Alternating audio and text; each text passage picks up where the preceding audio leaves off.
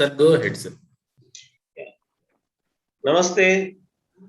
Welcome to the second day of the conference on Hinduism and modern psychology. Yesterday, I was making the intentions behind this conference, the context for the conference also very clear. It is not that we do not have uh, modern psychology studies from the basis of sources of Indian texts and culture and traditions. We have to remember we are indebted to him, Professor Anand Paranjape, for being a pioneer in the field of Indian psychology. He started the Indian Psychological Institute. Most of the members in the group were Sri Aurobindo inspired group. That is why those days the word integral was being used in a very significant way. And also the word consciousness was also very important those days. And most of the articles, if you go and see the website, IPI, Indian Psychological Institute, operated from Pondicherry, you see majority of the resources, articles uploaded on the website are consciousness oriented studies. And later, people started entering this area of Indian psychology. And now, a positive thing for Indian psychology that we want to call Hinduism based psychology in this conference is that there are many examples of successful practitioners like Professor Prasad Kaipa.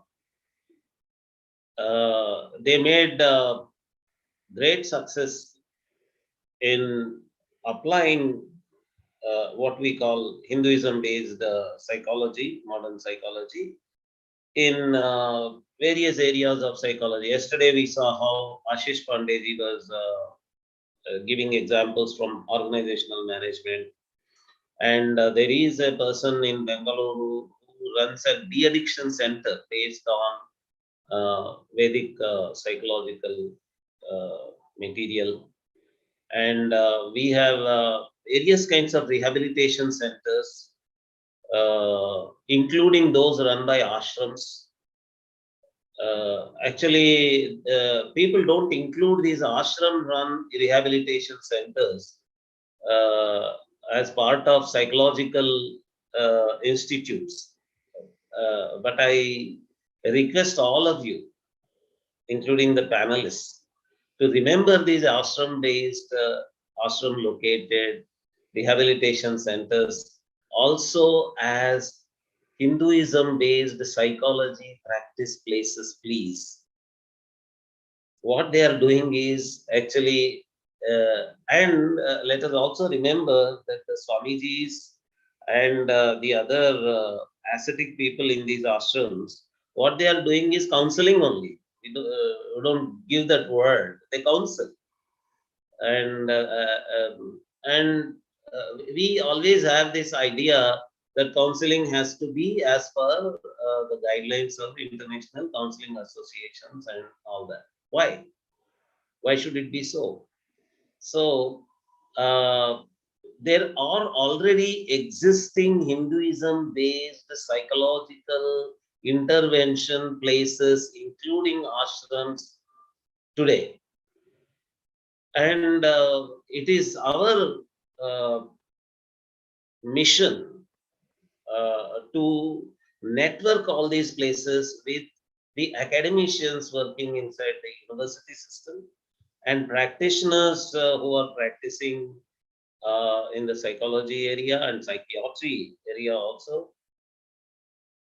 And we have started under Raghuji's guidance and Sampatji's coordination, Center for Consciousness also under INDICA Academy's aegis.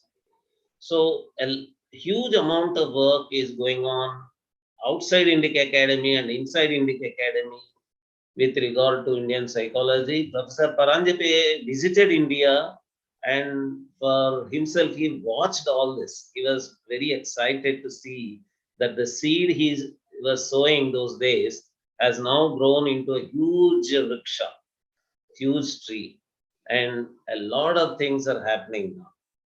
So, with this background, celebrating the stage of Hinduism based psychology that it has reached today, uh, we want to start the second day's conference. Uh, Professor Prasad Kaipa will be giving a special address, sharing his experience and guiding the youngsters how they can proceed uh, on the lines that he has taken in his successful career using Hinduism based psychology with a shloka. Thank you, sir. Welcome, Professor Prasad Kaipa. Please start your talk.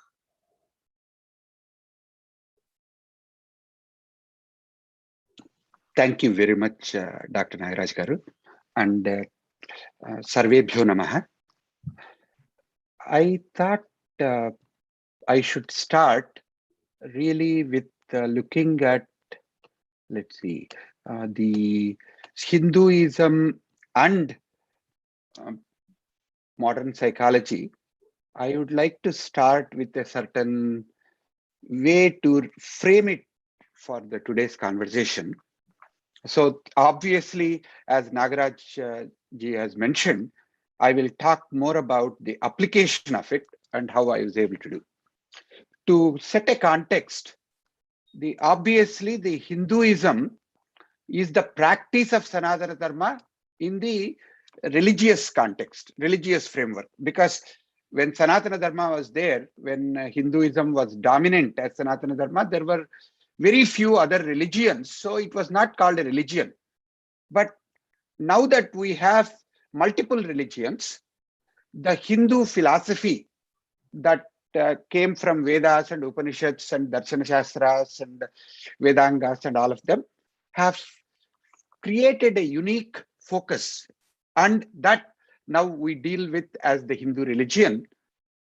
And I was really looking at what is the mindset of the Hindu context. What is the underlying most important concepts that differentiate Hinduism even from other dharmic religions like Jainism or Buddhism? If you were to look at it, from my perspective, Purnatvam and the Ananda, these are the two unique concepts, I believe, are the ones that differentiate, because it is like removing the suffering.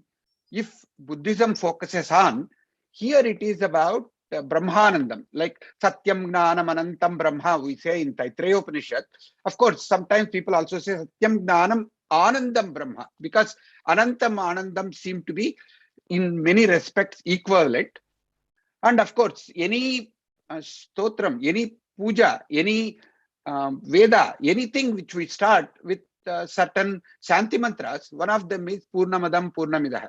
All of you know about this, so I won't specifically touch upon it. So that is one of the extraordinarily important.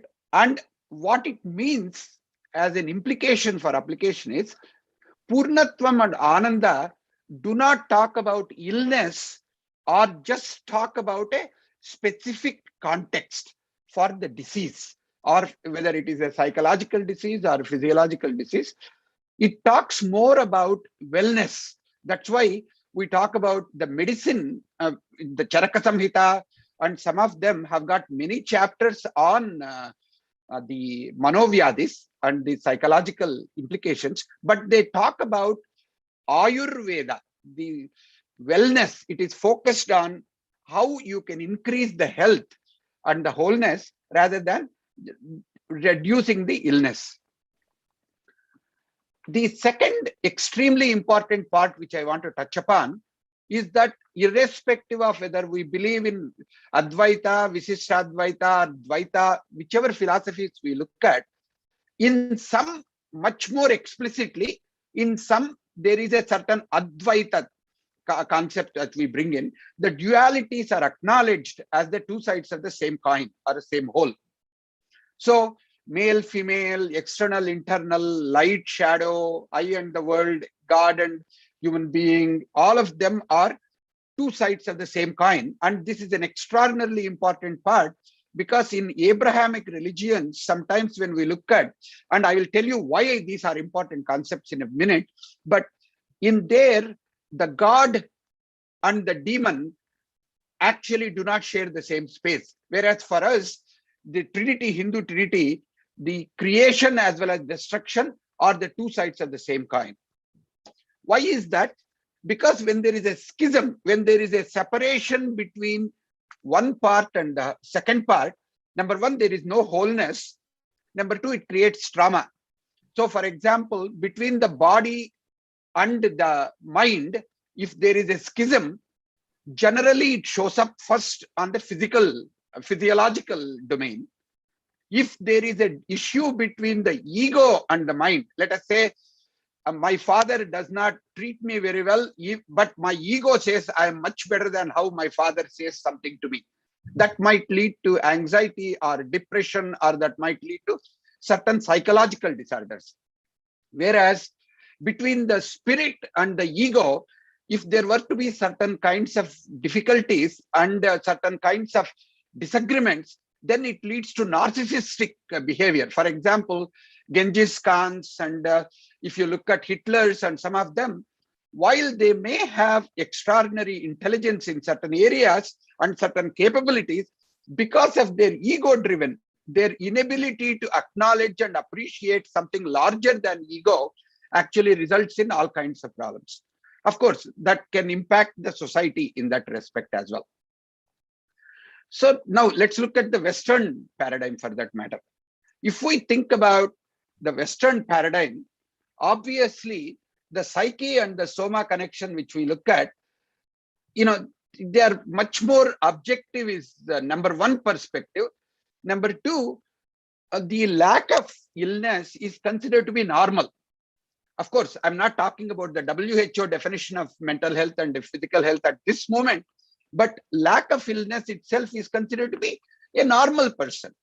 The question of extraordinary, from normal to great, is not necessarily considered. Only in the recent times, the coaching seems to address from functional or normal human being to reaching effective and extraordinary performance. We call that, we do coaching, even though that has got a psychological roots.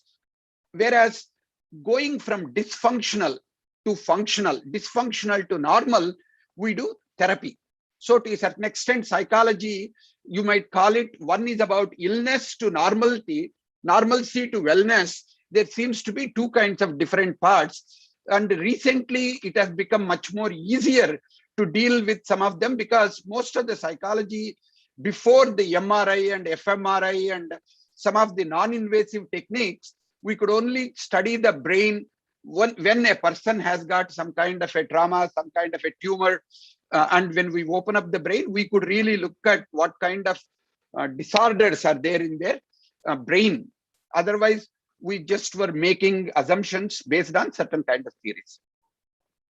The second thing is, while people talk about values, beliefs, society one lives in, and the expectations of other people, and the context like the COVID that we are living in, how well are those addressed in the modern psychology? Some seem to be like Gestalt therapy. Some of the things seem to take advantage of it and talk about it. Some don't. Primarily, the modern psychology seems to have become much more objective and much more quantitative these days. So for example, even if I go to a therapy, my therapy asks me to fill out a questionnaire right up front, and then he looks at where I am, and then he tries to take what specifically are the situations, and then they try to say, oh, from 0 to 10, this is where you are. Just like physiologically, people used to measure pain from 0 to 10. Now they talk about certain characteristics which are considered to be behavioral in situation. But there is no holistic connection between the care provider and the patient. And the mental health issues are much more pronounced, and they are all majority of the times prescriptive rather than relationship oriented. So these days in the West, we talk to a psychiatrist rather than much more than a regular therapist. And only in recent time periods, the appreciative inquiries, mindfulness, positive psychology, thanks to some of the connections with the Mormon philosophy, and like a Kim Cameron and some of the other people who have really brought in some of the Mormon philosophy, it has become much more positive psychology. Otherwise, clinical psychology was not necessarily in the same context. This is the latest document that I got from World Economic Forum about the mental health.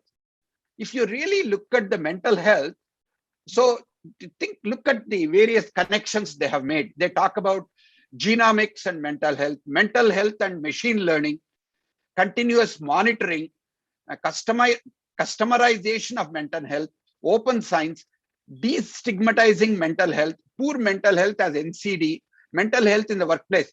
I wonder, where is the patient himself or herself actually coming in? What is the role of a patient looking at the first person research? How am I feeling? What are the subjective type of stuff is something that are not paid sufficient attention even in the research that is happening.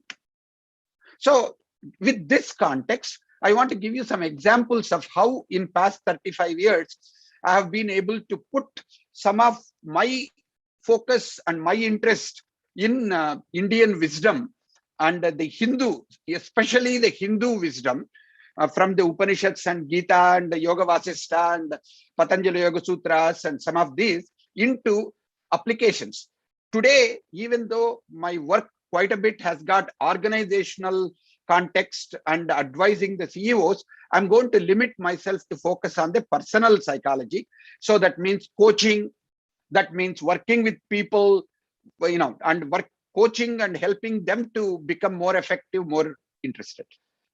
And in that context, so there are first, these are the 5 things. I don't know how much time I'll have to be able to cover all of them. I'll try to go as quickly as possible. And if there, obviously this is not time for me to give you elaborate answers. So I will, you can touch upon some of those, or you can look at some of the videos or writings. Each of them are covered. So the first one, let me start with the personal awakening. When I came to United States and when I was working for Apple Computer as a research fellow, I was actually trying to fit in at that time into American culture. While I was proud of my Hindu heritage and I was really proud of my stuff, and actually because I was in Salt Lake City, many Mormon priests and Mormon preachers who used to come to my house were getting really frustrated. Some of them went and they told, it seems later, that please don't go to Prasad Kaipa's house, because instead of he converting to Mormonism, he will try to convert you to Hinduism. But I was actually having a nice conversations with them. But when I was in Apple, because we were supposed to design tools and various kinds of computer technologies, we were really looking at brain research at that time. But 30 years ago, there was no MRI and no such non-invasive techniques. So I had to go talk to variety of Nobel Prize winners, variety of experts in psychology, in education, in brain research, and all of them. And one of the great psychologists who was working with the Down syndrome and people on the spectrum, and people, certain amount of work he had done with bipolar and ADHD and all of them. There was a guy, and he was applying it in the educational context, called Reuven Feuerstein. He was in Israel. He was doing something called a mediated learning experience. And I had a chance to study with him for several days.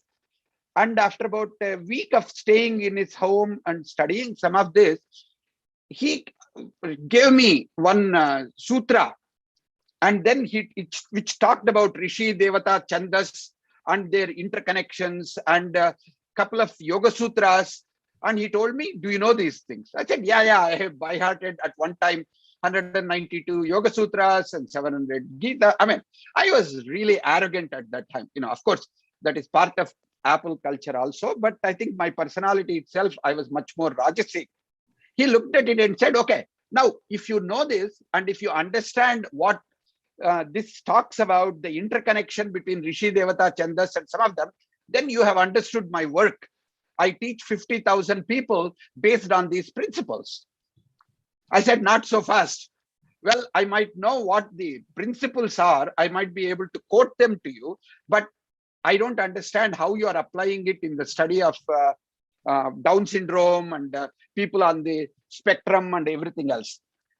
Then he said, you have the knowledge. Unfortunately, you are not applying your own knowledge. You are just going around spending more time with the brain researchers and all these people, ignoring your own wisdom in the Indian context. That kind of woke me up, because he basically said mediated learning means you need to know which devata are you praying, which kind of way in which you need to pray, what you might call what kind of things you use. You may use Bilvapatra for somebody and you may use Modakas for somebody else.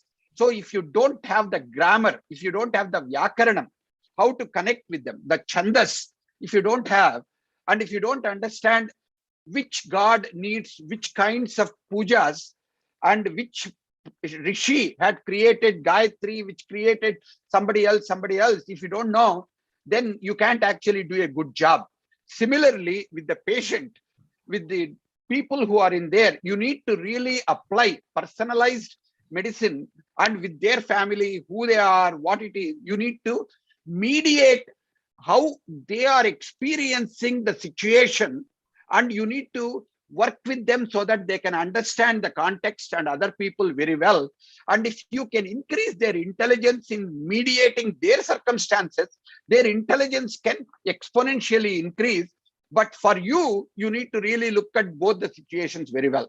And that is the fundamental way of thinking about the mediated learning that MLE had really turned around. And actually, right after that, similar situation happened for me in with an accelerated learning expert called Lazano. And then I went to India, and from then onwards, I spent a large amount of time reconnecting myself with both Upanishads and yoga and all of them, and trying to think from a practical perspective. So let me give you some of the practical things which I took it from there. So this is a pyramid. I began to create three-dimensional objects, and my colleague Tom Miles had done his PhD in the Saybrook University, and that's the reason why I'm taking his work, his doctoral dissertation work, for this particular talk as an example. Here, he created something which he called it as a what you call normal pyramid, to really look at how a person is. As you can see, this is very similar to Sri Chakra, which we talk about.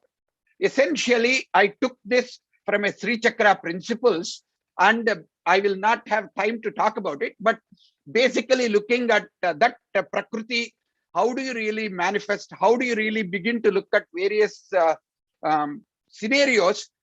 I applied it, and for a practical purpose, you can say this is a systems model involving multiple elements that make our life work.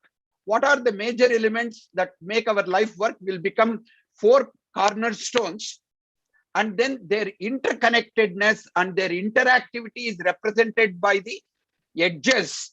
And there are certain scenarios, if certain, what you might call a cornerstones are missing or present or not, they will be talked about. How we manage our life, I'll give it this as an example. So in this particular case, if you look at it, let us say I am a human being, I have some new challenges because of COVID, because people are asking other people to come back to school this week or work this week. So I have some major challenges. And those challenges, like some people who have vaccination and some people don't have vaccination type of stuff, they have what you call challenges. Have they been vaccinated? Have they not been vaccinated? And So you can actually take this in terms of, is that a challenge you choose to take, or is that a challenge that makes sense to you, that create meaning for you? If the challenge has got connection to your meaning and into your values, then you can actually choose that and then take it forward. That means the meaning is the mediating experience between values and challenges. Otherwise, like some people say, I don't want to take vaccine because it doesn't fit in with my value system for whatever reason. On the other hand, if vaccine is not what you want to have, do you have other resources that will address this particular set of challenges to your satisfaction? That means between the resources and challenges, it is about how satisfied are you with the solution that you have come up with to address the challenge that you have. Then comes the next step you need to look at as the safety.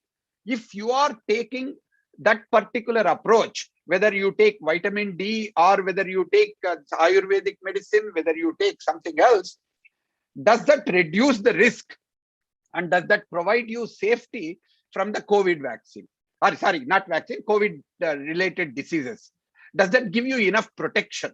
So that means challenges present three kinds of opportunities.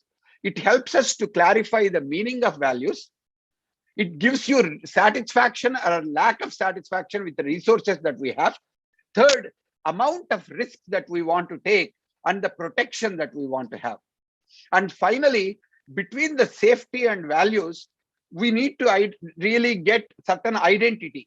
Here in United States, you can talk about Republican identity, democratic identity, or a Trump follower identity, whatever that you talk about, that literally means that everything you address, whether it is resources or challenges, you operate from that particular identity. And finally, the resources that you have, do they, between the values and resources, do you have the quality of resources that you need to take care of you and your family, is something that we need to think about. And do you have them in enough amount of quantity if multiple people fall sick? Now, so for example, let us say there are no challenges. I have safety, I have resources, I have values. What happens? I am apathetic. I don't care what other people are going through. I don't really bug anything. But if I suddenly see a relative of mine who got something wonderful, so then I get connected and I will take their challenge as mine. So apathy turns into connection. Let us say, for example, safety is missing. If safety is missing, then I will obviously have anxiety. There is a generic anxiety which will start having, because I don't know when I will get, whether there is a new variant, whether it's a Delta variant or whether it's a Lambda variant. Suddenly I have anxiety because I have no control of other people. I have no control of whom I come across when I go out. Either I may not go out, or I may go out with extraordinary care, because ultimately what I need, if I don't have safety, is a sense of control. Now, instead of this, if you have no resources, let us say I am poor, I'm struggling, then what happens? I become very frustrated. I get frustrated on government, I get frustrated about doctors, I get frustrated about my family not having money, not having resources. That becomes a major issue. Only when somebody provides those resources for me, I make progress to a next dimension. Let us say there are no values. Let us think about some politicians somewhere. If you don't have that, then if there are no values, I get depressed. I'm really depressed that other people don't believe in my set of values. And only time I find joy in work or joy in life is that I'm working with other people who share my experience and the values. That is the only time I will find the joy that is in there. In other words, this is a very complex and a dynamic system. The interactions between various things are continually changing. So this represents a Purnatvam, as well as this is focusing on what it means to be a normal human being who is connected with other people, who have control of situation that's going on in their life. They have some joy in work and life, and they are making progress towards whatever goals and challenges that they have. If they don't have that, then they will slowly, start having different kinds of things, like anxiety becomes too much, or then the meaning gets lost. And only when they address the safety issues, slowly safety comes in, and they will become 50% normal, because they have a little bit of protection left. And slowly, over a period of time, the mind management brings it into balance. This is what we call samatvam, or the equanimity that we can bring in. So this is a framework that allows people to really look at, and there is an incredible amount of technology. Technology means it's process. We have built like 130 different kinds of chakras, three-dimensional pyramids like that for different purposes. So this is one way we have developed the chakra concept into management of mind, and created a certain PhD dissertation on this particular topic. The second example I'll quickly give you is the idea of what you might call guna framework. Obviously, we all know about sattvic, rajasic, tamasic trigunas, which are part of our svabhava. And I have seen them in Vivek Chudamani, Devi Bhagavatam, and Bhagavad Gita, and all of them. And obviously, any person will have all the three of them in different ratios. But if we can develop them in certain balance, samatvam yoga uchyate, it is said in Bhagavad Gita, 2nd chapter. And if we can actually develop it in a dynamic balance, we can develop the Sita Prajna Lakshanas, which I defined in the context of Western management as a wise leader characteristics. So the equanimity. So I looked for how do I take these three gunas and take it into something else. And I met with Professor V. Krishnamurthy, who is no stranger to INDICA Academy. And he had come to United States in 1993 or 94. So we had long conversations, and he suggested I look at how gunas are delineated in the 18th chapter of Bhagavad Gita. Using that, it took me about 10 years for me to develop a framework with, and also I created an assessment, a qualitative assessment, which we worked with over 10,000 people. And based on that, and what we got out of it, I interviewed like 100 C-suite executives from around the world. That means United States, Europe, and the India. I did some work in Korea and Singapore, but I did not do very much in Australia or Africa using this framework. So we wrote a book called From Smart to Wise with Navi Raju. And in this particular context, I'm not going into deep analysis about it, but what you call essentially the gnanam, karma, karta, buddhi, dhruti, sukham. So gnanam, by the way, I don't translate it as knowledge. I translate it as perspective, because gnanam is not the same as data, information, knowledge, but it is connected with prajna, vijnanam, and some of that. I felt the translation should not be in the same way. So similarly, the gnanam is perspective, and then karma is the action orientation, because some people with a rajasic karma will do something very different, like a very quickly, you can see them when you see at a traffic light. They will accelerate when the yellow light comes, because they want to just quickly make it and save that extra 2 minutes. Whereas tamasic person, if you have to turn right or left, they will go into the right lane, even a kilometer ahead of time. They will stay in the right lane and say, I don't have anxiety. Now that I'm in the right lane, I will be able to turn when the light turns. So in some respects, the idea of going between the two, I will talk about it in a few minutes if we have time. The third example it comes down to is there is a excellent gentleman in England called Dr.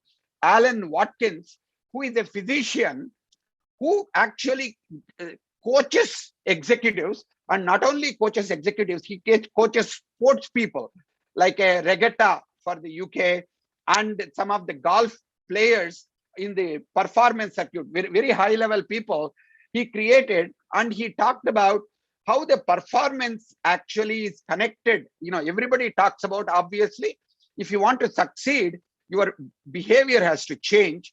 If your behavior has to change, your thinking has to change. We all know that. Nobody needs to tell us. But what he says is, while thinking is something we all know, but we don't recognize how much our physiology, our emotion, and our feelings actually, which are the below the waterline at an unconscious and subconscious, can impact our thinking. He basically says, to a certain extent, the 5 things which we mentioned, he connects it to Western medicine, but here we can connect it to Annamaya Kosha, Pranamaya Kosha, Manomaya Kosha, Vijnanamaya Kosha, and Anandamaya Kosha that are very nicely described in Taittiriya Upanishad. So physiological signals are connected to the body, and Pranamaya Kosha are the emotions. Of course, you may ask, what is the difference between an emotion and a feeling? A cognized emotion is a feeling, whereas energy in motion, which is coming out of large amount of physiological signals, is where the energy gets shifted. And energy, when gets shifted, that leads to certain emotions. But if we name it in a particular way, that becomes feelings. And these 3 will affect our thoughts. And so if we need to think, we need to change feelings, emotions, and physiological signals. Of course, that's what we talk about as the certain ability to deal with various stuff. As you can see, physiological signals are nothing but streams of data. All these streams of data, you can really look at how they affect our emotions. Just as we say, between Annamaya Kosha and Manomaya Kosha, we need to look at the vital energy or prana, and prana is affected by breathing. And here also he talks a lot more about breathing, and he comes to say that you need to really think differently, means you need to change the context in which your thoughts emerge. What is the emotional state in which your thought emerges? If you change your physiology, you can change your thinking, so your action. So he puts it as in a psychological framework. He calls it, saying, if you really look at the activation relaxation, traditionally people looked at performance changes, but he begins to talk about when negative emotion, if we can move into positive emotion, then chances of us becoming successful becomes a lot more. So he says, deal with all this, get into a flow state, and for getting into a flow state, you might have to consciously move to the right, but most of us focus on giving negative feedback to each other. So the negative approach in the traditional clinical psychology, negative approach in the performance management, and trying to help other people to find faults is not going to help people to get better. So we need to come up with appreciative inquiry, and we need to focus on where they are very good. And by the way, these are the images that comes in. He says, first control your breath, and then control your emotion. So this is again Annamaya Kosha, Pranamaya Kosha, Manomaya Kosha, and Vijnanamaya Kosha connection. And he ends up by giving an acronym. He calls it breathe. Breathe rhythmically, evenly, and through the heart every day is an approach that he says. So in some respects, whether we take the coherence between the brain-heart coherence and trying to work with the heart rate variability and look at, dealing with all of them, or as I called in the gunas, basically I found out when we think well, we are called smart. There are 2 kinds of smartness I defined. One is the functional smart. By the way, that is the Rajasic capability. Tamasic capability. Business smart, I looked at it as a Rajasic capability. And I really looked at various people. I interviewed them. I tried to look at what their capabilities are. And then I took whatever I mentioned to you earlier, Gnanam, Karma, Karta, Buddhi, Druti, Sukham. I translated them as you can see, Karma as action orientation, Kartrutva Bhavam and Bhoktrutva Bhavam as role clarity. And in, of course, role clarity, you have a tamasic role clarity, Rajasic role clarity, and Sattvic role clarity. Similarly, Buddhi, I called it as a decision logic, and Fortitude, which is a translation of Dhriti, and Sukham, I translated it as a motivation. And with that, we were able to really identify smart people move between functional smartness and business smartness, which is from tamasic to Rajasic. But the wise leadership is about between the Rajasic and tamasic, how we can get Sattvic. That Sattvic nature is described in the second chapter of Bhagavad Gita as the Sthaprajna Lakshanas. So we called a wise leader is nobody but a Sthitaprajna, and this is how we defined it. Defined this wise leader as leveraging smartness for the greater good. Loka Kalyana Praptyartham, not for selfish Mama Dharmartha Kama Pala Purushartham is secondary, because once I do Loka Kalyanam, my individual stuff is also taken care of. How do you do that? Balancing action with reflection and introspection, which are the gateways to humility and ethical clarity. So that's why this has come in. Our book is about 80 years old. Still, it looks like it is being used in several colleges, and we still are invited to give various talks. And people are saying now the wise leadership time has become even much closer. So I won't talk about any of this, but let me stop by saying the wise leader capabilities is one application, writing a book. PhD dissertations in psychology in Saybrook University is another kinds of work. We have used coherence in coaching is another kind of work. And finally, right now, we are working on developing a Hinduism and actually the Indic coaching with Raghu Anantanarayan, Sai Sampath, and some of us, we have created in the Indic Academy something called Center for Consciousness Studies and Inner Transformation. And we are developing two kinds of coaching, essentially Rajarshi and Raja Yogi. So that means yogi coach is a person who will become like a Raja Guru who can work with them, or a person who actually can do like Janaka, lead with certain yogic leadership that we are looking at. So focusing on Antaranga Yoga. So first we are starting a pilot program in like about 10 days. And if any of you are interested, let us know. But we are going to look at all of us looking at our own inner transformation, going through yoga, going through Bhagavad Gita, going through Upanishads, going through Bharatam. Some of these kinds of things we are using to develop very, very high quality, deep kind of transformation that we can bring in, so that whomever we work with, we can also bring transformation. So that is a overarching framework which we have been using. Thank you very much for giving this opportunity. And I do not know how long I took, but thank you for the time that you have given. And I enjoyed speaking with you. Thank you very much, sir. We are lucky today that Sri Harikiranji actually has taken time to wake up and attend the conference. He is in England now. It is very early in the morning for him, but he is attending the conference, and he wants to thank Professor Prasad Kaipa and all the panelists of yesterday and today for having taken their time to present these talks and papers. Thank you, Nagaraj Garu. I just this is unscheduled, so I'll just take a few minutes quickly. Thank you, Prasad Garu. Thank you very much for that very enlightening conversation. I wanted to just give a little bit of background, and I also request Kundan Singh Garu, to please give me just 5-10 minutes. I just sent you a message in the chat box. Just give me 5 minutes. I know you're in Pacific time. No, just wanted no, to no respond. problems, please. The genesis for what Prasad Garu has talked about, I just want to trace it very quickly. It was his book. Professor V. Krishnamurthy was teaching for us at Advaita Academy from almost 10 years.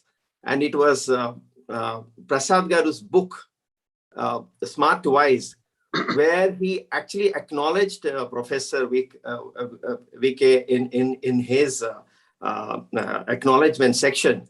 When I saw that, that's when I discovered Prasad Garu, and he has a course going on in ISP for several years. And I always wanted to undertake that course and interact with him. And finally, I could not do that because of my travel. So one day I just reached out to him and said, I want to meet you. And then he said, come out to ISP. I met him at ISP. And then I told him about what I'm working on in terms of wanting to do a executive coaching program that is based on INDIC principles, as well as actually quoting the scriptures itself. And then he readily agreed to it. Before that, what I found was, in my career, I've come across a lot of executive coaches and executive people who talk about Indic wisdom, or who use Indic wisdom, but we don't without actually acknowledging it. And therefore, I requested Prasad Garu that we should do something about it. Then yesterday we had a wonderful talk by Swamini. Swamini was also instrumental. I reached out to her, and then we both went to GTU in California, hoping that, because Swamini also teaches there, hoping that we can start a course there. And then we came across Raghu, and we started discussing with Raghu. So that is how the genesis, it's a 10-year idea, which has culminated into this Center for Consciousness Studies and Inner Transformation. And the basic idea is to do 4 things there. One is to do yogi coaching, which is the executive coaching. The second is to do a coaching for yoga charyas, which is the masters in yoga. And the third is to produce gnana yogis. And the fourth is to produce yogi entrepreneurs. And this is a topic that I wanted to share briefly about this concept of yogi entrepreneurs that I'm personally working on. And I request all the panelists, I request all the people who are listening to this conversation to think about this, is that the belief is that if we want to revive our heritage, what we need is an entrepreneurial thinking, and everything should be a product, service, or an experience. And most of the people that we at INDIC Academy are interacting with are the 40+ people who have a midlife questioning and inquiry as to what to do.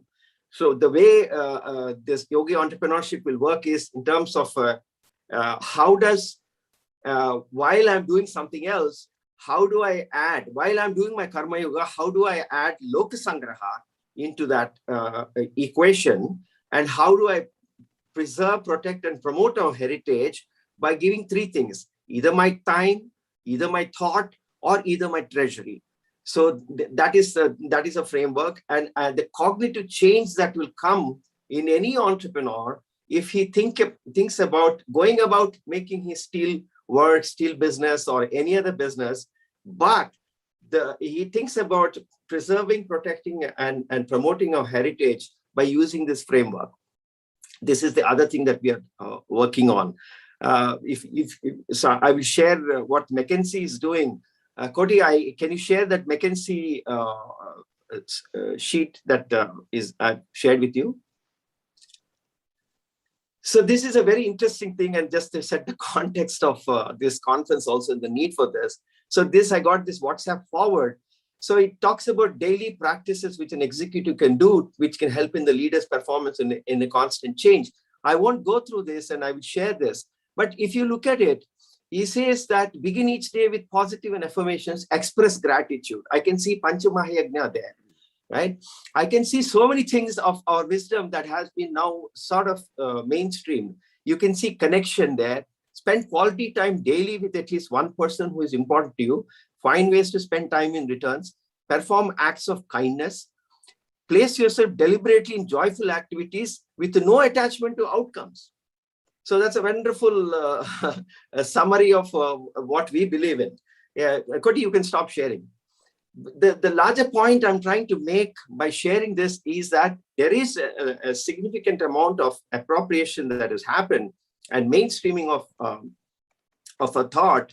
Prasad Garu talked about Sthita Pragnata, and actually Sthita Pragnata has found its way into one of the biggest new age movement today, which is Stoicism. So everywhere you see Stoicism. In California, if you go, it's just Stoicism. That's it. So this is a new age thing. But so therefore, we really need to think about, if we want to present ourselves authentically, immersively and transformatively, we need to think about our concepts and our things, and without unabashedly talk about them in the modern context. And that is how this conference was also set up. I was doing a search for INDICA courses that we have set up, of what kind of courses that we can do. And there is a course on Buddhism and modern psychology. If you look at go to Class Central and Google the courses, and I said, hey, what's happening here? And I didn't find any course on Hinduism and modern psychology. No, there's nothing there. So I immediately reached out to Prasad and Nagaraj and said, look, we must do a conference on Hinduism and modern psychology. And that's how this thing has happened. So I am very grateful to kind of response we got. We got more than 1,100 registrations, a fantastic panel of speakers. I'm very, very hopeful. We are, in 6 months' time, post-COVID, we'll be the first product that we'll be launching is the Yogi Coach program, which will be an immersive program. And what Prasad Garu is defined as a breathe-in, breathe-out program. So it will be a 12-month program, wherein 1 month people will come and then they go back to their corporate life. Then 1 month they go back to the corporate life. This is only targeted at the masters. So you have several platforms like Coactive and other things who are doing executive coaching program at a graduate level. We are focused on the masters.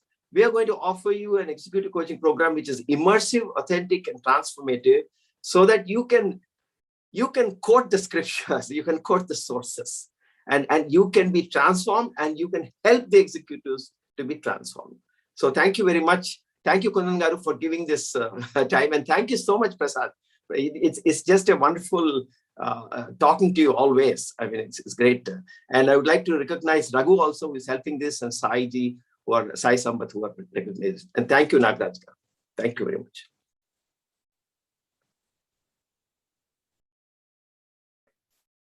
So with this, we are now moving on to the next wonderful, scintillating, trend-setting speech by Professor Kundan Singh. He is also in a very different time zone, and we are keeping him awake at this time. Sorry, sir. Actually, this was unplanned. And also, there was a question from one of the panelists regarding the vaccines that was mentioned by Professor Prasad Kaipa. And I want to tell if there are any other among the audience also with regard to such questions. Let me tell you, we are facing an unprecedented situation now. The whole world is facing, not only India. And in an unprecedented situation, we take unprecedented decisions. And the Hinduphile ecosystem is not a monolithic ecosystem. We have multiple, within Hinduphile thinking, within pro-Hindu, pro-Indic thinking, there are highly variegated opinions about several things that includes vaccines also. How modern technology like vaccines, whether it has to be used or not to be used, and the way they are hurriedly being used today, whether it is good or bad. So please don't try to make this forum take only one stand and oppose the other stand. So with that, I request Professor Kundan Singh to give us his trend-setting talk. Namaste. Thank you very much for your kind introduction, and namaste to all fellow panelists and everybody who's listening to this talk. I just want to have a couple of faces on the screen. It's always nice to look into the eyes of people and speak. So, namaste, Ashish ji. Thank you very much for responding to my request. So, when I was thinking about my participation, I thought about the objective that I had, the prayojan that I had in mind. And this prayojan actually comes from observing what is in existence in Indian universities at this point in time. And what we observe is that Indian psychology is either marginal or it is non-existent. And what I want to achieve with this talk is to basically generate awareness so that the discipline itself is understood to have some legitimacy. And as we move down the line, it gets firmly established and entrenched within Indian academia. It's absolutely wonderful, and I would say a matter of chance that when Dr. Nagaraj Paturiji started the conversation today, he spoke about Pondicherry and Indian psychology. And I was very much part of that movement, if you will. It is true that in a certain sense, this movement started in Pondicherry. Earlier, there was a group which was running a conference series on integral psychology. And then it was decided that we should have something called Indian psychology. And of course, Professor Anand Paranjpe, who was a stalwart figure in this entire movement, was very much a part of that. So in 2002, a group got together, a group of academics. I was very young at that point in time. And we came up with what is known as Pondicherry Manifesto of Indian Psychology. And it is from there that the process started. Now, this is 2002, but I want to contextualize my own involvement in Indian psychology, and I think that probably will be helpful, to some other people who are involved in this process. So I'm talking about early 90s, when I was a student at Delhi University of Chemistry. And it was around that period that I was beset with deep existential questions. Who am I? What is the meaning of my life? What is the vocation that I should be choosing? What is education for? Some very deep fundamental questions. And despite the fact that I was doing very well in chemistry at Delhi University, I decided to make a shift, and I joined Masters in Applied Psychology in Delhi University itself. Now, you have to understand that I was a student of science. And when you're a student of science, particularly in the preliminary stages or elementary stages, the distinction between right and wrong, true and false is very, very clear. This was the mindset with which I actually went to studying psychology. When I went to the department and when my exposure started, what I found was that there were many different psychological schools. All these different schools were talking about different same issues from different perspectives, and they were all ascribing to themselves the status of a scientist. All of them were scientists, and all these disciplines were scientific in nature. So this young consciousness got completely flustered and bewildered. I was like, what's going on here? You know, which school or which perspective is true, or which one is truer than the rest? This was a fundamental question that actually emerged. And what that led for me was basically investigating certain fundamental assumptions of the discipline itself and science itself. Of course, through that process, I got introduced to the idea of paradigm, primarily paradigm as described by Thomas Kuhn, where he talks about disciplinary matrix and shared exemplars. I won't go into the details. Most of us will be familiar with these descriptions, but basically by disciplinary matrix, what he means is that every paradigm or every framework has certain assumptions that are not subjected to critical examination. They are considered as veritable truths. For example, the paradigm of reductionism. Reductionism primarily says that the ultimate reality or the ultimate nature of reality can be understood by breaking it into smallest parts. And those parts will basically reveal the ultimate nature of reality. This fundamental assumption by most people who are working within the paradigm is never questioned. Similarly, you have shared exemplars where there is a certain unanimity with respect to the methodology which you are going to use as you pursue truth or knowledge within that particular framework or paradigm. Now, once I understood this, it became very clear to me that all the different schools of psychology that I was encountering was basically following different paradigms.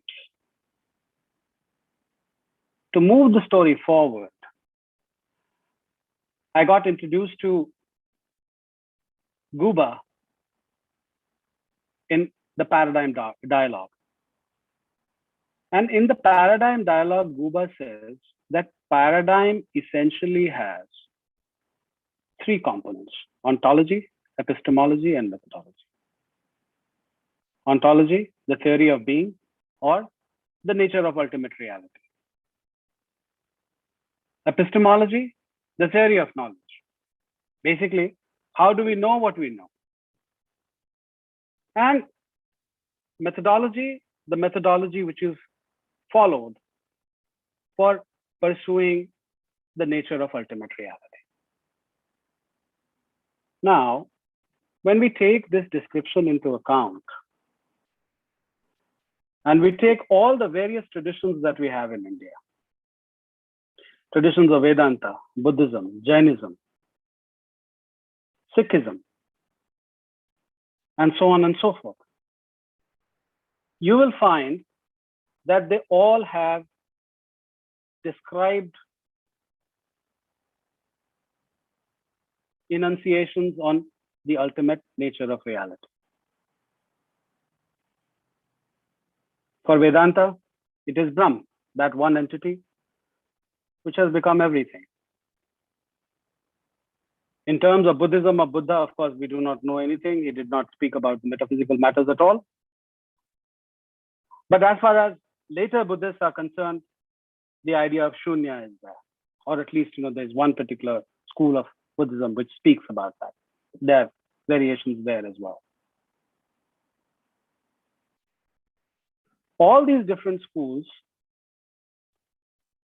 They have clearly articulated epistemologies. In fact, I would say that all these schools are unanimous in having one particular epistemology. And what is that epistemology? Of course, they talk about, the distinction between subject and object, which is fundamental with respect to any epistemology. And all these various traditions basically say that the dichotomy between subject and object and all other dichotomies have to be transcended. And as you transcend these dichotomies, it is also necessary that you go beyond senses. And as you are going beyond these binaries, you are also transcending the mind. There's this unanimity in all these traditions. And of course, there are different methodologies in various traditions, various Indian traditions, that speak about or address very categorically the ways of transcending the senses and transcending the mind. Now, when you take this description into account, and it is very unfortunate that that I have to use the framework or the paradigm of Buber to be even enunciating this. All these traditions become legitimate ways of inquiry. Traditions which has philosophy in them and also has psychology. But this is not recognized in India at this point in time. These traditions are not looked at as psycho-spiritual schools. On the contrary, because of the colonization that we have undergone, and because of the deep inferiority which colonization does in every population, what has happened is that we are transposing the Western paradigm on our situation. We have categorized all these traditions as religion. And once we have boxed them into the category of religion, all the different wars that the West has been waging against religion are transposed on these traditions as well. And what has happened is that this particular process has suppressed these psycho-spiritual traditions or schools within Indian academia, particularly in psychology departments, quite massively. It is deeply problematic. So what I'm trying to do with this talk today is that we need to recognize the legitimacy of Indian psychology. And what do I mean by Indian psychology at this point in time? What I mean by Indian psychology is that when you look at different Indian traditions, there are certain commonalities and certain differences amongst the traditions. When you take all those commonalities into account, those commonalities basically give you an umbrella in which different and various schools that I mentioned earlier can be properly studied and investigated. This is something that we need to do as we are emerging from the consequences of colonization. So instead of looking at these traditions, at religious traditions, and becoming absolutely political about them, what is required at this point in time is that we look at them as traditions that have ontology, epistemology, and methodology of knowledge pursuit, and give them the kind of legitimacy that they require within Indian departments. Now, that is one part of the story. There's another part of the story which is usually not spoken about. And I'm not, though it may appear at this point in time that I'm making a tall claim, but I'm actually not. Modern psychology essentially has been inspired by the Indian traditions in a very, very big way. And that's why when I come, to this forum today, what I've done is that I've brought some evidence, and I will begin with Jung, somebody who's very well known. Here is a book by J.J. Clark, titled Jung and Eastern Thought. J.J. Clark is a professor in England, and this publication is by Routledge. This is a very detailed work where he's talking about the Eastern, quote unquote, Eastern influences on Jung. The influences, the Eastern or the Asian influences on Jung started very early in his life. His father was a professor of Asian traditions, Asian religions.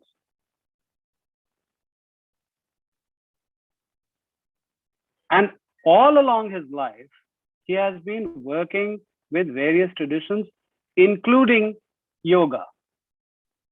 In early 30s, he was actually giving lectures on Kundalini Yoga, or what he calls as Kundalini Yoga. And here is a book. It is titled The Psychology of Kundalini Yoga. The lectures that he gave have been compiled by this gentleman, Sonu Shamsadani, and published. This is Princeton University Press publication.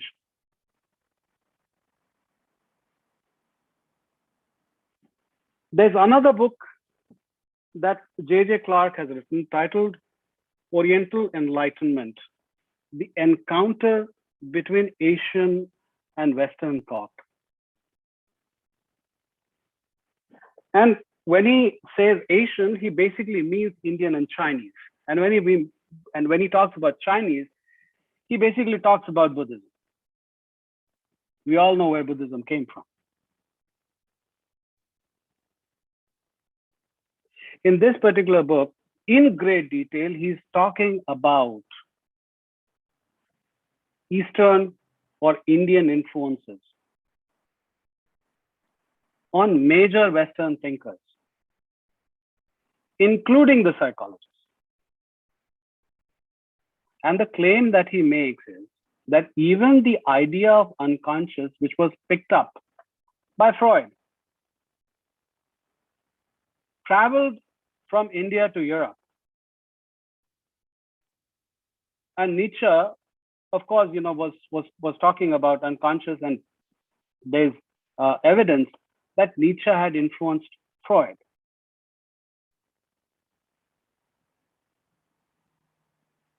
When it comes to Jung, of course, the details with which scholars have gone into investigating his Eastern or Indian influences are quite significant. Interestingly, Professor Anand Paranjpe is doing some work on Indian influences on Freud. It should be out in some time. There's another piece, which Clark does not talk about, but I want to make that point.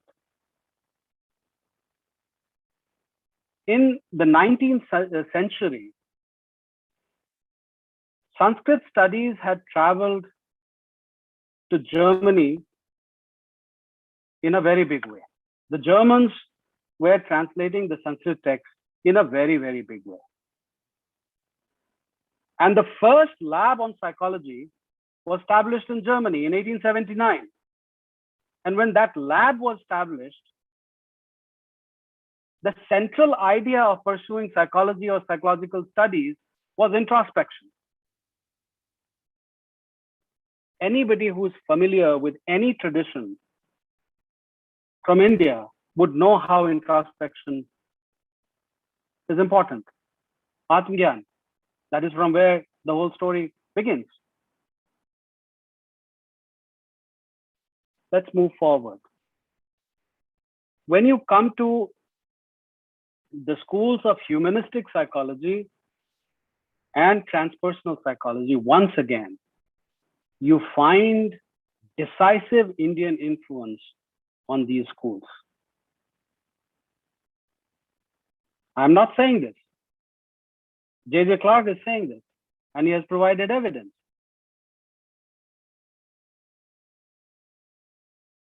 So the point that I'm trying to make here is that the appropriation, as Harikiranji spoke about, has been going on for centuries.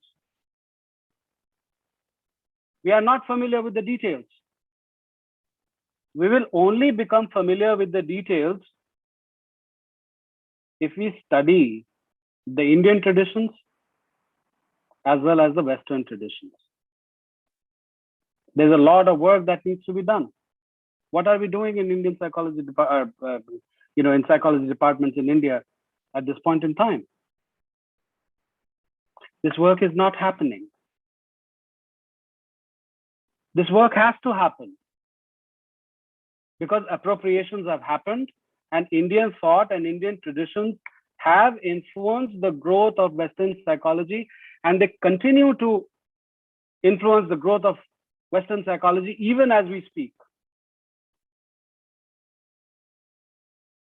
This needs to become a proper area of study. I cannot emphasize this more. Now, how do we go about it? Once again, because of the colonization that we suffered, what has happened is that our fluency in traditional languages, for most of us, has been impacted quite severely.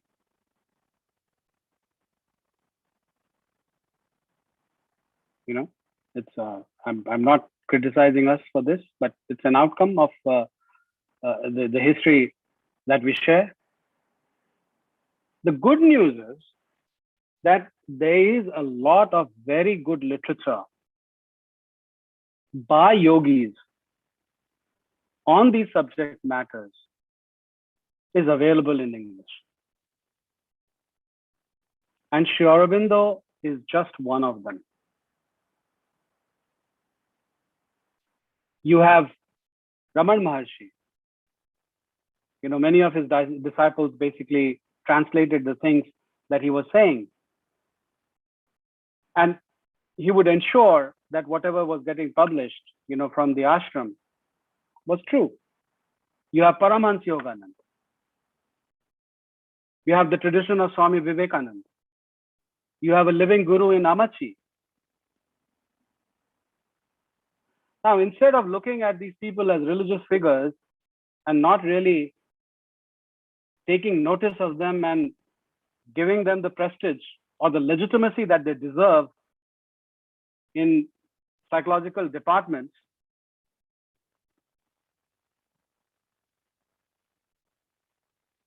we need to do something different. We need to look at them as people who have spoken about truth, about matters that are psycho-spiritual in nature, matters which are philosophical in orientation, psychological in orientation. Sri Aurobindo once made the remark, yoga is nothing but practical psychology. Prasad Kaipaji was speaking about the 5 koshas, the Pancha koshas. In the writings of Sri Aurobindo, you will find minute details about the characteristics of all these various planes. All these various planes are impacting our psyche, our psychology, day in and out. If we become aware of their workings, what happens is that we also begin to gain a handle on transforming them. Do we teach Sri Aurobindo in psychology departments in India at this point in time? Definitely not. People will be up in arms, a Hindu figure has come.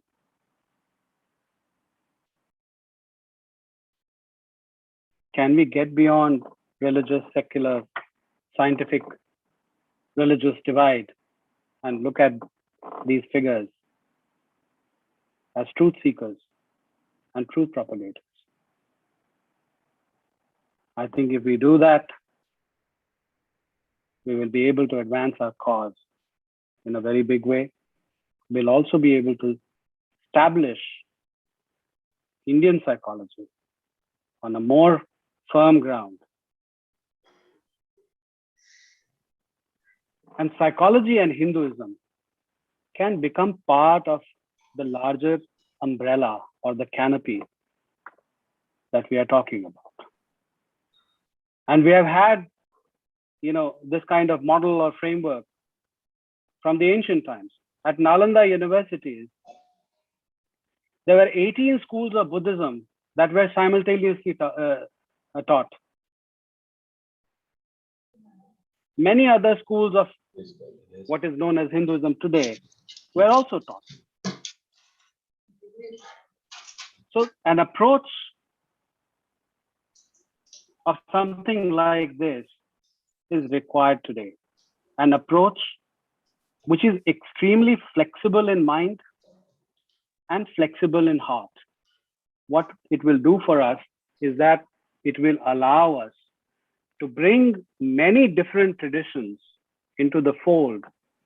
And just like knowledge seekers, truth seekers, we can look at all those different traditions, find commonalities and differences, or basically pick one tradition with which our constitution completely agrees and pursue that for our own psycho-spiritual transformation. So with that, I think I've run out of time. I will stop. If I have time, I can take questions, or if I've exceeded time, we can proceed further.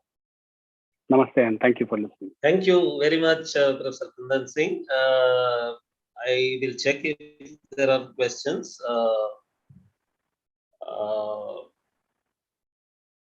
There are questions addressed to Professor Prasad Kaipa. I think we can take them later.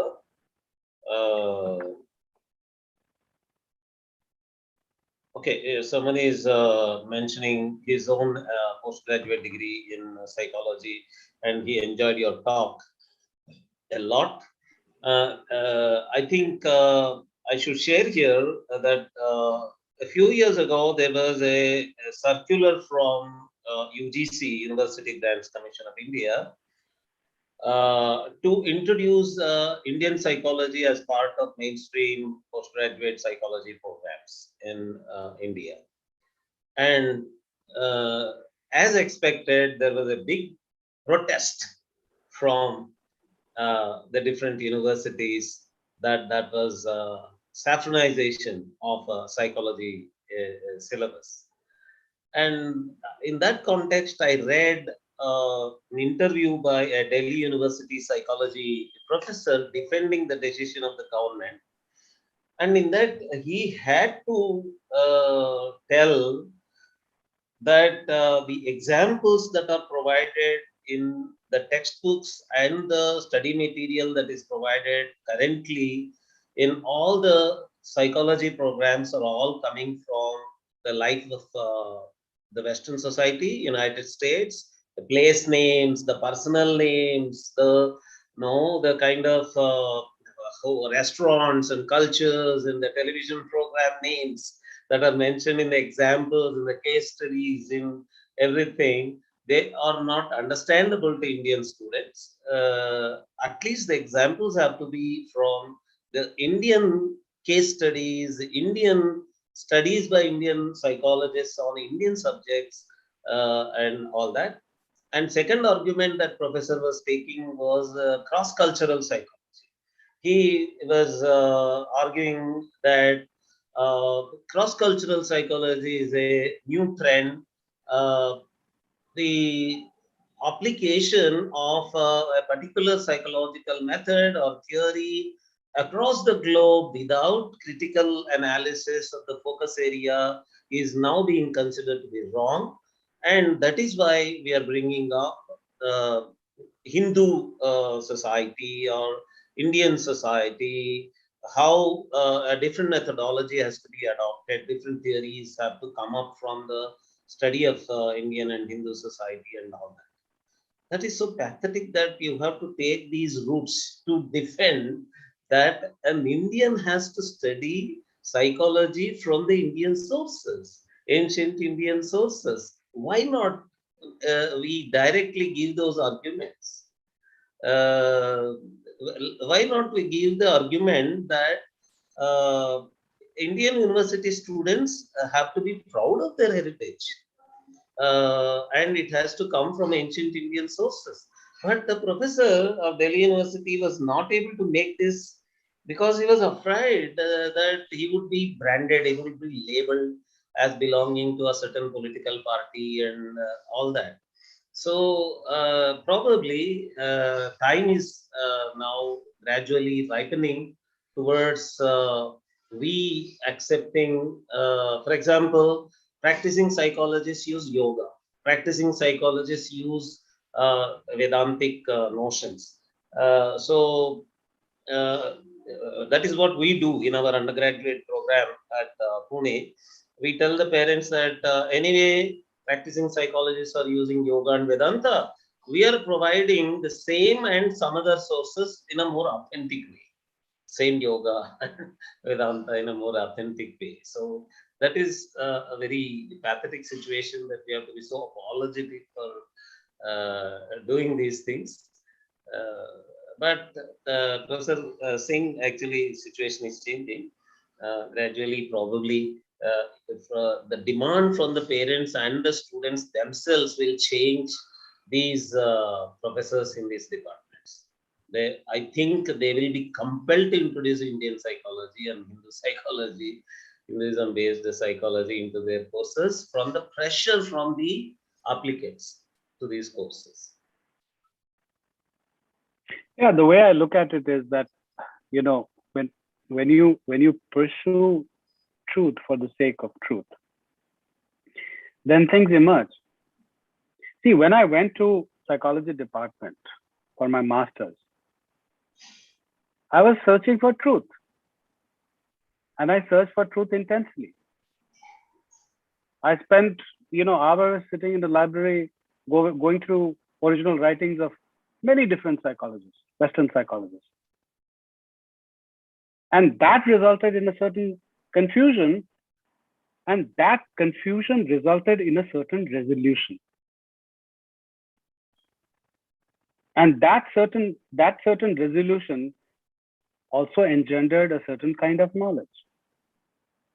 That knowledge, by the grace of the divine, I own, I embody. It's part of my being. And that is why, purely from the perspective of epistemology, I can show the validity of this pursuit. Our traditions have certain validity embedded in truth. In our universities, we basically need to ask fundamental questions about epistemology. Why should we accept whatever is coming from the West as veritable truth?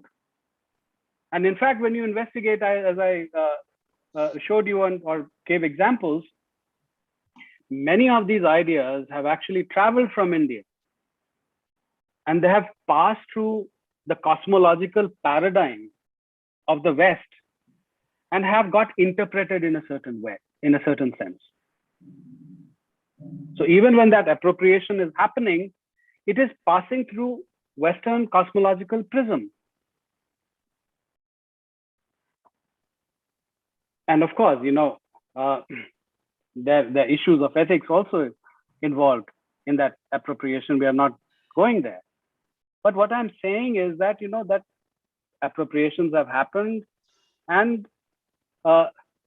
different terminologies for concepts that have been absolutely endemic to our traditions have been used. This recovery can only happen through knowledge pursuit. If we don't inquire deeply, then it will become very easy for our detractors, to label us with something. Today, I don't think I can be labeled. I understand Western psychology. I understand Western paradigm. I understand Western cosmology. And by the grace of the divine, I also understand, how Indian cosmology works. And what is the source of these Indian psychological concepts.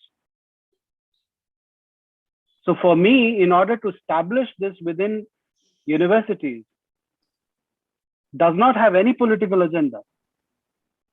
It has an agenda based in pursuit of knowledge and truth. And that is what interests me. Dr.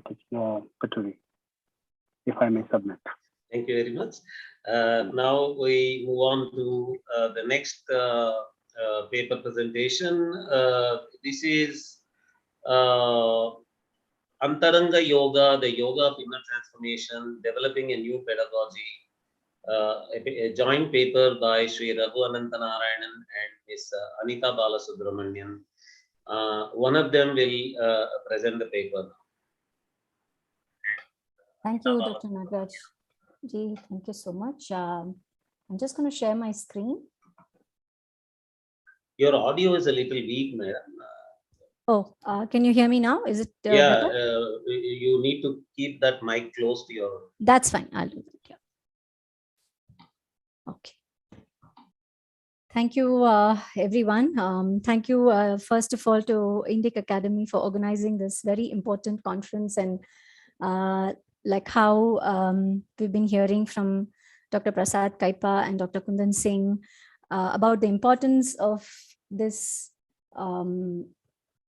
establishing the process of Indian psychology as a very important way of how psychology has been an integral part of the Indian way of life.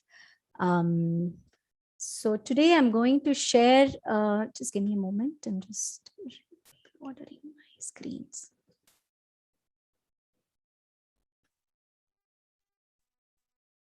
So today I'm going to share the an overview of the work that Raghu Anantanarayanan and I did teaching a course at the Hindu University of America.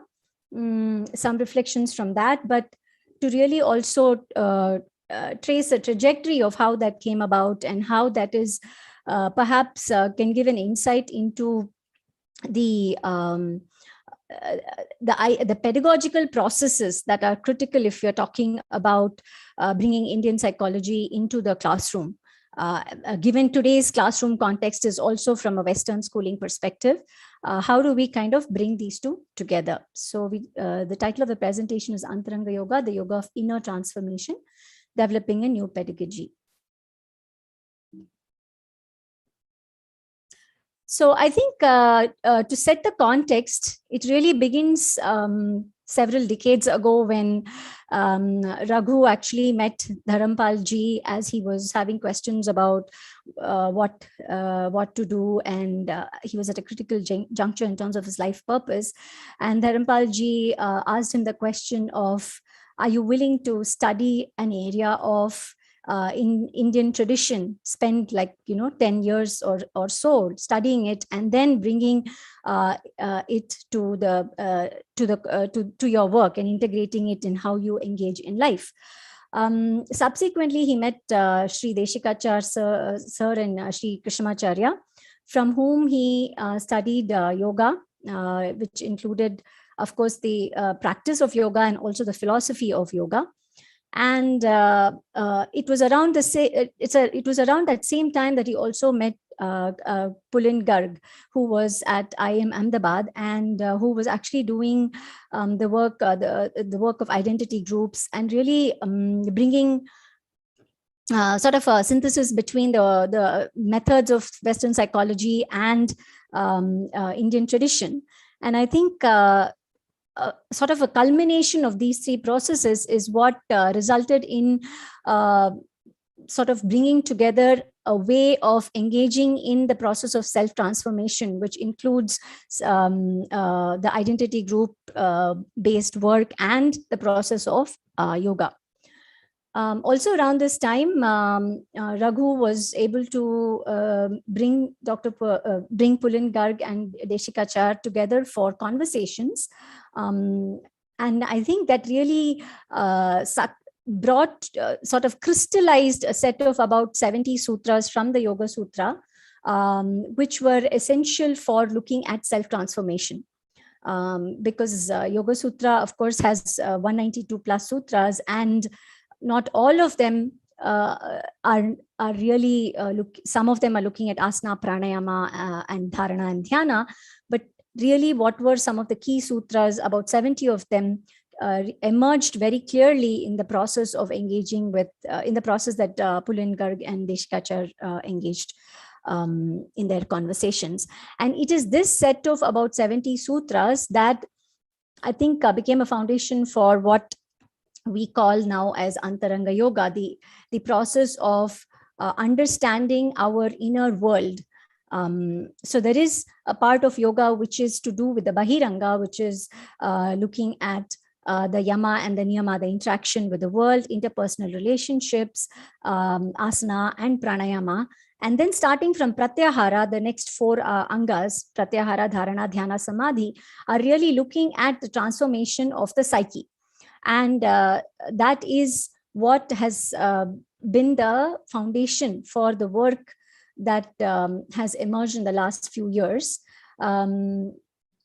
What happened is around 2012, a group of young people, and that's where I come in sort of, just to give an idea of how I got engaged in this process. A group of us from varied backgrounds and motivations were really interested to anchor ourselves in the Indic wisdom and look at engaging life and questions of life, questions of what do we do, how do we live a life of meaning and purpose with dignity, and also contribute to the different pushes and pulls that we were experiencing in our life, not just personally, but also in the larger context. And that's when we approached Raghu and his wife Shashi, and we started a very, very committed study of the Yoga Sutra. And the study was not necessarily only for the content, but to really understand our own dreams, desires, limitations, constraints, and how that played out in the way we engaged in our day-to-day life, and also the activities that we did. So it was an exciting, intense, intimate, and a really dialogic teaching learning process, because we would spend several hours by week, once in 2 weeks, looking at the questions that we had, looking at what the texts had to say, and then also looking at what were the practices that we would then continue in our life that would then give us the answers. So in some sense, the answers were not given by Raghu and Shashi, but it was more like a pointer of what would be the processes that we can do, which would then lead to the answers. And I think this process of teaching and learning is what was very refreshing. Yeah. So just to kind of contrast this with some of the general approaches. So if we look at the Gurukula system, it's meant for a young student, a brahmachari who does not yet have the responsibilities of grahastha, therefore enters it at a very tender age, and is can be influenced by the acharya. And of course, the setting was almost like a family or a large family system in some sense. So it was a very immersing process, but it was in the Shrishti Krama, what we would call in the process of developing one's own mind, body, and all other aspects of the being. On the other end is the Upanishadic dialogue, which is also something that, many of in the Indian context, it has existed for a long time, where people engage, people who are in grahastha, they kind of engage in a deep inquiry, and there is a very open, compassionate conversation, reflection. It's also the Adhyatmika Krama in some sense, which is very introspective. And a lot of this we would find in, say, for example, many of the universities now, like universities or ashrams like Dayananda Ashram or Chinmay Ashram, right, where people would go for introspection and engaging in that kind of Upanishadic dialogue. Yeah, both of these are obviously in contrast with the modern school pedagogy, which is basically for all age groups, focuses mainly on information, skill building. It's quite didactic, very utilitarian, and looking at only monetization. Also bringing in a very positivist, objective approach to learning. Whereas if you can see, both the Gurukula system and the Upanishadic system were very subjective. So what came up in our process of learning from 2012 until now, over the nine years, has really been a process which is really trying to straddle and kind of synthesize a new approach to learning about oneself, about Indic wisdom, in a way that is transformative and not necessarily only situated in the Gurukula system or necessarily only the Upanishadic dialogue, also borrowing several principles from that. So if you look at what were the key principles that emerged, and I'm saying this also in hindsight after we did the course at HUA, which was of course set in a university setting. So how do you bring in look at self-transformation within the context of a university course, which is limited to 12 weeks, and people coming in from different age, across different backgrounds. So it's a very varied group. So the key principles that we sort of held were all learning happens between the question and the answer. So the question that the students brought in would be the anchor. So not necessarily, okay, this is what we want to teach, this is the content, this is what they need to learn, but really what is the question that the person is bringing, and therefore, what is that space that we can explore that the question leads us into, right, for ourselves and others. Having a focus on the process orientation vis-a-vis the content orientation. So it was not necessary for us to say that we have to learn the entire ideas in Yoga Sutra, but to really look at the process of understanding oneself through certain ideas from the Yoga Sutra, right? So the process of looking at even learning as a cyclical process and not necessarily a linear process. And a lot of this is also evident in many of the Upanishadic stories of how learning happens. No, even if we look at, for example, Taitra Upanishad, Bhriguvali coming to ask what is what is Annam. What is Brahman, and then he's starting with Annam, Pranam, Manaha, Vijnanam, and then Anandam. So really going back again and again in sort of a cyclical process, but holding the same question.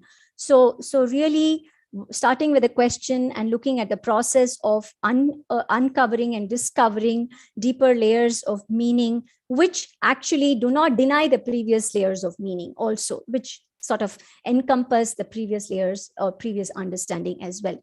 So I think that is the process orientation that we were trying to hold. Also, the community, also having a larger perspective of the community of seekers, wherein there is a certain Maitri Bhavana, which is also mentioned in Yoga Sutra about Maitri, Karuna, Mudita, and Upeksha. Could we create a Sangha of people who would be with each other, supporting each other, feeling friendly when the other person has discovered something, compassionate when the other person is going through a difficult time, joyous when there is a certain movement in the direction of dharma and vidya, and equanimity when there is a certain disturbance or entanglement in the space. So I think this was the other principle that we were trying to hold as creating a community of seekers in the process of learning. The next principle that was very key to this process of pedagogy that emerged is to this pedagogical process that emerged is the relationship of the teacher to the content, to the process, to the practice, and to the student. So it's really like a, if you will, like a square space where the teacher is in the center and holding the ends of the relating. How do I as a teacher, or how do I as a facilitator or a mentor hold my relationship with the content, in this case, the Yoga Sutra, and therefore what's the process of teaching learning? How do I hold that process? And then how do I hold my own practice, and how do I hold my relationship with the students? So I think really looking at this, also in some sense a pyramidical structure, if you will, this becomes another key principle of the pedagogy. And the last one is really very critical, because I think the whole process of interaction in that space is dialogic, in the sense that it holds a certain equity of power, but also recognizing that each person is unique in his or her own ways, and therefore bringing in the component of self-inquiry and self-disclosure as to what is my location when I'm sharing something, or what is my location when I'm hearing somebody say something. So really these are some of the key principles which I think are also taken from the Upanishadic texts. So just to then give you an overview of the course itself that we taught, like I said, many mature students coming from different backgrounds, motivations, and levels of commitments. The process itself had both a self-learning component, that students were to look at videos and do some journaling on their own, and then come into the class to engage with each other, to listen and share, holding a Sakhi and a Sakshi Bhava. So holding a sense of friendliness towards them and each other, which is like what I said, the earlier principle of Maitri, Karuna, Mudita, and Upeksha, which is really encompassed by the Sakhi and Sakshi Bhava. We also had practices to enable dharana on inner processes. So we would start the class, and even through the class, we would have different practices to enable people to go into a deeper, quieter space within them, from which they could then look at what was unfolding. So this idea of the classroom itself becoming a practice space was very, very, very crucial to this pedagogical process.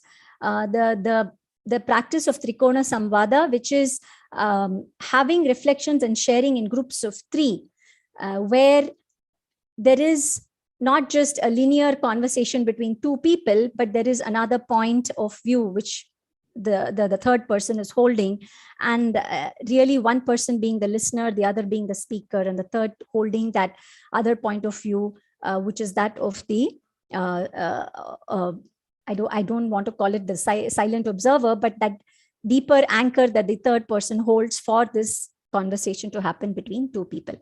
And then bringing in Itihasa, Purana stories, either from Mahabharata, mostly from Mahabharata, as a mirror to reflect on our own inner processes. The fourth component of the course itself, which I think was very critical for the pedagogical process, is that of like I said, how does a teacher bring in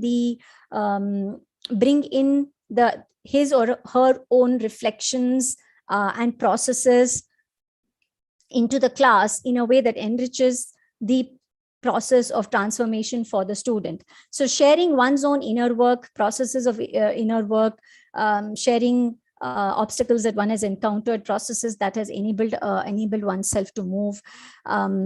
All this is really enabling deeper introspection and creating that kind of an environment for the classroom so others can also step in. It's almost like, what is the carpet that I have created onto which I'm inviting others into the conversation.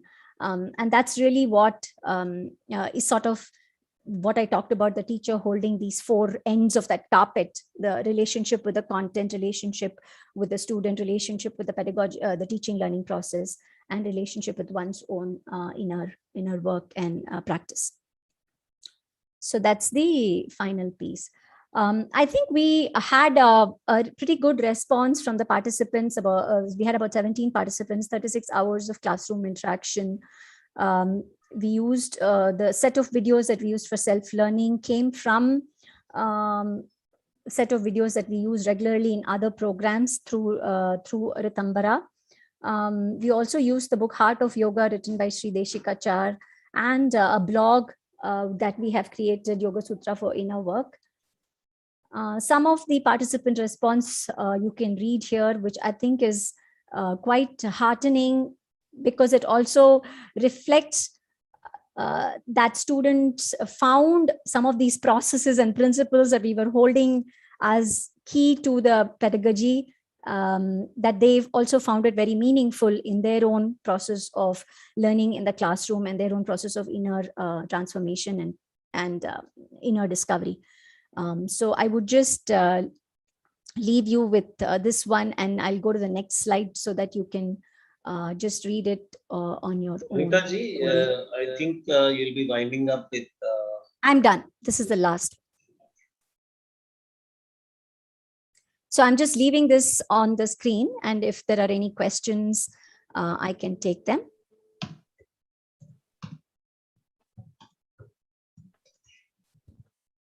I'm not able to see the chat, so if there's any question. Okay.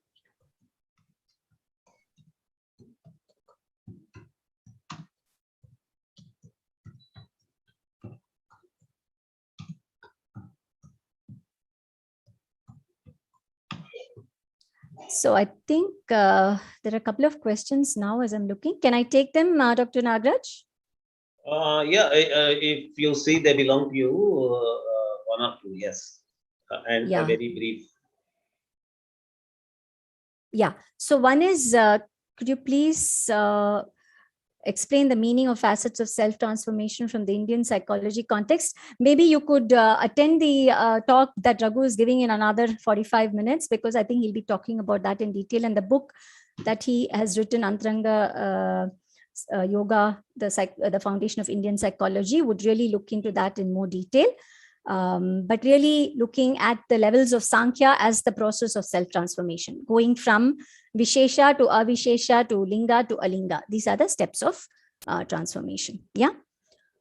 Please share the course details. This is a course that was offered at the Hindu University of America, I think in the winter semester or early this year. You can check their website if you're in the US, if they're going to be offering the course again, or you could also look at ritambara.org, www.ritambara.org.in, where we also offer similar courses, but not not necessarily affiliated to any university. The age group of the participants in the course, I would say starting from the 30s to maybe 60s, 70s, quite varied. I'm not sure what you mean by the variables kept in mind. I'm not sure what you mean by that. Can I access the Yoga Sutra blog as I'm a yoga teacher? Yes, I can type it in here for everyone. It's called Yoga Sutra for innerwork.wordpress.com.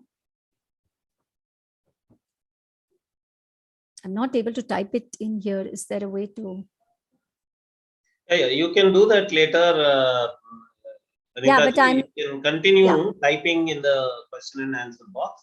Now we are moving on to the next paper by Dr. Thank you so much. Kapadia on Sattva Vijaya Chikitsa, Ayurvedic Psychology and Cognitive Behavior Therapy, CBT. Namaskaram, everyone. First of all, my gratitude as I open up my PowerPoint to INDICA Academy, Nagarajji, Hari Kiranji, and everyone here. Gurubhyo Namaha, Sarvebhyo Namaha. Actually, Anita's presentation was so enlightening, and I realized that I'm almost getting tempted to share about Rashram and how we teach, because it's almost similar. Okay, one second. My apology, I'm not able to go to the next slide.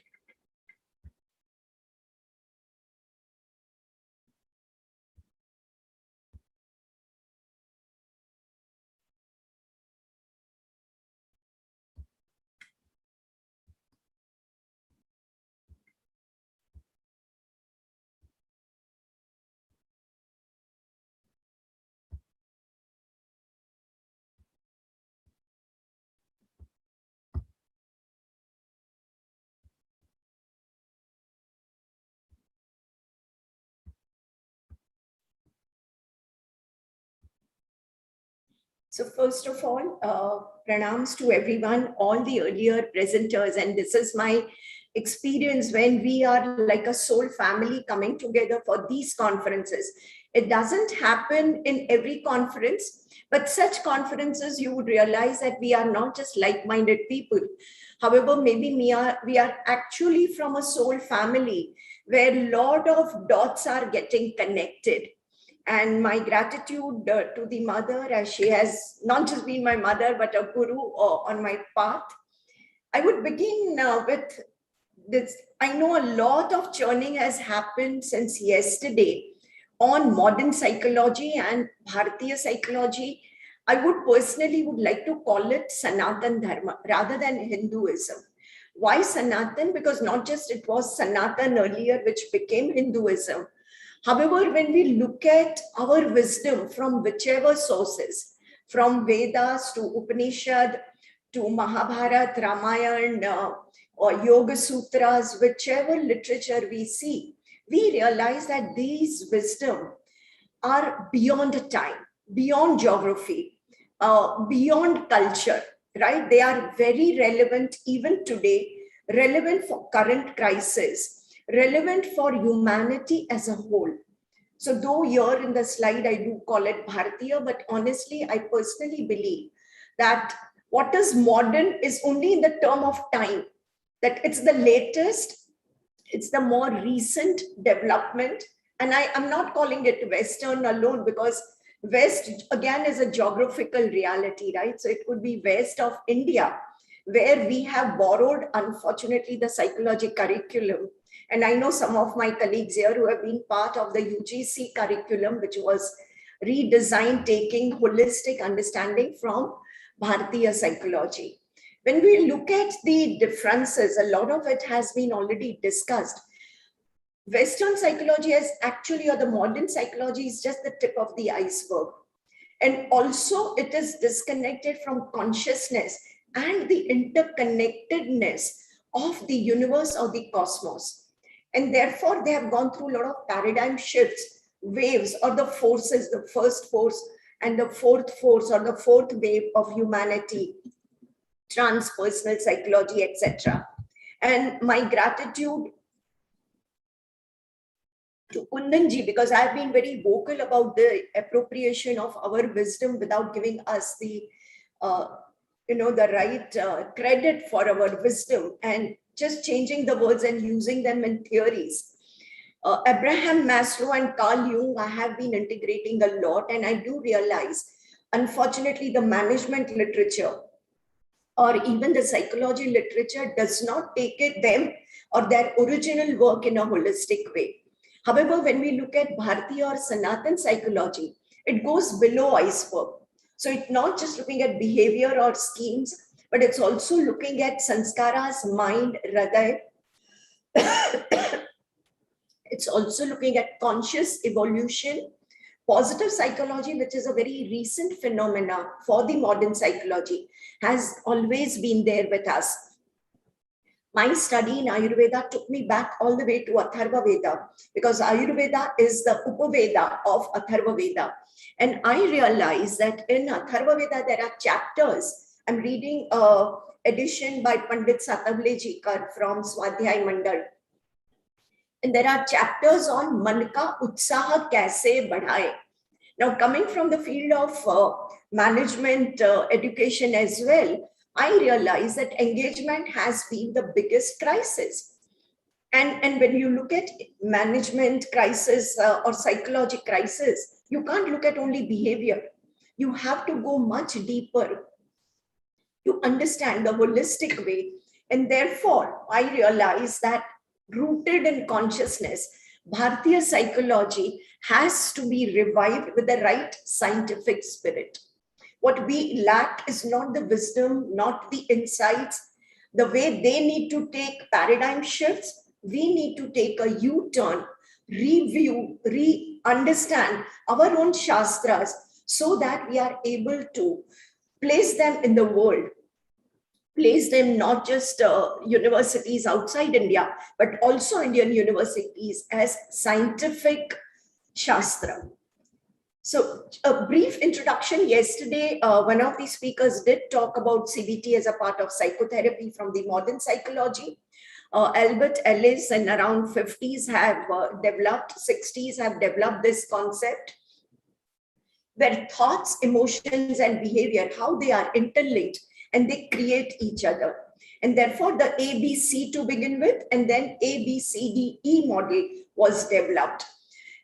Beck has worked on this same model and made it a little more rational and cognitive.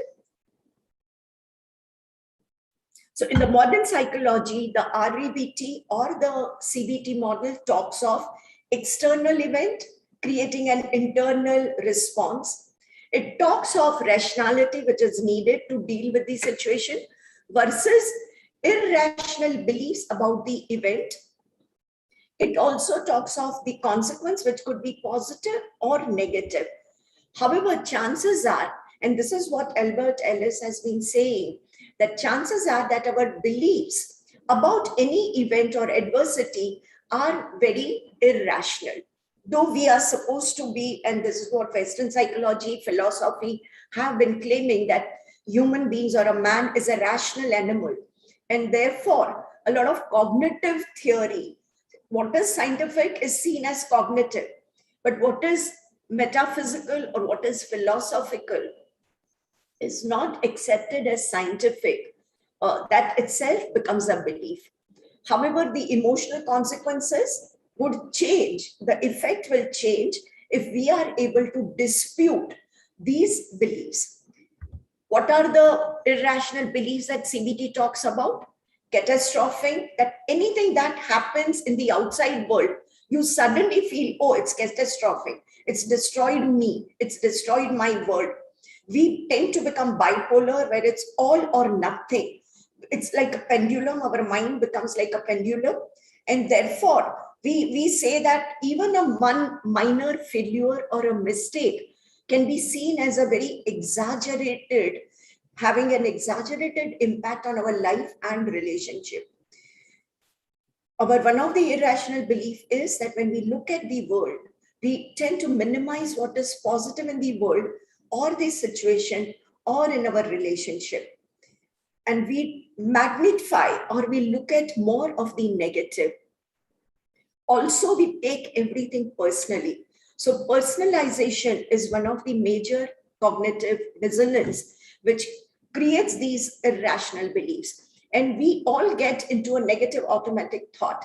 Now, this is something that all of us have experienced. I mean, even before CBT or after CBT, we all know that the thoughts going on at the back of our mind. And Tavarya ji, one of the Parsi yogis who has worked a lot on Patanjali Yoga Sutras and also has correlated a lot of neuroscience research along with Patanjali Yoga Sutras, says that every second, almost 120 thoughts cross our mind. And it's happening as an activity at the back of the mind. We are not even consciously aware of it. They occur automatically, and they are always, one of the reasons why we are not able to listen actively is because we are wanting to respond. To become an active listener, we need to calm down this mental activity which is happening. And the major themes that are related with negative thoughts, which are automatic, one of them is a low self-esteem. So what are the dysfunctional assumptions? Rigid, conditional rules of living.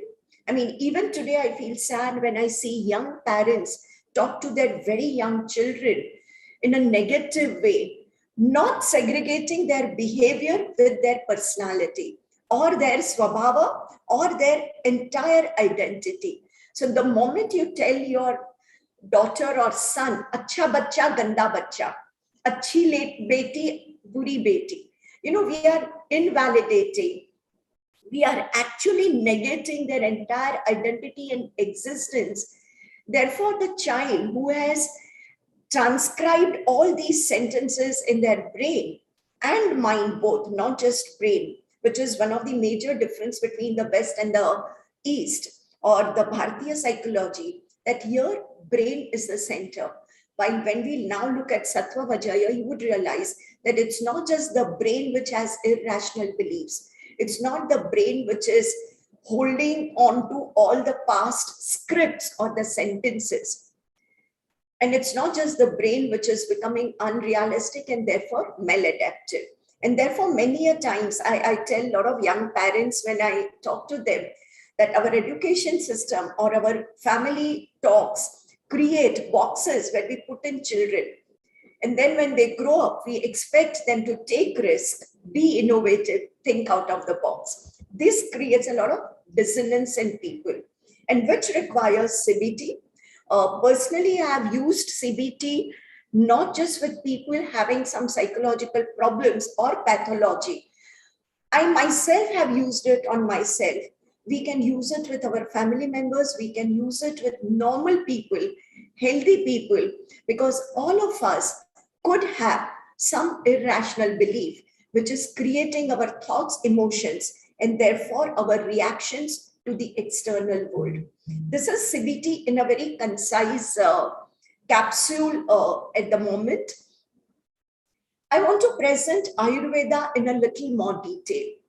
My love for Ayurveda has been since my childhood, and it's sad that I never took that path. However, maybe the mother, she had another route for me where I went through the actual academic training in the Western psychology, which is the curriculum even today, St. Xavier's College. And I realized never again. But also life teaches you that never say never again. So I left psychology way back in 1979. I shifted my academic career and also my research and study in literature, journalism, Ayurveda and yoga, and Sattva Vajaya as a psychotherapy, which is a course offered for us. Also Ayurveda and yoga as a diploma from Tilak Maharashtra Vidyapith, Pune. And then I realized Charak Samhita is one of the oldest of the Brihatrayi. Vagbhat, Charak and Sushrut are seen as the classical writers in the Ayurvedic literature. However, Ayurveda, as I said earlier, comes from Atharva Veda, and lot of wisdom we have lost because Atharva Veda was more at a psychogenic or energy level. And therefore, a lot of chapters that we read in Atharva Veda work at energy level. Even the psychotherapy or the treatment of mind happens at an energy level in Atharva Veda. However, Charak Samhita, when we come down to, there was only one sentence on 11th chapter, the 54th sutra, which says, Sattva Vajayaha Punaha Hitebhyo Arthebhyo Mano Nigraha. Of course, prior to that, Charak explains manas in great detail. I'm really amazed how with what clarity our Ayurveda Acharyas have been able to understand mind, explain the nature of mind, explain the functioning of mind, and even to come to mind, they begin with cosmology. And the cosmology begins with quantum physics. I mean, I remember reading this sentence, and which says that the Western psychology has envy of physics, while in India, the psychology envies Western psychology. But when we look at the psychology given to us from Ayurveda, we realize that both these envies should be absent. Because to understand mana, we have to begin with Prakriti. We have to go to Mahat, which is the Buddhi, Brahma, and the intelligence. Then you come to Ahankara, and then you come to Manas. And prior to that, you understand the Trigunas and how the mind is made up of Triguna. In fact, the mind itself is called Sattva in Ayurveda. And therefore, Rajas and Tamas are called the doshas of mind. Therefore, if Sattva is not guiding our Rajas and Tamas, there is a probability that we get into a life which is a pathological life and not a healthy life. Also, Ayurveda is a science which begins with what kind of ayu or what kind of life should we be living. And it gives us 4 ayus: Hita ayu, Ahita ayu, Sukha ayu, and Dukha ayu. So Sattva Vajay is helping us to return, right? Punaha, we go back to away from Ahita to Hita. And why should we go away from Ahita to Hita? Obviously, because the moment we are living a Ahita life of Ahita, it is generating Dukkha. If you want a life which is full of Sukha, we need to live a life which is full of Hita. And what creates this shift? It's the travel of mind to the external world. Arthebhyo. Artha are the objects of the mind, where all our 5 senses are getting attracted all the time. However, what Charak does not go beyond this one sutra in Charak Samhita. We have Todara Dandaji in his book on Ayurveda Saukhyam explained Sattva Vajay in much more detail to us. And he says that to move away from Ahita, what can create that link with Hita is the Sada Artha. So there is Artha, or the objects where the Manas is getting attracted in the outer world, but it can be Hita or Ahita. And therefore Ayurveda gives us Sadavritta and Achar Rasayan, Swastha Vritta in great detail, which can actually become the curriculum for positive psychology. How to lead a happy and a healthy life. To shift from Ahita to Sada comes with what? It can only come with Dhi, Dhairya, Adi, and Vijnana. Our Shastras have explained the Vijnana of mind or the Mano Vijnana in great detail. Manas is 11th Indriya, the Panch Karmendriya, Panch Gnanendriya. They are there and we all understand or learn them in our biology. What we don't learn in our biology curriculum is Manas as 11th Indriya. It's a part of our Antahakarana. The nature of Swabhava of Manas is constantly to go outward. And we need the Viveka Buddhi to look inward and therefore be away from either a wrong use, Mithya Yoga, overuse, Ati Yoga, or less, which is a yoga of Indriya with the right Artha. And what can guide us? Only our Dhi, Dhriti, Smriti can guide us going back to Hita, or the right Sattva Vajaya. The moment we translate Sattva Vajaya as Mano Nigraha, and if Nigraha is control, then we feel negative, because none of us like to be controlled, even if it's by our own buddhi.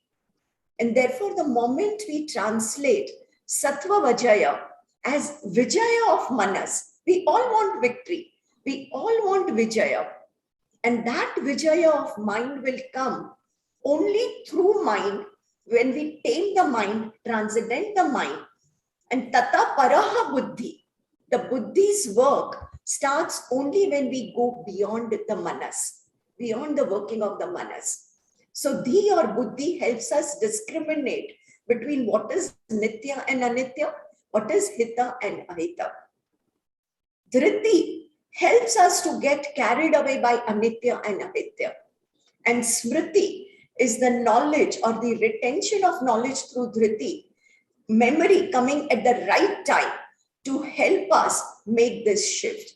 The automatic thoughts that we talked about.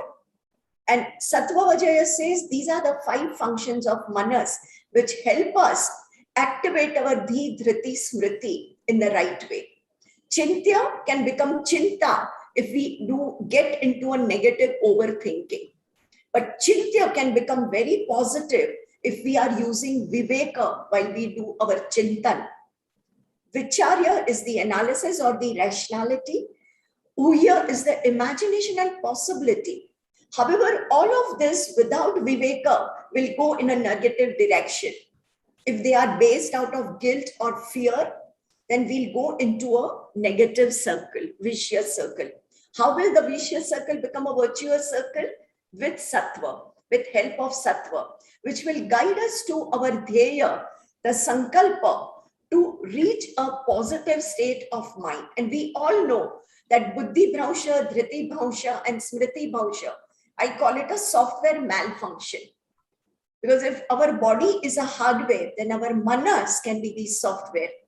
And the malfunction or corruption or virus can actually take us away from the right functioning of these 3 antahkarana. And this is actually what creates the dukkha or negativity, imbalance of gunas, excessive rajas or tamas in our food, in our lifestyle. And this becomes one of the major distinguishing feature. It almost makes CBT more complete, because CBT is only cognitive, while Sattva Vajaya takes into consideration our diet, our food, our sleeping cycle, our dinacharya, our swasthya vritta, sadavritta, everything collectively. It also talks of manas, the nature of manas, and its outward journey, turning it into an inner journey.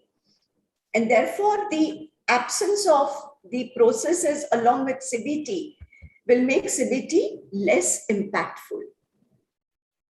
Just the core meaning, these are just some comparisons that I'm giving for those who would love to take it forward, and we can actually design a full course on psychotherapy, integrating not just CBT and Sattva Vajaya, but there are many more other psychotherapies from the modern psychology, along with Sattva Vajaya and some other psychotherapies, Ashwasan, etc., that we can integrate.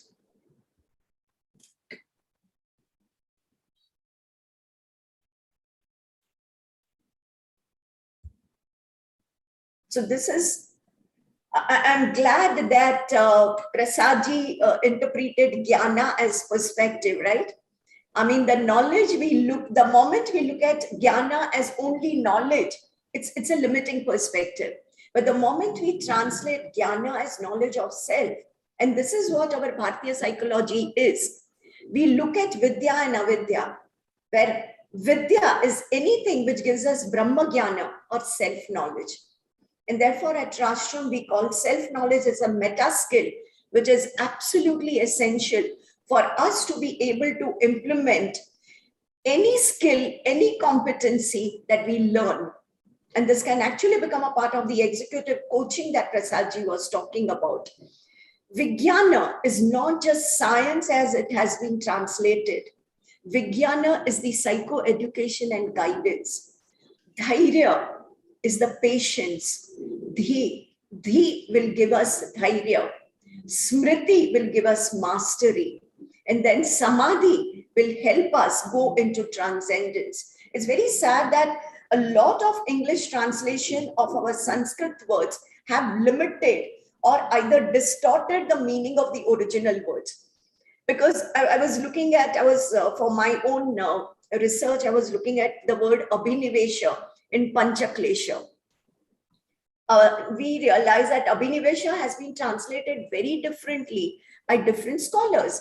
But when you look at a Sanskrit dictionary, there are so many shades of abhinivesha. And it's such a beautiful exercise for us, along with our learners, to look at all those different shades of abhinivesha and then integrate how we can look at it as creating one of the reasons of the klesha. And also, because klesha also, removal of klesha becomes the aim of psychotherapy. And this is where I wanted to be brief because, of course, there is a lot that I can expand because I realize that we are slightly delayed in our schedule today. I don't want to take up time from the next speakers. But if there are any questions, Nagaraji, I'll be glad to take. Yeah, namaste. Thank you very much. I think there are a few questions with regard to this Ayurveda thing, how Ayurveda deals with these issues, whether Ayurveda considers them to be symptoms or causes, irrational thought processes as causes or symptoms. Okay, Ayurveda would see it as a cause and a symptom both, and then work on it to remove. Because if Rajas and Tamas is, taking us away from Sattva, it's a circular thing, right? It causes something, but it also creates a symptom.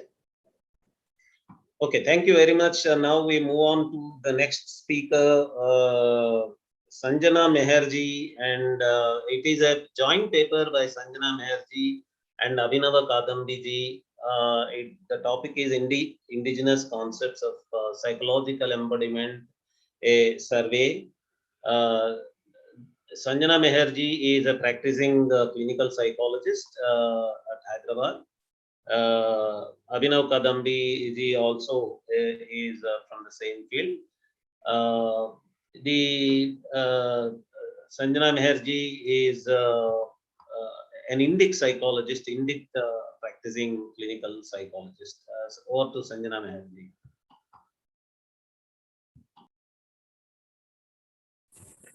Namaste everyone. So because the presentation is a joint effort, for today's presentation, we will have both of us taking turns in presenting. So before I start presenting, I'll just do a short Mangala Charana and then we'll begin. Vishuddha Vijnana Dhana Swarupam Vijnana Vishrana Baddha Diksham Dayanidhin Deha Bhritam Sharanyam Devam Hayagrivam Prapadye. So there's a stellar list of presenters since yesterday. So yesterday during the inaugural session, Dr. Nagaraj Garu actually spoke about why we have to start using the word Hindu psychology.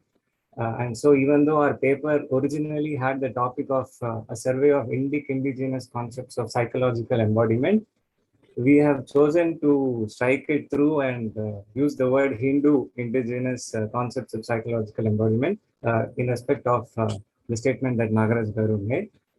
So just before we start the topic, I would like to first inform our audience that the original intention behind the paper was to create a sort of starting point for people to start thinking about psychological embodiment in the Indic context, the Hindu context. And you will see that there are many people who have spoken about these aspects which we are trying to present here in front of you in different ways. And for example, there was a very beautiful conference which was organized by Indic Academy just a few weeks ago on Hindu art and aesthetics. And in that also, several of these concepts, whichever we are trying to present here, have been covered, not necessarily in the psychological perspective, but they have covered them in the perspective of art and aesthetics. The Kala Drishti was there.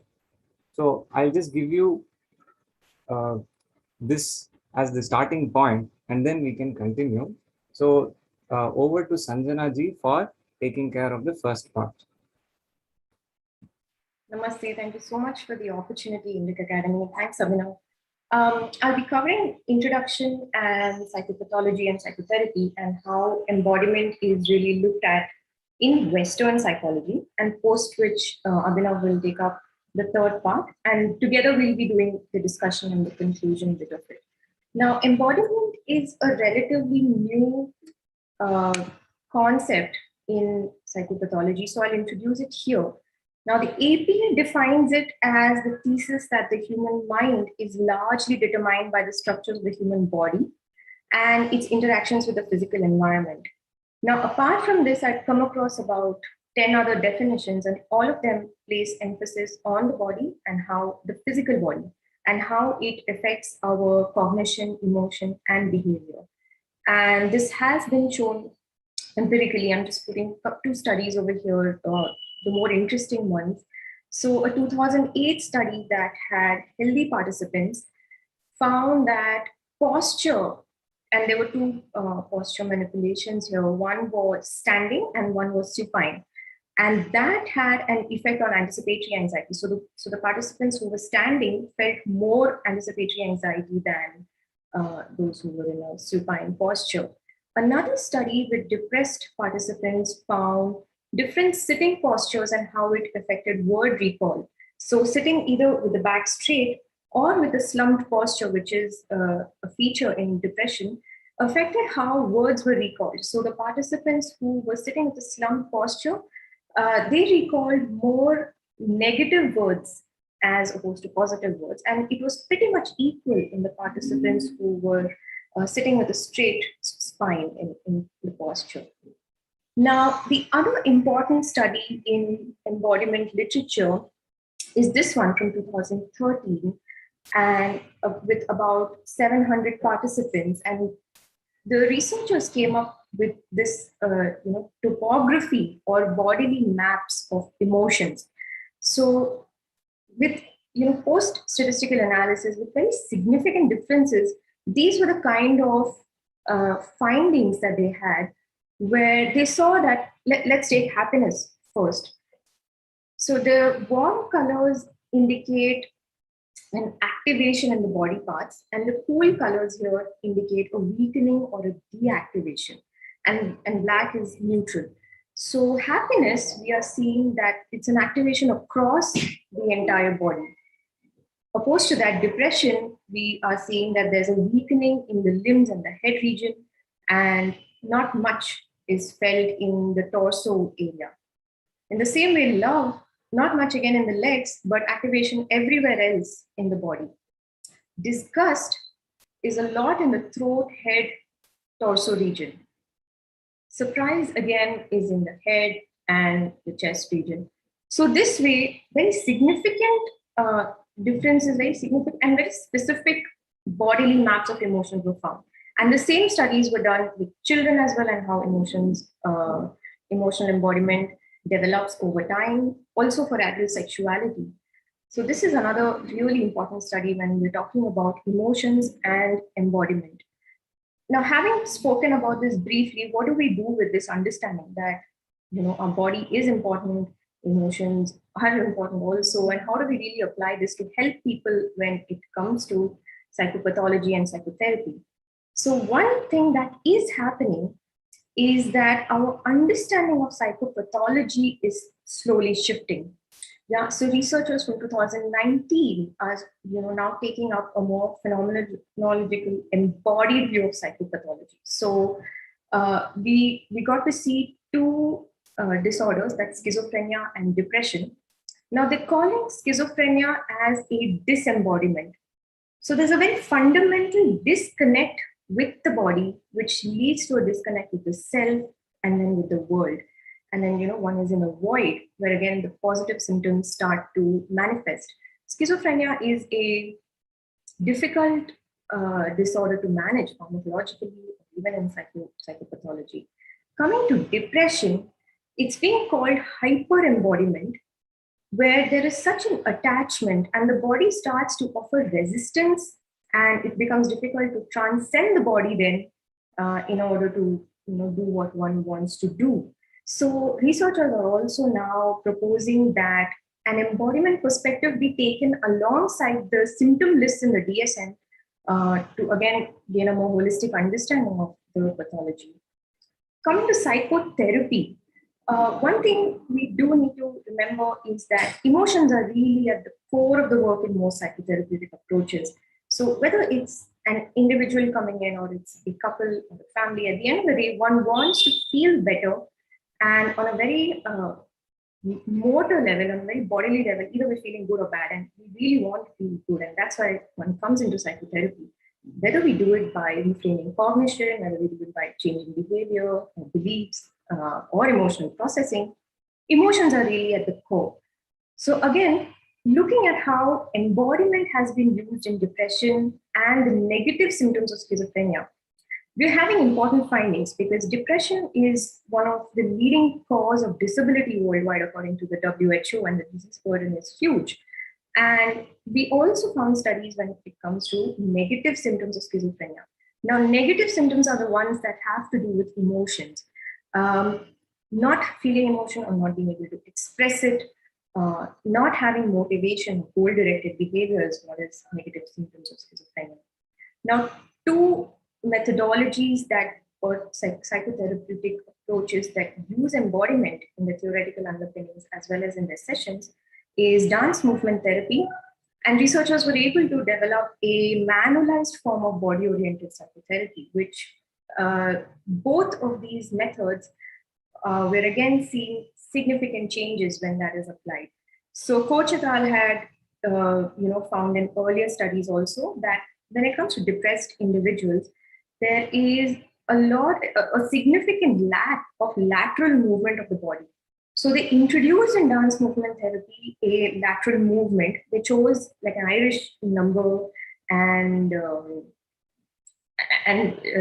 within about 1 to 2 sessions, they were able to see with when individuals participated in this, that very significant decrease in depression symptoms and increase in vitality.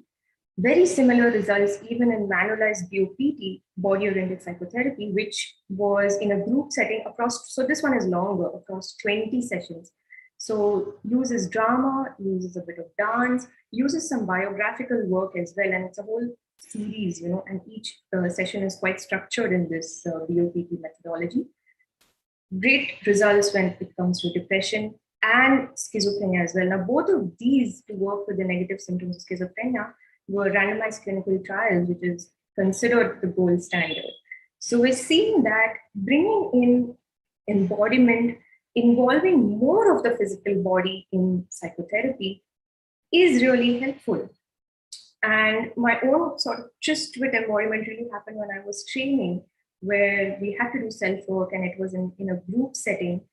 And we were exposed to both talk as well as body psychotherapy. So when I was in the talk session, I really felt that it was all fine. I may not really need this much self-work. But the moment we went into the room where the body psychotherapy was happening, when, of course, a lot came up. And at that time, the emotion I was dealing with was anger. So the context, the emotion, helping, of course, the therapist helped me embody that, etc. But the stark difference that I saw when we're working with the body versus when we are simply talking was too much for me to ignore. And that's how I further went and trained in integral somatic psychology, and I practice that now. And it's really beautiful how it works. So if there are psychotherapists here who are considering bringing an embodiment in your work, this is one methodology that you can use. Now, the question I also had was, do we see embodiment in our Hindu knowledge systems? And I'd written a blog about this earlier, where when I was reading Sino Joseph's work, again, to my mind, the infinite deity is embodied in the Murti, for example. When we're doing Shraddha rituals, we're embodying the emotion of grief, gratitude, anything else that we feel for our ancestors. And this was just my observations here and there, but Abhinav also took it forward to really answer this question. So he'll be speaking about how there's embodiment of emotions in Samskrita Sahitya. So over to you, Abhinav. So far, we've seen how the concept of embodiment has been an active and current field of research for psychologists and psychotherapists. This is only the beginning. We're just scratching the surface with these ideas that my co-author just shared. But we have approached this many years ago. Our ancestors have spoken about embodiment of emotions many, many years ago, if not millennia ago, at least centuries ago, these topics were explored. And so we will talk about these topics which have been already explored. So the next slide, please. So in Bharata Muni's Natya Shastra, we already have a reference to the concept of rasa. So if we go and, of course, the Westerner would immediately ask the question, or at least the Westernized Indian would immediately ask the question, what is the date of Bharata Muni's Natya Shastra? As far as we know, according to our Shraddha, we say that Bharata Muni's Natya Shastra is so ancient that we cannot exactly determine the date for Natya Shastra. So we say that Brahmadeva already called Bharata Muni and he gave him all these lessons. And so we assume that it is so ancient that eventually it has now come down to us. Of course, with alterations here and there because of additions and editions. But ultimately, the original date of the Natya Shastra of Bharata Muni cannot be determined immediately, and nor can we believe any Westerner's perspective on trying to date the Natya Shastra or other Shastras like that. Because these ideas, we do not say that they have specific date. Anyway, in the Bharata Muni's Natya Shastra, we have a concept of rasa discussed in the sixth and the seventh adhyayas of the Natya Shastra. So there is a reference to rasa with the statement here openly, tatra vibhava anubhava vyabhichari sanyogat rasa nishpattihi. So rasa is not exactly an emotion, because we say that when we have the experience of a rasa, we are not actually experiencing merely an emotion which is associated with the human plane. We are going to a plane which is superhuman, or rather above the plane of humanly experiences. And that experience, that rasa nishpatti, that rasa can only be translated very vaguely in English as sentiment. So this sentiment, that rasa that is experienced, it is not equivalent, it is not a synonym for emotion. And this comes about, this experience of rasa comes because of a combination. There is a combination, sanyoga or samyoga of vibhava, anubhava and vyabhichari bhava. Vibhava refers to determinants, those which are trying to give us the experience. They are like stimulators of that experience. Consequence are anubhavas, that is, they are these visibly observed behavior, physical behaviors in the person who is experiencing that rasa. And complementary psychological states are a list of states, that is vyabhichari bhavas, which are also present, and they are different states of the mind. So let us not go deep into this right now in this statement, because there's so much to say, because in the Natya Shastra, there is so much of a discussion. Post Natya Shastra, there have been several Vyakhyanakas. So Vyakhyatas have given so many interesting details on how to understand this concept of rasa and how to understand rasa nishpatti. So next slide, please. We will briefly look at what are these different rasas. What are the 8 different rasas or sentiments, at least briefly put, that are supposed to be experienceable by human beings. So, of course, people might ask, you are only showing Ashta rasas here, 8 rasas. There are supposed to be 9 rasas. At least in the Natya Shastra of Bharata Muni, there are only 8 rasas which have been recognized. The 9th rasa came at a later point of time. The 9th rasa is Shanta rasa. But here we have shown you Shringara, Hasya, Karuna, Raudra, Veera, Bhayanaka, Bibhatsa, and Adbhuta rasas. So the first rasa in the next slide is Shringara rasa. Shringara rasa generally is translated as erotic sentiment, but it's not necessarily an erotic sentiment. It is this experience of the closeness with another individual, not necessarily an individual alone. If you were to look at it from the perspective of the common human experience, it is also the love, that closeness which we yearn to have with other objects of our love. So this can be of two types: Sambhoga Shringara and Vipralambha Shringara. Sambhoga Shringara is experienced when there is union of the two lovers. Vipralambha Shringara is when there is a separation between the two lovers.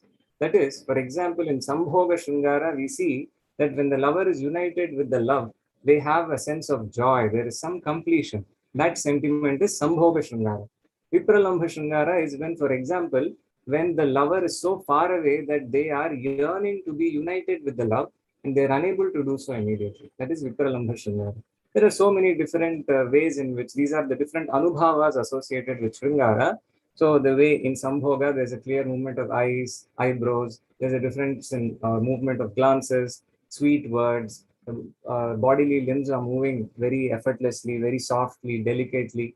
Vipralambha Shringara, we obviously know, most of us may have experienced this, where there is this feeling of fatigue, anxiety, and all that. The next one is Hasya. In Hasya, we see certain anubhavas, that is, Hasya is related to laughter, that sense of Hasya. So the throbbing of the lips, the nose and the cheek, and then opening the eyes wide, all of these are seen in Hasya Rasas, Anubhavas. Then the next one is Karuna. Karuna comes from Shoka. Karuna is essentially that sense of, we can't call it sadness, but it is that sense that is the feeling, the sentiment we have when we are in a tragedy. That is known as Karuna. Karuna generally does not translate to compassion. Karuna here is like empathizing with some sort of a sadness, and it is a heightened sense of sadness. So here we see shedding of tears, lamentation, all that.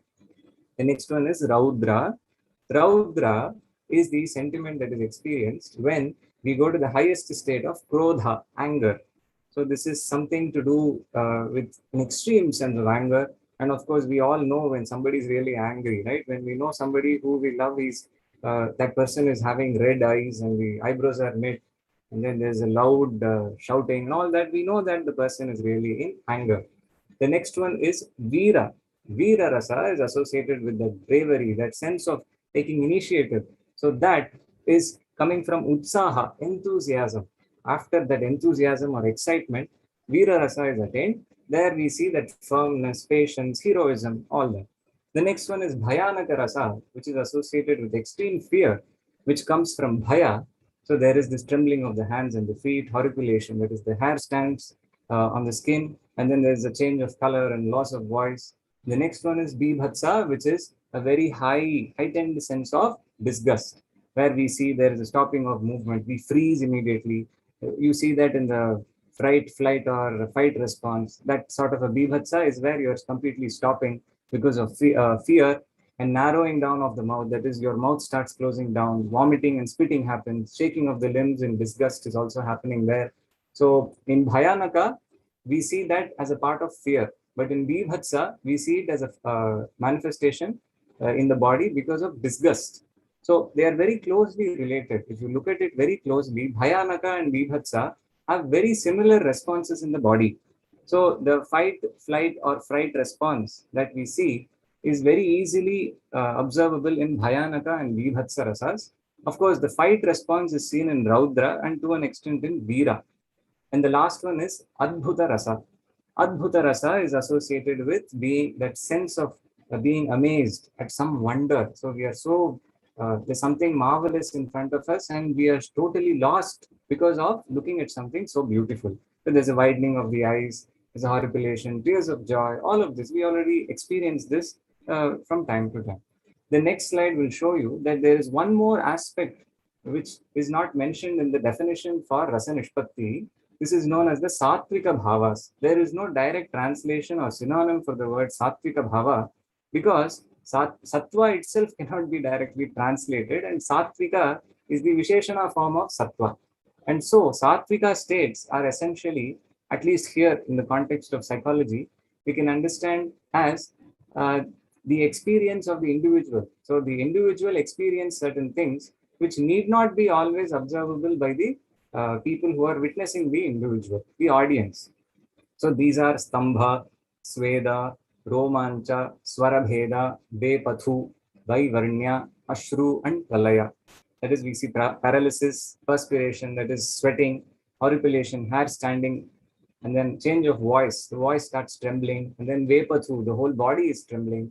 Vaivarnya, the color of the of the face is changed, or the entire body changes because of the blood flow which is changed. Weeping, that is, we see eyes doing lots of tears, and pralaya, where there is fainting. In the next slide, we will see how, from the next slide, for the next few slides, I will show you some examples in the Shastra Granthas, especially in the Sahitya Granthas. Narada Bhakti Sutra is another Sutra Grantha. This is essential for the Bhakti tradition. For the Bhakti Parampara, Narada Bhakti Sutra is extremely important. There is a definition, or not rather a definition, there is a sutra describing the behavior of bhaktas. Kantavarodha romanchashrubhih parasparam lapamanaha pavayanti kulani prithiveencha. So there the sutra says, Kantavarodha romancha ashrubhihi. Kantavarodha means there is a choking of the voice. Then there is romancha, hairs are standing on the end. And then there is ashru. Ashru means tears are flowing. With these sorts of behaviors, these bhaktas are purifying the families as well as the earth, according to this sutra given by Narada Maharshi. So we realize that these experiences are both seen by the individual experiencing them. That is, these are the different physical manifestations of these experiences are seen by the individual experiencing them. And people who are observing these individuals as an audience can also see these physical manifestations. In the next few slides, I will show you some examples from other texts, that is especially the Valmiki Ramayana. I'll just give you 4 examples. I'm not going to go very deep into it. So after this, we will be coming to the discussion and conclusion. In the Valmiki Ramayana, for example, we see when Rama, Sita, and Lakshmana are crossing Sarayu, the citizens of Ayodhya are coming and crying there. Avinash, I hope you will be quickly running through the remaining slides. And, Yes, we are done, Ji. I'll just show one example and move on. Yes. So here we see that the citizens of Ayodhya are actually crying. So they have their faces filled with tears and they are crying there because Rama, Lakshmana, and Sita have crossed the river. In the next slide, for example, if you see, there I have shown you one example, one set of shlokas there in the Yuddha Kanda where when Ma Sita is seeing Ravana using his Maya to cut he's showing the decapitated head of Rama. There, Sita Devi is also crying. So she's full of sorrow and she's crying and she's abusing Kaikeyi apparently in the Yuddha Kanda. In the next slide, in the next example, you see in Valmiki Ramayana, we see the example of in the sense that all the Vanaras who are looking not the Vanaras, the Brahmana sages and also the others who are actually seeing Vibhishana being crowned by Rama, there they are all shouting, "Oh, it is great, it is like this." So when Vibhishana is changing sides from Ravana's side to Rama's side, we see the behavior of these people. In the next slide, the last example from the Valmiki Ramayana, I'll be showing you here, that is when Rama threatened Sagara to give way so that they can all the Vanara army can move to Lanka. Again, Rama is shown before he's taking the Brahmastra, his eyes are made larger by anger. And so the way he looks is all described. So next we'll go to the discussion section. Okay, so before that, I'll just give you one idea from Yogasana so that you understand what we're talking about in the discussion. Briefly put, in the first line, we see that Swami Brahmananda in his Jyotsnayuta commentary to the Hatha Yoga Pradipika, he says that in the first line, you will see that towards the end, asanena rajohanti iti vakyat. So because of asana, the rajas in the body is destroyed. And so later they are saying that towards in the fourth line, you will see towards the end, Anganam Laghavam Laghutvam. So Anga Laghavam is also experienced by these people who engage in asana practice. There we say that the body parts, the limbs are becoming slimmer and lighter because of the practice of yogasana. Now over to Sanjana for discussion start. Yeah, so far we are seeing some parallels between body and emotions and the anubhavas that Abhinav had described. Now in studies it was found that there's considerable decreased bodily activity and slump posture in depressed individuals. And a close concept we found here is sorrow, where there's drooping limbs. Even some amount of karuna, I think, is similar over here. Would you like to take the next point, Abhinav? Yes, so in the commentary of Brahmananda to Hatha Yoga Pradipika, as I mentioned, there is Anga Laghutva, Anga Laghava is seen, lightness of the limbs. So it is clearly understandable that the unhealthy individual with some sort of a mental affliction does not have Anga Laghutva. Maybe the person has Anga Gurutva, meaning there is a heaviness of the limbs. And so that is what is indicated by the slumped posture and drooping limbs in the affected in the context of describing shoka. And even when it comes to love, we were seeing in the topographical maps the activation in the head, chest, and abdominal region. And Rati again was described by a very clever movement of eyes, eyebrows, glances, soft and delicate movement, etc. And disgust also we found were quite similar. So there was a lot of activation in the throat and a little less in the head and chest regions. And disgust, as shown in rasa theory, also was narrowing down of the mouth, vomiting, and spitting. So some parallels there that we're finding in a very initial exploration that Abhinav and I have done. And dance movement therapy is definitely very helpful in reducing depression. Yoga through asana can also reduce the impact of suffering, as we've seen. And would you like to just explain this? The bodily movements in yogasana, as shown here, are observed in their dynamic form, accompanied by laya and tala in the context of natya. And so yogasana and natya, if not in equal methods, but they eventually can lead to healing. So being the audience of a natya pradarshana can also be equally healing, because the audience empathizes with the person who is doing the natya on stage. So this is something that has been extremely elaborately discussed in many natya-based texts, sahitya granthas also. Yeah, so to conclude, we are seeing embodiment as being already covered in several texts in our Hindu literature. And our intent was to really just start the exploration and pique the interest of others also who are in my field and who are trained in Western approaches to psychopathology. More and more, I think we all know that psychology is looking east. So at least in psychotherapy, because that's my domain, what I'm noticing is that one is going more, there's a movement from cognitive or cognitive behavioral therapies, etc.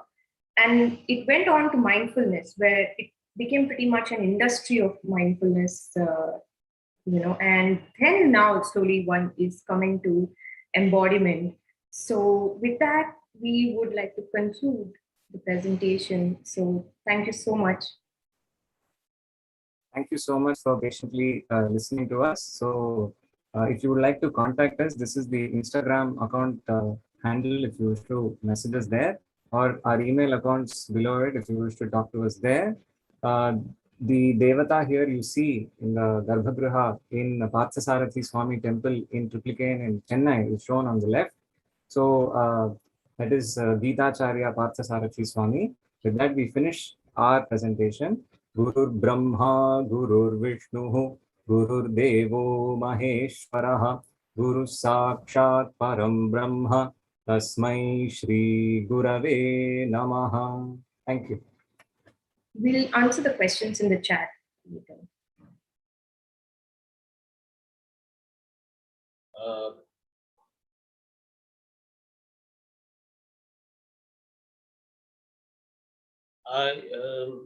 Malati Srinivasji, are you Yes, I'm here.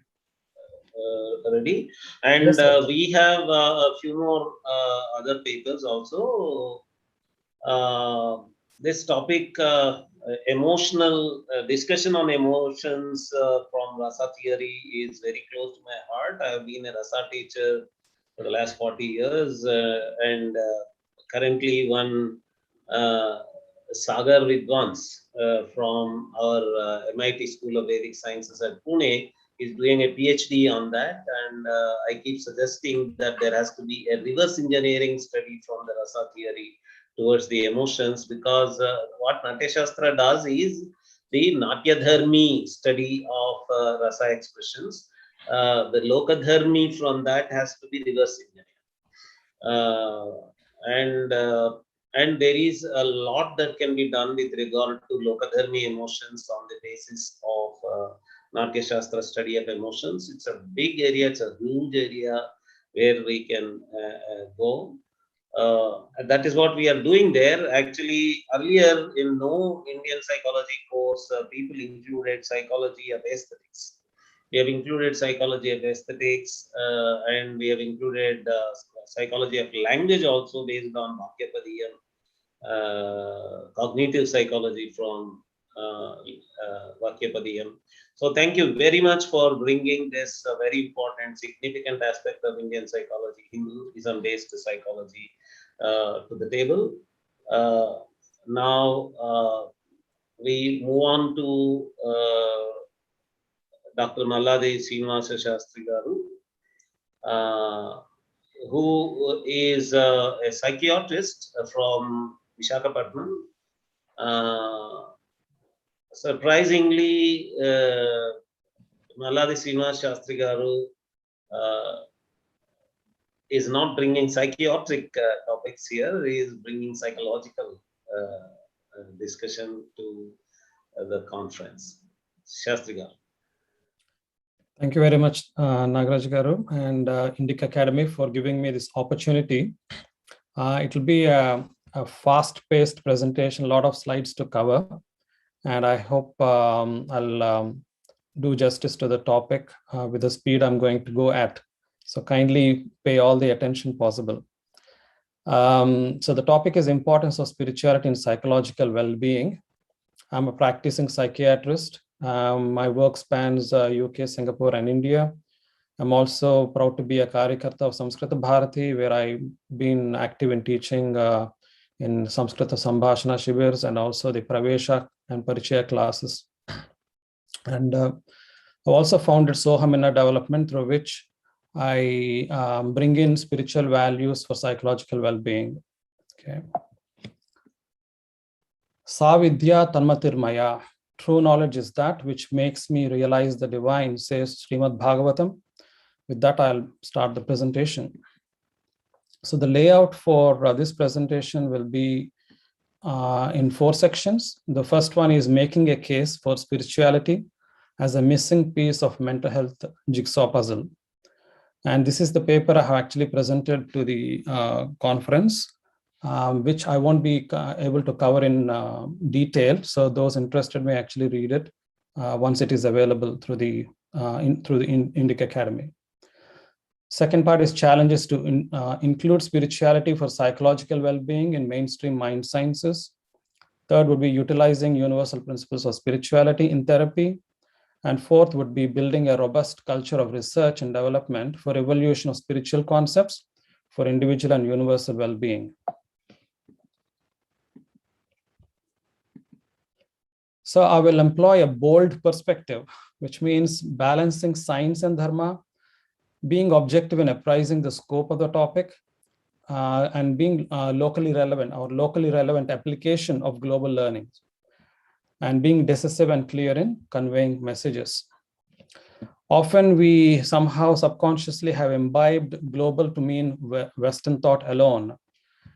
And I think we should really move towards Western and Eastern perspectives, but also to bring in the global native wisdom.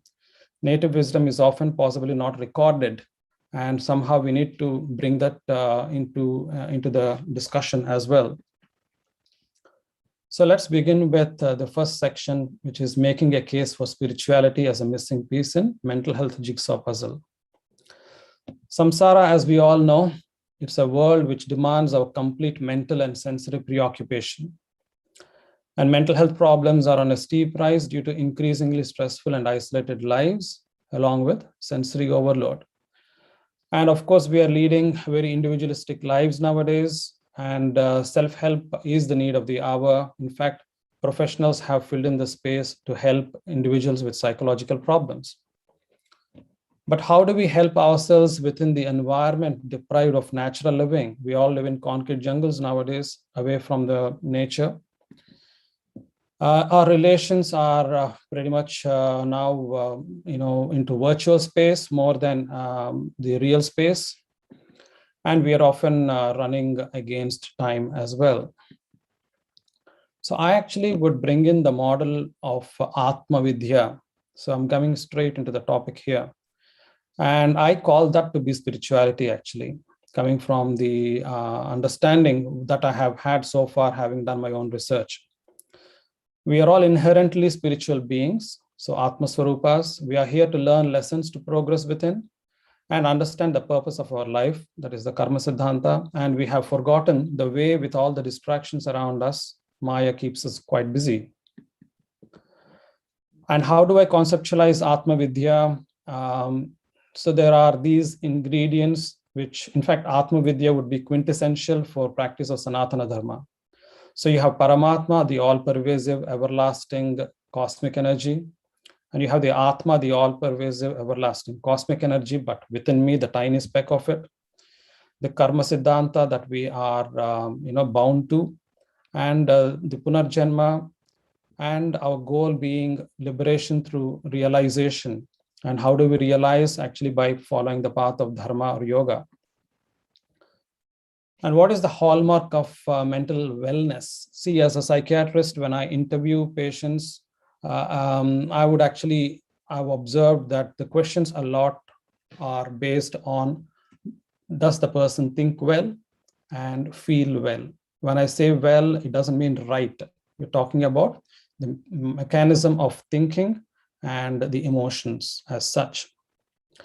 And what do they culminate in? Conducting well as well, right? So thinking well and feeling well would result to good conduct, as in the right conduct, or right is not the word, as I said. Let's say normal conduct. And I think we should also be interested in building a holistically healthy society, apart from having, welfare of individuals alone. Psychiatry is traditionally based on the model of biological, psychological, and social aspects for etiology, for assessment, and for management. What does it mean? Biological basically takes into account that we are biological kind of machines with neurological and biochemical basis. So therefore, treatments are based on that as well, like for instance, the medications. Then you have the psychological component, which is the mental makeup of the individual. And you have the social component, which is the interaction with society, family, work, social, school, culture, etc. But I want to bring in the fourth domain, as I call it, and that's the spiritual domain. Now, it's not that I'm proposing absence of spirituality leads to mental illness, but at least what I'm going to say is that perhaps including spiritual component may aid in a recovery process and definitely help in, let's call it prophylaxis, the wellness. Now, in my observation in psychiatry, large proportion of research is focused on objective evidence to demonstrate anatomical or physiological basis of mind matters. This is possibly with the kind of the pressure to kind of prove that this is all science related kind of thing. So there possibly is some pressure there. However, we need to appreciate that subjective experience is the core feature. So what tends to happen in the process is we forget that the core feature of psychiatry is a subjective experience of the patient and in fact the therapist as well. So if mind is in the subjective space, then by inference, all research in relation to study of mind would be subjective too, is how I look at it. Now I'll explain what it means. I mean, if I ask you how many dice we have here, I don't think there would be any surprise answer. We all know it is 6. Yeah. And that is objectivity. The beauty of objectivity is the accuracy. There is absolutely no scope for measurements to be wrong. Whereas if I ask you where your mind is located, and even if I actually do a brain scan to look for mind, I can't find an anatomical location of mind. So it now quickly changes to a subjective kind of a area where I know mind exists, but I really don't know where it is. And I have to therefore believe it exists. Now, if mind itself is difficult to kind of objectively identify, what about Atma as a concept? Now it's beyond even the understanding we had earlier of the mind. So when we say, let's say Atma exists, it now becomes very much kind of difficult to make a case for it, unless we rely on a larger population size or the subject sample, for instance, saying the same thing or coming up with similar declarations, and which can be more consistent, and also perhaps different geographical setting and time settings and so on. I don't have time to go through the details of this to explain it anymore. But all I can say is that the way spiritual science can be kind of researched is through subjectivity. Objective analysis somehow does not really fit into it. In fact, defeats the purpose, because Vidya as such, or the absolute Sat, is not perceivable by the senses. And therefore, objective evidence and objective kind of methods of research may not even apply. Hence, we need to come to understand that core feature of mind sciences and spirituality is the subjective experience, and that's the unique commonality. Now, is spirituality being recognized by psychiatry? Yes, it is. In fact, we have in Royal College of Psychiatrists, which I'm part of, a member of, spirituality is one of the special interest groups, and in fact, possibly one of the most popular special interest groups. And the video of the spirituality special interest group that I have watched clearly talks about how research in the United States has actually kind of kick-started this particular special interest group. And why do we need spirituality if we look at some kind of psychiatric and psychology perspectives? Dr. Brian Weiss is one of the past life regression therapists, and he says we need to share this knowledge with everyone. We have been given more capacity than we can grasp.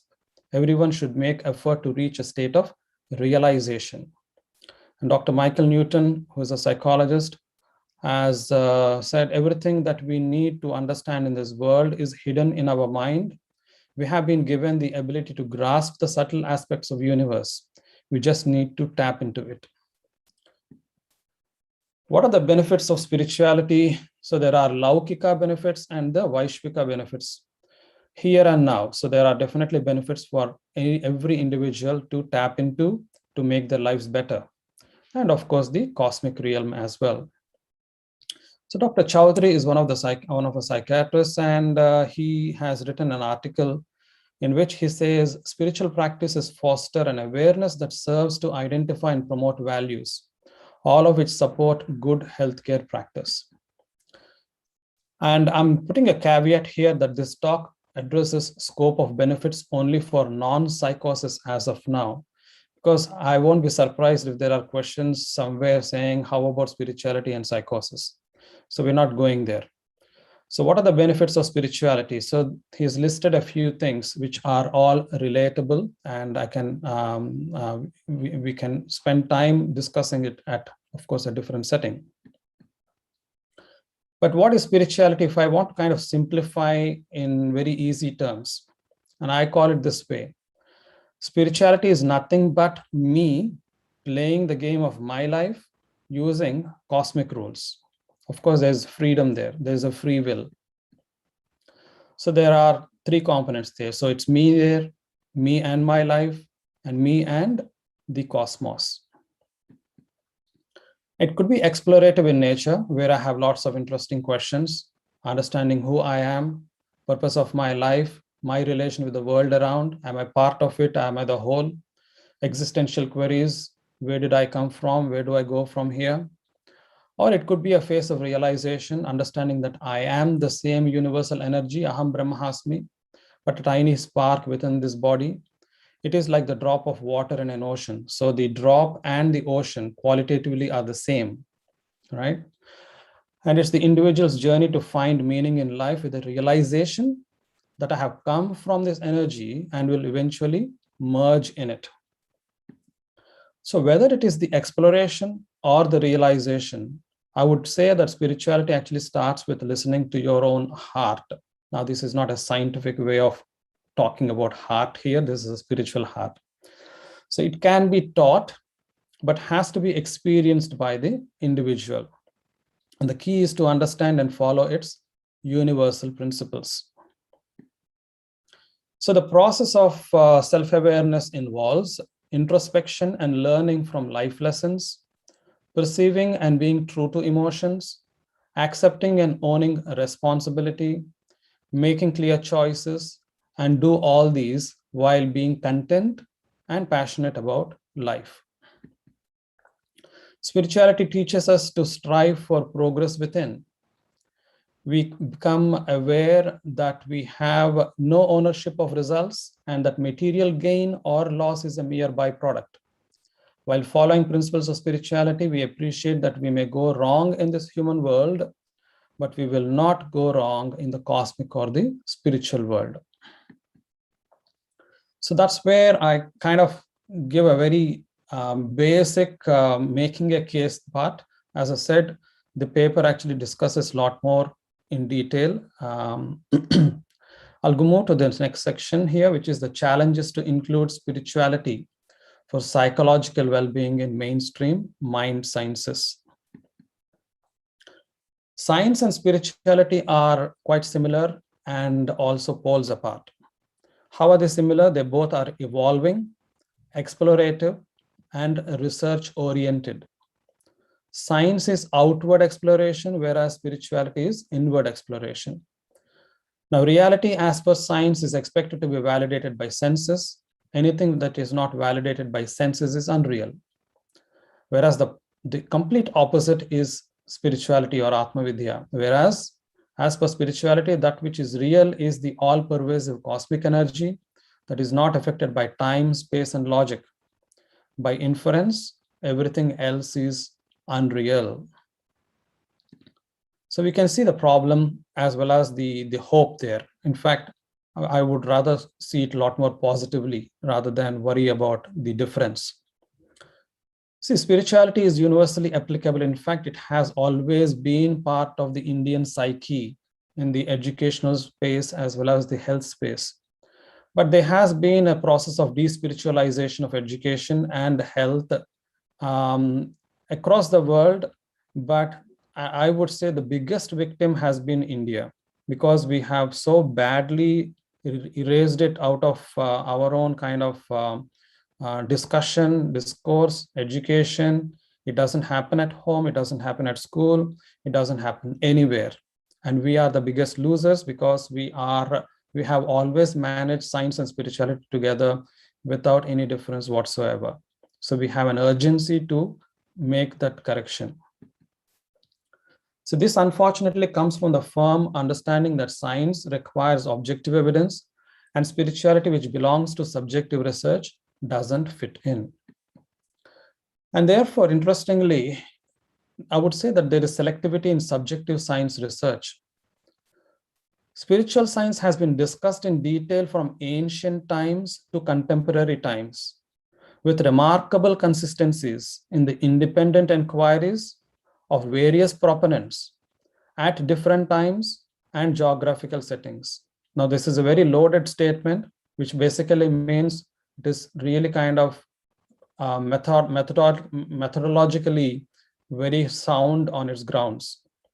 although well documented and replicated, yet it doesn't find a place in mainstream mind sciences. Now, contrast that with the psychological theories by individual proponents, which were not replicated but accepted. I'm sure there are so many examples like that, because no psychological theory can be tested through a randomized control trial, or there can't be any measurements as such. So there are several psychological theories proposed by single individuals and accepted into mainstream mind sciences. So if that is the case, why can't the spiritual concepts be included? I am again talking about Atma Vidya. And what are the implications that we are seeing due to the despiritualization?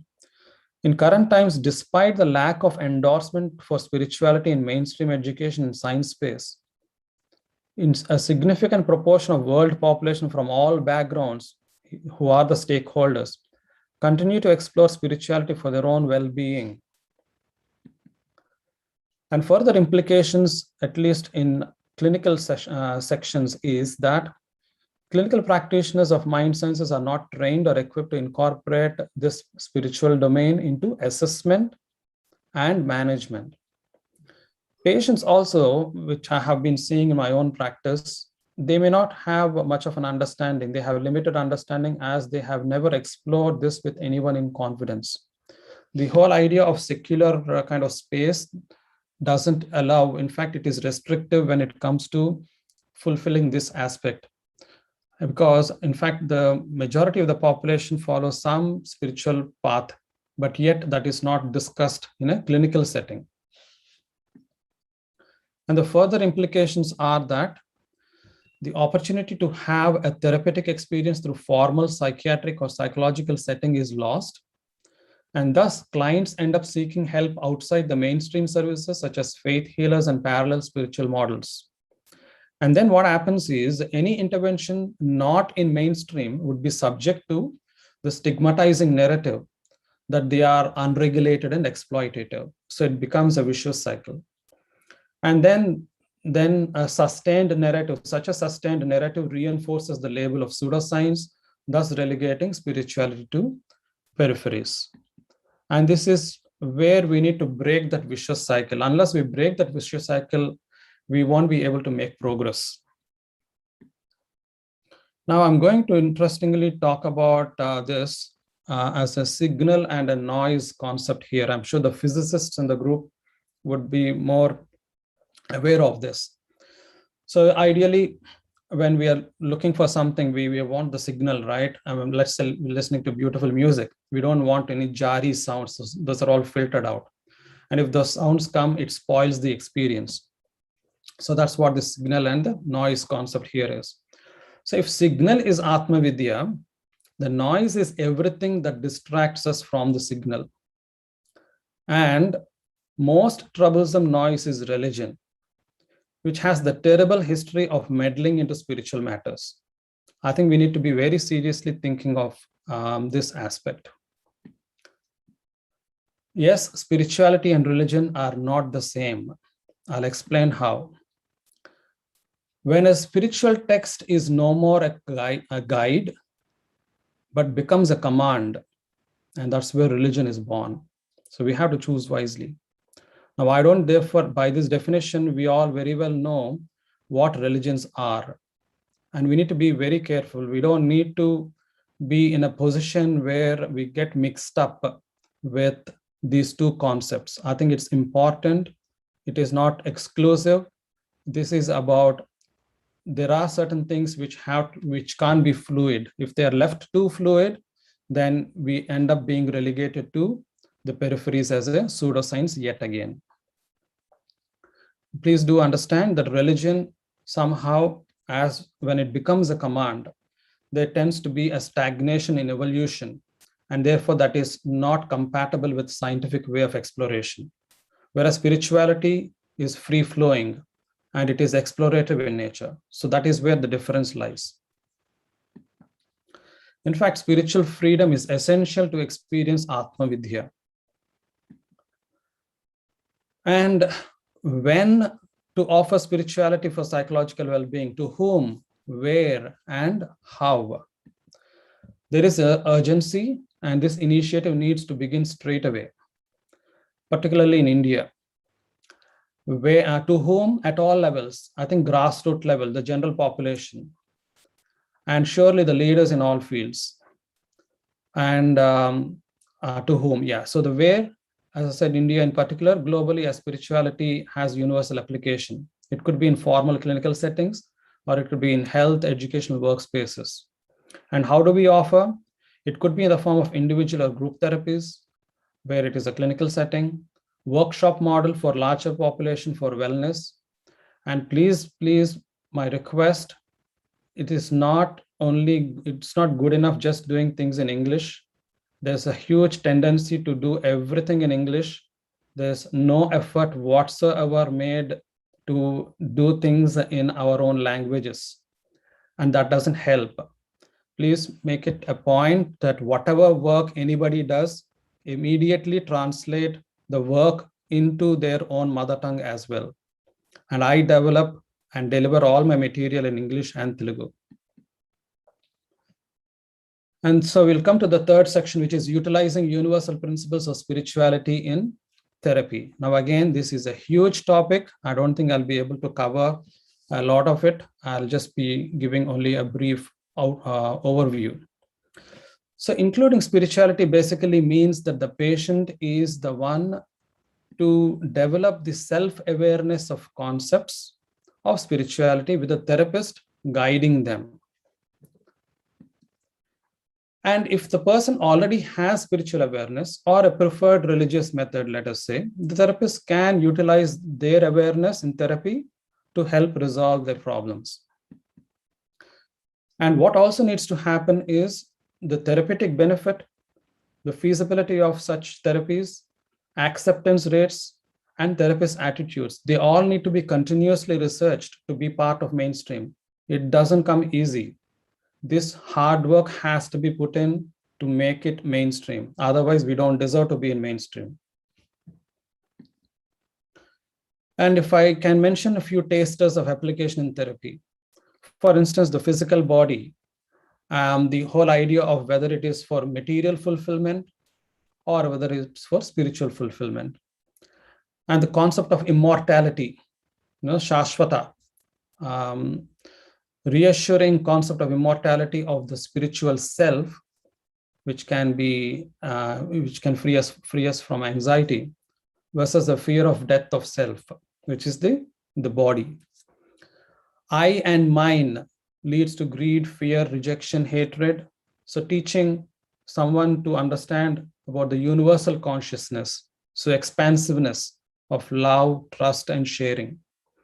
And then reality of soul, which is everlasting, constant, and all those things, versus the reality of material world.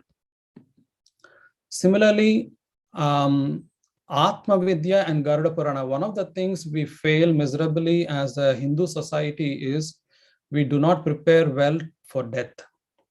I have not come across many who wholeheartedly accept death as a transition. What surprises me is the paradox in practice. In theory, the concepts wise, we should know very well that the physical body's disappearance is just one of those phases, whereas we are constant. But somehow in real life, among families, friends, and the society in general, there's a huge amount of fear of death or don't want to die kind of thing. I guess the difference perhaps is rather than death, it is possibly the fear of the suffering towards the end, perhaps. But whatever it is, we need to take, Garuda Purana, for instance, perhaps could be of help. And in fact, Atma Vidya itself should be enough to train somebody to prepare for end of life. Therefore, bereavement counseling, I have done a few bereavement counselings, especially using Atma Vidya concept for the individuals and even addressing the family as well.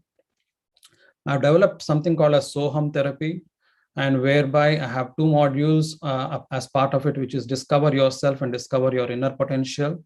And in Telugu, they are called Nato Na Parichayam Na Ananta Shakti. And these are based on Atma Vidya. Then Grihastha Dharma should be definitely used to develop premarital and marriage counseling. The divorce rates can definitely come down if we can help this. In fact, I believe that the Sanatana Vedic Dharma, there is no concept of divorce, and it is something which we have borrowed as a law. I'm not saying it's anything against it. I'm not saying that, but we can definitely help make marriages healthy. And I have also been conducting webinars, workshops on Bring Out the Best in You, the Sanatana Dharma way, where I also use the spiritual concepts for psychological well-being. Dr. Nalladi, I think you are coming to the concluding part of your... Yeah, almost finished, yeah. Just we have people staying in other time zones. We are running already late. And yeah, I'm actually in UK as well right now. Oh, okay. Yeah, you are just, in the same, just allow me a few minutes. Country where the person is waiting. So let us actually. Well, I understand, but I think I have also been waiting, if you don't mind. Yeah, please. Yeah. Thanks. Yeah. So developing the spirituality toolkit, I think one of the thing is that we can so sparing time and effort to know yourself is the first step. Figure out the true purpose of your life. Swadhyaya, learn universal spiritual principles through your own awareness or from a guru or through scriptures. Balance wisdom with logic. Wisdom works better with spirituality than logic. And of course, both are needed. And develop the viveka, the intellectual precision, to differentiate the dual choices in your life and to make right choices guided by your wisdom. Ultimately, we need to surrender to this process by constant practice to think well and feel well. I'll give an example here. I won't go into the details. When Rama is being exiled, Rama, as obviously he's hearing it for the first time and he's quite shocked. Now, interestingly, contrary to the impression we may have of a stoic nature of Rama, he actually was heaving heavily. And so he was definitely experiencing the somatic symptoms of anxiety, somatic symptoms of, let us say, the distress of the news. So we can say Rama's painful emotions there. Kausalya was distraught as well with grief and disappointment. Dasharatha, of course, his emotions were led by sensory-driven needs. Lakshmana's vengeance and anger.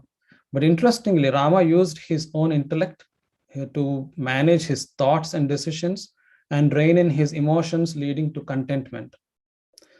Etaya tatvaya buddhya samstabhyatmanamatmana vyahatebhyabhisheke me paritapona vidyate. So he said, even though my consecration was thwarted, O Lakshmana, there is no feeling of sadness in me. In fact, I controlled my mind by my intellect. So what did he do? He actually, we can see the benefits of spirituality here. His own spiritual understanding is the reason why he was able to use his cognitive side of it to rein in the emotions. So the mental well-being, the hallmark of mental wellness, the thinking well, he was able to think well, and therefore he could manage to feel well, and therefore ultimately conducting well. And the final slide would be building a robust culture of research and development for evaluation of spiritual concepts for individual and universal well-being. So if we look at this, and if only we want to set up a university of Sanatana Dharma, for instance, the foundation has to be very firm. So the first thing is clear concept. I would think that subjective research is to be given a lot of importance. We need to find ways to quantify the subjective experiences. And once we have more and more evidence coming through, we need to use that evidence well in clinical assessments and management. And once we are able to do this, we are actually able to then train clinical practitioners, including spirituality in curriculum, localize it to be sensitive in linguistic and cultural nuances. And finally, we need to be able to assimilate spirituality in mainstream, in the society particularly. How do we do that? We can do through the educational campaigns for better acceptance and systemic evolution for individual and societal welfare. Thank you very much for giving me this opportunity. And Happy to take up any questions if there are any.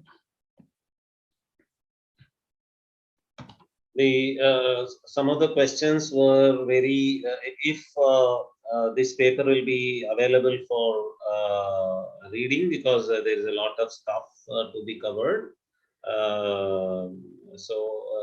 And they're probably also asking for the sharing of the PPT presentation and how to contact Dr. Malladi and those questions.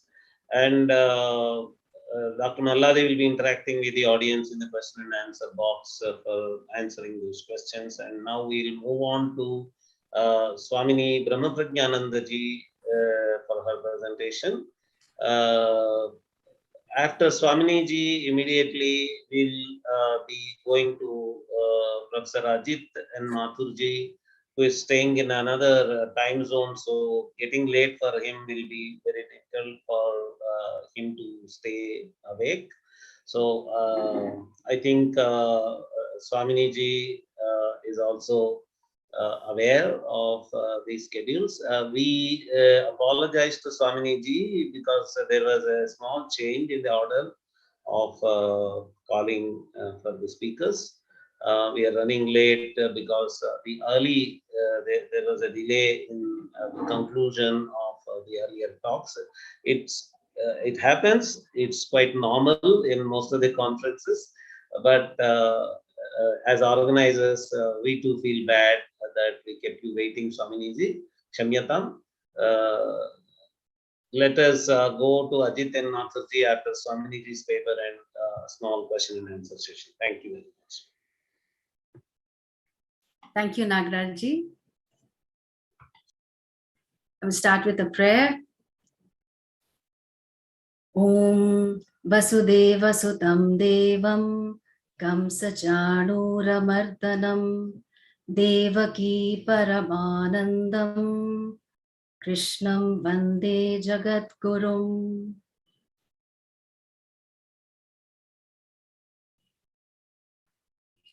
I want to share my screen now. I think the organizers will have to change the view.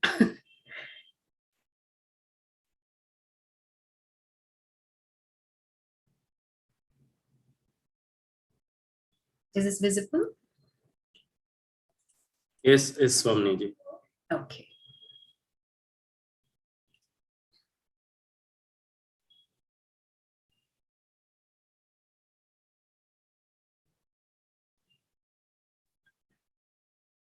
So my talk is how Bhagavad Gita can enrich modern psychology. I used to be a clinical psychologist and counselor once upon a time. And I was also involved with the Indian psychology movement. So this is a moment of nostalgia for some of us who were in the conferences in 2002 and 2004 in Pondicherry and being a part of the manifesto. So I'm not going to play the game of spot me if you can. Having been on that side and then now being a traditional teacher of Advaita Vedanta, there are a few things that I can say from the vantage point that I have. And it's very important to remember the historical perspective of modern psychology. So any discipline of knowledge is as much a product of its times as much as it is a creator of its times. And therefore, there are a lot of historical events that have shaped the development of modern psychology. And so besides there being a demand for treatment of World War veterans, what we call modern psychology is essentially Western psychology. And there we see the rise of individuality. We see how science became and perhaps still is the new religion. And it's interesting to note that there was a separation between the church and the state. Of course, despite all the pharmacology and all the therapy modalities, very, very high rates of psychological disorders. And of course, modern psychology has been enriched to a great extent, but it has happened through a lot of appropriation. So Sakshi Bhava became Vipassana, became mindfulness. Yoga Nidra became mindfulness-based stress reduction. Japa became TM, and yoga got reduced to only asana and pranayama. And so in the last few decades, what I see is that even amongst Indian psychologists, there is a hastiness to map a lot of Western concepts to equivalents in yoga and Vedanta. There is also a great, in fact, dependence on English translations of Sanskrit texts, and the rigor that is necessary to go deep into the Shastra is not there. Because there are, conference games that are played. And then, of course, there is a bypassing of practical tools that is present in the Shastra for effective living. And like someone very rightly said, that Indian psychology is thriving outside, academia in many ways. But still, even in the courses that have been designed, and when one looks at the curriculum, I see some of these things, and that's why I'm pointing it out. And so we have to take a leaf from how mindfulness has been commodified. And, when something is reduced to a technique or a tool, it's void of its ethical commitment. There is no ethical framework, and the vision of the social good is not there. And so, we will be the victims of it. So I again want to highlight that we can enrich modern psychology without diluting, dumbing down, or denying its Hindu roots. And that's very important. It's nobody's fault, but our collective responsibility to do that. When it comes to Bhagavad Gita, we have to remember it's a Yoga Shastra and a Moksha Shastra. So Yoga Shastra, of course, includes values, attitudes, orientations that help us live a life of self-mastery, and Moksha Shastra, which is helping us to discover the truth, or Brahma Vidya. It's very important that we don't psychologize the Gita, because the Gita, as my guru very rightly said, Gita, for that matter, Vedanta, in psychology, there is no solution. In Vedanta, there is no problem. So we have to be very cautious. I'm going to talk about 6 areas where there are problems in modern psychology and how Bhagavad Gita can enhance it. Now, again, historically, we have to be very clear about the perspective that because of Descartes and subsequent development, this mind-body dualism continues even now. And at that point in time, of course, the body operated on physical laws, according to him. And because they wanted to separate the church and the state, therefore, this dualism paradigm got established. Then, of course, Newton came along and he mechanized the cosmos with laws of nature. Of course, he threw God out of the picture, and Galileo, Kepler, and so on, they all did the same. And modern psychology, as we understand it, has largely been dwelling on the assumption of being separate and an individual. And so with all our therapies, we are just manipulating our psychological processes, whether it is CBT, where you're aligning to functional reality, or Gestalt, where you are being the aware ego, or client-centered, or even reality therapy, or even the others. The point is that how are you going to address the assumption of individuality that is separate from the total or the whole? Because that is taken as an underlying assumption. And, Jung, he was blessed because towards the close of his life, he did say, when asked, do you believe in God? And he said, I don't believe in God, I know. And that is the beauty of Bhagavad Gita, which will help us to know that the total. So the moment we use the word individual, there is a total that is implied. And so there are many verses in the Gita which refer to that totality, that from which all has come, that from which all is sustained, and that into which everything resolves. Aham Adi, Aham Madhyam, and Aham Antaha. So all these, I'm not going to, start chanting because I'm aware of the time. So moving from the paradigm of individuality to the total samashti is a very important contribution that Bhagavad Gita can make to modern psychology. And if we look around, whether you see people doing Surya Namaskar in the traditional way it's meant to be done, or people doing Pradakshina around the tree, or people doing Ayudha Puja, puja for the instruments, or people doing Kanya Puja. So basically what we're saying is that we see everything as sacred and there is connectedness of all forms. So there are different examples that are given in the Gita which are pointing to all that is here is Ishvara, all that is here is Bhagwan, which means that that individual which was isolated and alienated and suffering now begins to see that I am pervaded. The physical manifestation is pervaded by Pancha Mahabhuta, and that is pervaded by Bhagavan. So I am not separate. And likewise, the intelligence is also pervaded by Bhagavan. So immediately that sense of individuality is reduced. There is a sense of connectedness and so on. The second area is that I'm making a bold claim that modern psychology, in modern psychology, dharma is absent. And the solution of dharma as a universal framework of harmony is very, very important. Of course, as we all know, dharma is a non-translatable. There is no Hindu dharma or American dharma. Dharma is dharma. And again, we have to, do a little bit of a flashback to the historical perspective where Nietzsche, he secularized the word values and he delinked it from anything to do with religion and God. So, of course, it was very good for Christianity because it helped to free people from guilt. But then the problem that occurred was that values became a matter of choice and not a need or a pursuit.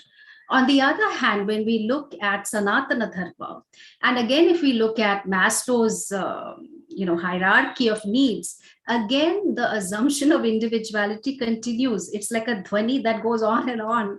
Okay, so this self-actualization, in our dharma, we cannot see the individual separate from the whole.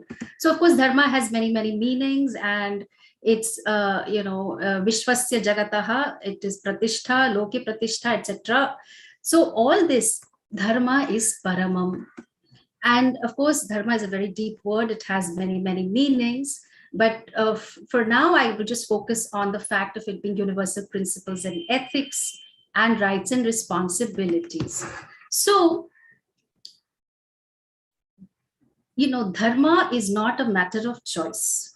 Dharma is the need that is present in every human being, which is not acknowledged enough by modern psychology. But we see it because we want to do the right thing.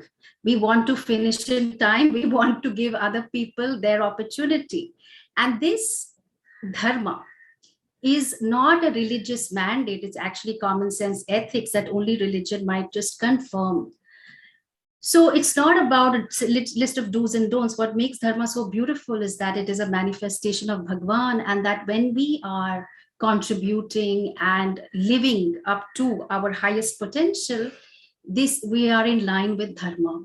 And that helps us to balance rights and responsibilities. Of course, it helps us to resolve a lot of psychological conflicts. Arjuna was not given medication or was told that, oh, you need to change your irrational thoughts to rational thoughts or any such, okay? The psychological manifestation of sorrow was a result of a dharma conflict, and at a deeper level, a spiritual problem and a conflict.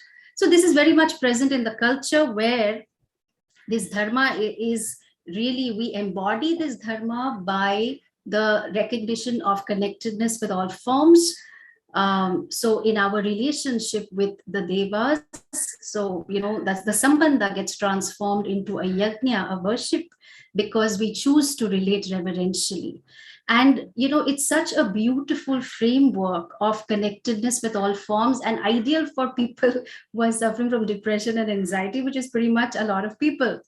Then our relationship with teachers through Rishi Yajna, with our people, guests, definitely with the environment. And so there's so much that ecology can learn from Bhuta Yajna, and of course our ancestors, Pitri Yajna. And so the third area that I want to highlight is that emotions are considered a problem in Western psychology. Yes, there has been some validation of it and saying that, oh, all emotions are normal and they are valid and all that.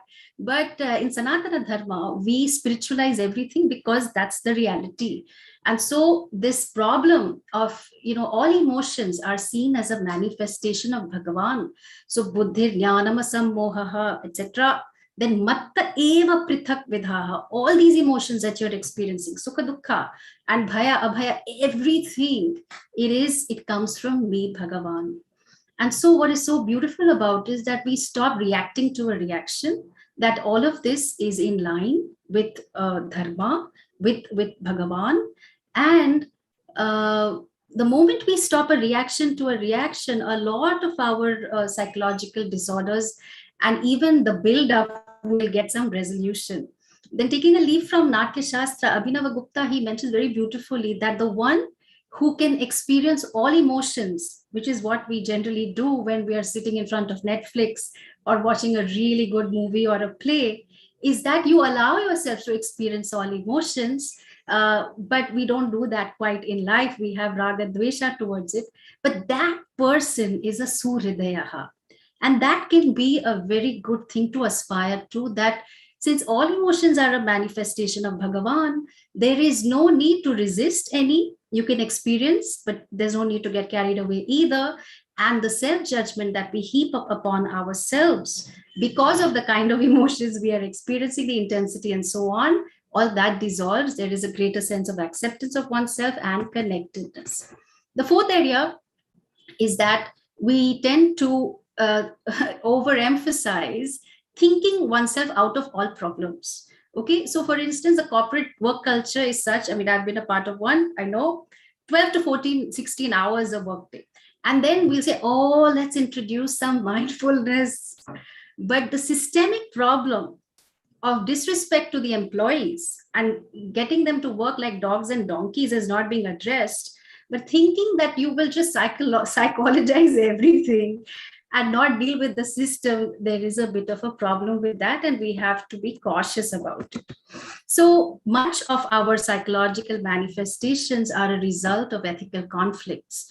And the raga dvesha psychology that is presented in the Gita is very, very sophisticated, and it shines the way forward for us to recognize that I might change my irrational thoughts to rational, and then I might do a lot of things, but what am I going to do with raga dvesha, which keeps me constantly reactive? And so through the disposition of karma yoga buddhi, but before that, also want to point out one more thing in modern psychology is that there's too much reliance on self-mastery independent of the total. So my own effort, and therefore we see burnout. I mean, I've had so many people coming to me suffering of burnout at the age of 25, okay? And because so much reliance on self-effort. But here we understand self-mastery through the disposition of karma yoga in the way in which we approach actions. And so because of the recognition of Bhagavan as the total, and we are no longer suffering from the hangover of delinking religion and spirituality. So Bhagavan is all that there is. Of course, it requires some humility and some grace to see it. But our approach to actions, that we align our actions to dharma and we learn to accept the results as prasada with a certain cheerfulness and a certain acceptance. And that has been the basis of the psychological health of a lot of Indians, Bhartiyas, and this paradigm, which might be present anywhere in the world. My last point, which is that in modern psychology, there is a problem of the mind trying to fix itself, and the solution of the mind as antakarna, inner instrument. And so, excuse me.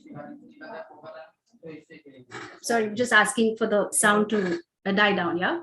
So here, the problem of the mind, but we already see it in mindfulness that we are able to see ourselves as distinct from the antakarna through Drigdrishya Viveka and so on.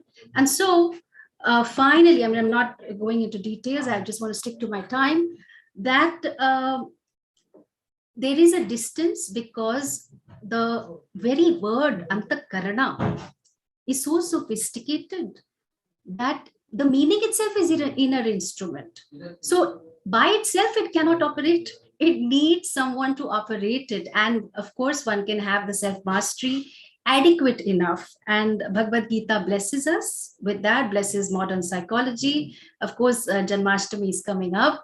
And so my prayers that we may delve deep, we may show the reverence that Bhagavad Gita demands, and we may enrich modern psychology. Om Tat Sat. Om Shanti Shanti Shanti. Pranams, Swaminiji. I am very glad to know that you are part of the manifesto group. And the whole group probably is now happy that a lot of work is progressing in that direction. Swaminiji, I see you to be adept at softwares. So you probably can go to the question and answer box and directly answer the questions from the participants. Now I invite Professor Ajit N. Mathur, one of the senior most professors, one of the senior most scholars in this area, and particularly he is on both sides of the picture. On the practice side, also he has been a senior practitioner of psychology, coaching, clinical psychology, management, OB, these areas. So Professor Ajit N. Mathur, over to you.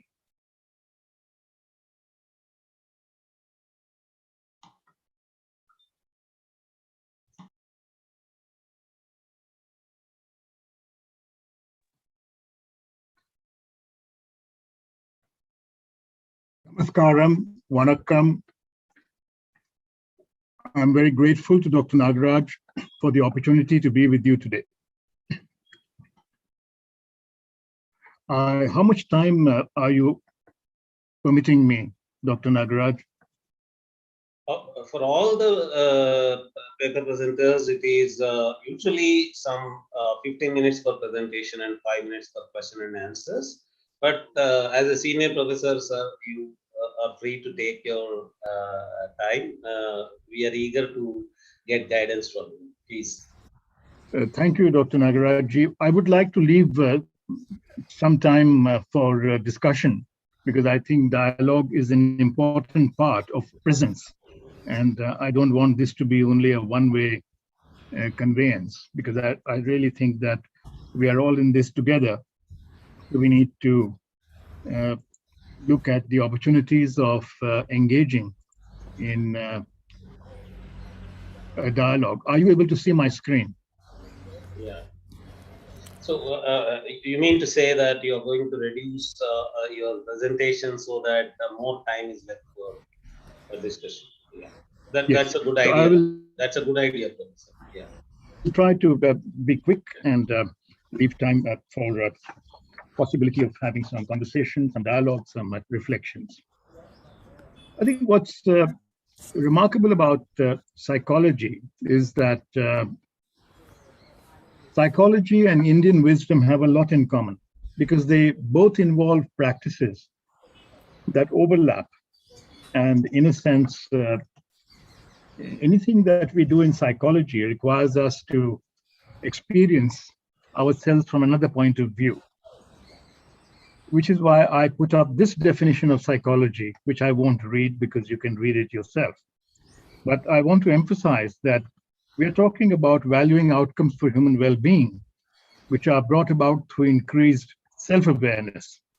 And the idea behind this is that the body and the mind affect each other, that the lived reality involves multiple layers and planes of consciousness, that emotions and affective states involve unconscious processes also, which impact conscious thoughts, feelings, and actions, that sleep and dreams have important restorative functions, that dreams contribute to our understanding about ourselves, and that a person's identity provides the continuity acknowledged by others. Yet, despite this being present in the Indian traditions for thousands of years, which Sir, has sorry to preceded. interrupt you. Can Yes. you please make it in a slideshow mode, sir? Aren't you able to see my slides? Yeah, yes, we are. But if you make it in a full view mode, it will appear nicer. Oh, Yeah, yes, that's of it. course. We are able to see the whole window of the. Are you now able to see my slides? Yes. Now it's perfect. All right. I should be able to also move it. So the Indic wisdom and psychology questions I have dealt with in a published paper, so I wouldn't want to go over that ground. But I want to highlight that despite the precession of the Indian traditions like Tantra, Yoga, Vipassana in the Indian terroir, and the subsequent emergence of psychology and psychoanalysis in the West, which we have also imported from there, the two traditions stand apart as if they are untouchables for each other. And it's remarkable that Girindra Shekhar Bose, who was the founding head of the Indian Psychoanalytic Society, which celebrates its centenary this year, disagreed with Freud all through their correspondence, which is known as the Girindra Shekhar Freud correspondence. And that Sudhir Kakkar, who is still around and who was referred yesterday as being a follower of Freud, also disagreed with Freud because he pointed out that in the Indian tradition, the Ganesha complex is far more pervasive than the Oedipus. And Girindra Shekhar had also brought up many, many differences in the way Indian traditions bring out realities of the living in the Indian tradition. So that's a topic by itself, and I would be happy to cover it another time. But at the moment, the issue that I'd like to place before you is in terms of two questions. As to what are the methodologies we would now like to be recovering, reviving, reinstating for discovering the missing elements and strings from the universe of Indic heritage. And the more important question is that how may we bring this knowing into our ways of life for enriching the thinking, feeling, acting for our behavior, norms, values, beliefs, attitudes in the present. It's remarkable that Erna Hock, a Swiss psychiatrist who lived in India and practiced in India, after her experience of Indian traditions, stopped distinguishing between taking care of the soul and spirit and taking care of the mind. And she's gone on record to say that she considered psychoanalysis and psychotherapy as spiritual endeavors. According to her, what is important, even when we talk about the negative aspect of what we call ill health or mental disease, the issue is one of the source of distress, such as bhaya, separation anxiety, or fear of a cosmic kind, and not necessarily the Freudian notion of separation from mother, or shok arising out of karma, moho, attachment, delusions, or ignorance. Yogic practices like tratak, pranayams, mudras, yoga nidra are also distinguishable from hypnotic states, because in these, we maintain consciousness in a waking state under the control of the self. I have gone into this in another paper, which is referred right here, and which is available for those who would like to go into it. I think it's also important not to forget something that's been pointed out by a number of speakers preceding me, that India has been derided, Indians have been put down. Look at this picture, created by Carl Linnaeus, the father of modern taxonomy, who pictured Indians as having tails like monkeys on the basis of a description offered to him by a drunken sailor, which he believed. Similarly, we are also aware of the amount of damage that was done by Max Muller, who is best known for his great collection, The Sacred Books of the East, which, funnily enough, were written to be able to denigrate Indian traditions in order to plant new seeds of the colonial advantages. I quote from a letter written by Max Muller in 1866. He says, "This edition of mine and the translation of the Veda will tell to a great extent on the fate of India and on the growth of millions of souls in that country. It is the root of their religion, and to show them what the root is, I feel sure, is the only way of uprooting all that has sprung from it during the last 3,000 years." Now, this is fascinating. When we look at the syncretic traditions of India, there's nothing official about it. It's just happened. India's civilizational record is like being a big sponge that has absorbed various kinds of influences without rejecting them. So you only have to visit Varanasi or Ajmer Sharif to see the confluence of cultures, or Bodh Gaya, where you see another confluence between Buddhism and Hinduism, or visit Hemis, where you see a confluence between the Nath Sampradaya, remnants of Christianity, and Tibetan Buddhism, or visit Kanchi, where you see a confluence of Kashmiri Shaivism, as well as what the Adi Shankaracharya brought with him from his travels. Or if you look at Madras and the traditions in Triplicane, which we have just been told about this morning, but also St. Thomas's Mount, and also Trivandrum, which is not mentioned on this slide, where you have some of the inscriptions in Malayalam belonging to the period of the Vedas. We also have Shravan Belgola, the Jain shrine in the south, which Hindus would visit, so would others from all persuasions. We have the Tarapeeth, the Tantric center, or we have Shantivanam in Trichy, which was created by the Franciscans and other Catholics sent by the Pope, who decided that they would not return back to Rome because they felt that 1 year was too little when they were sent out on a mission. And they eventually spent their whole lives in India, as steeped very deeply into the Indian tradition and felt enriched by it. But I think it's time that we decolonize our knowing through our experiential learning traditions, because there is a lot of colonizing influence that has been present. The earliest civilizational startings were, of course, marked by various kinds of curiosities, diversities, convergences, and differences. We speak of the Ganga Yamuni Tehzeeb, and we speak of the synagogues, the Chinese Tibetans. We speak of the diversity of India. But one thing common is the idea that I am in the body and have a mind and body, versus the notion the body is in me, bring up two different kinds of philosophies. We can also look at the influences that have come from the Rafai Sufis, for example, the resonance of sound at certain pitch of vibrations that makes the body invulnerable to cuts and burns.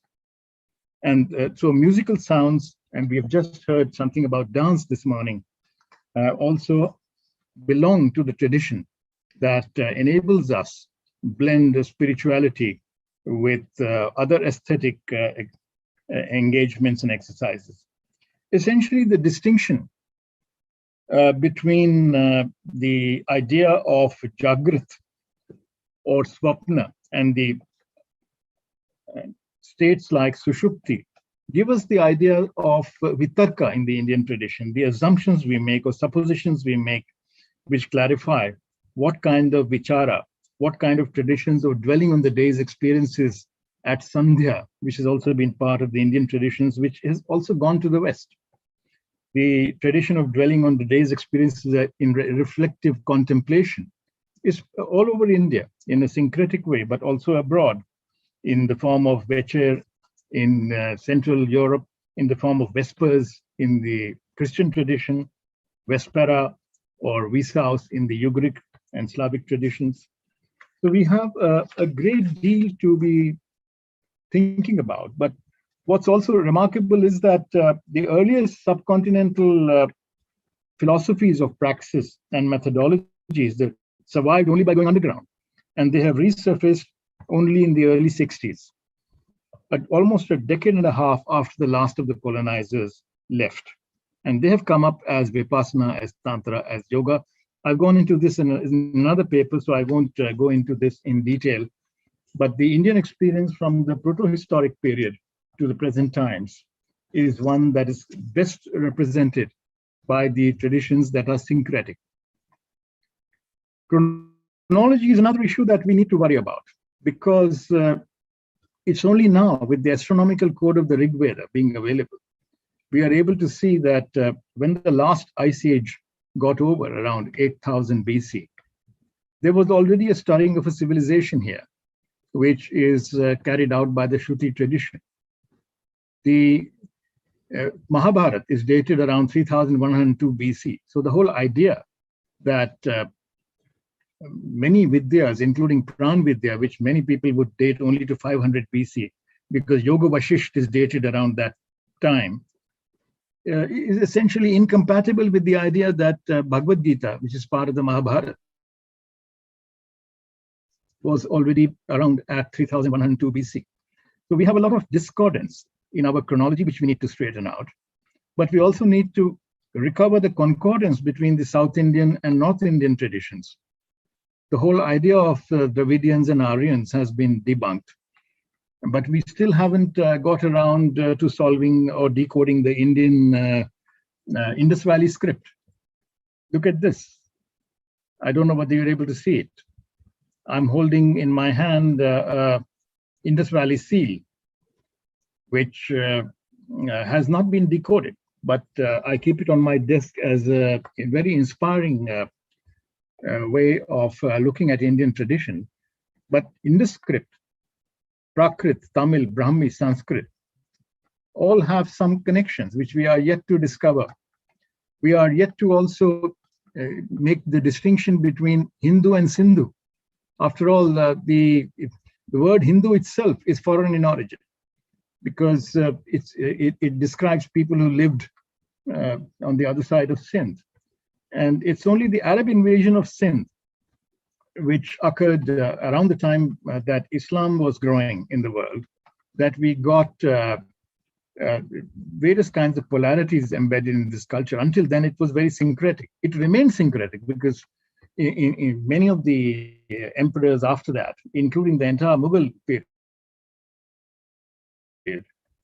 quite many of them were able to tolerate the syncretic idea. Some invaders were not. That's why we have the pillage of Somnath, which we still remember and mourn.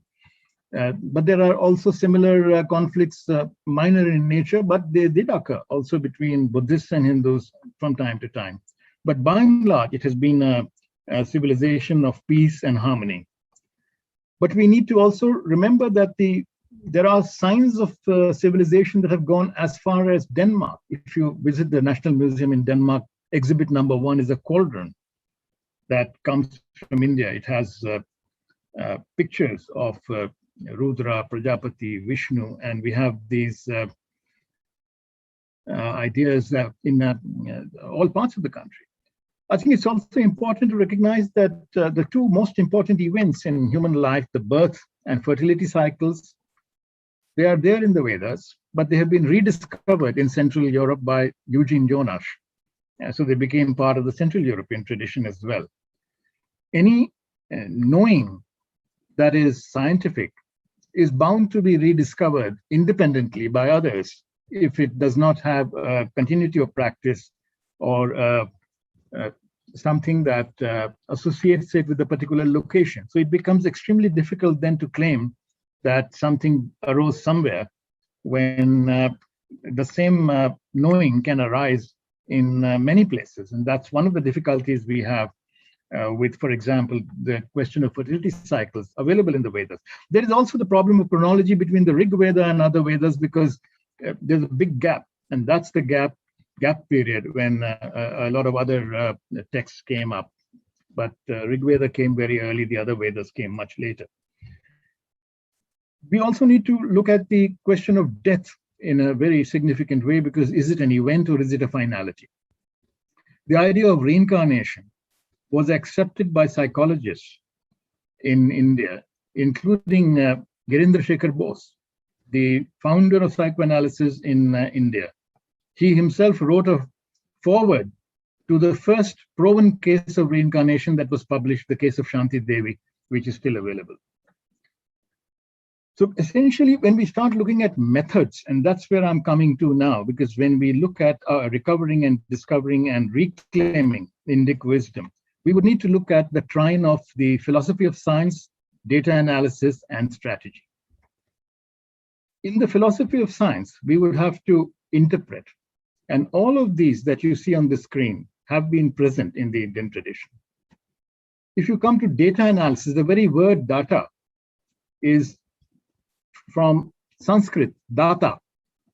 All the words that are Latin plurals in Latin, like data, agenda, stamina, they all come from Sanskrit. They describe the phenomena and methods that were present in this culture. So if we look at today's strategies and we look at the research methods that are available to us, we don't need to feel shy or embarrassed or diffident in not being able to embrace many research methods. We, of course, don't need to disclaim our own experiential learning methods that have their own meaning. If you look at the routes to knowing, the third route, which is from the unconscious to consciousness, is the most important, because the first one can be replicated by artificial intelligence in our times. The second one is already widely known all over the world. Of course, it did arise from the idea of Vishay and Vishi in the Indian tradition. But if we look at the question of passionate knowing, the aesthetic states that we have been also discussing this morning, then we need to look at not only the stopping disturbances of awareness, which is yoga, but we also need to look at the deeper insight processes of Rishi seeing, of looking at the body, looking at the collectivity of people as what is known as swarm intelligence in the West, but it's something that has been present in the Indian tradition. If we look at the evolution of consciousness, there are many common features in yoga, pranvidya, vipassana, reiki, heartfulness, which make it syncretic.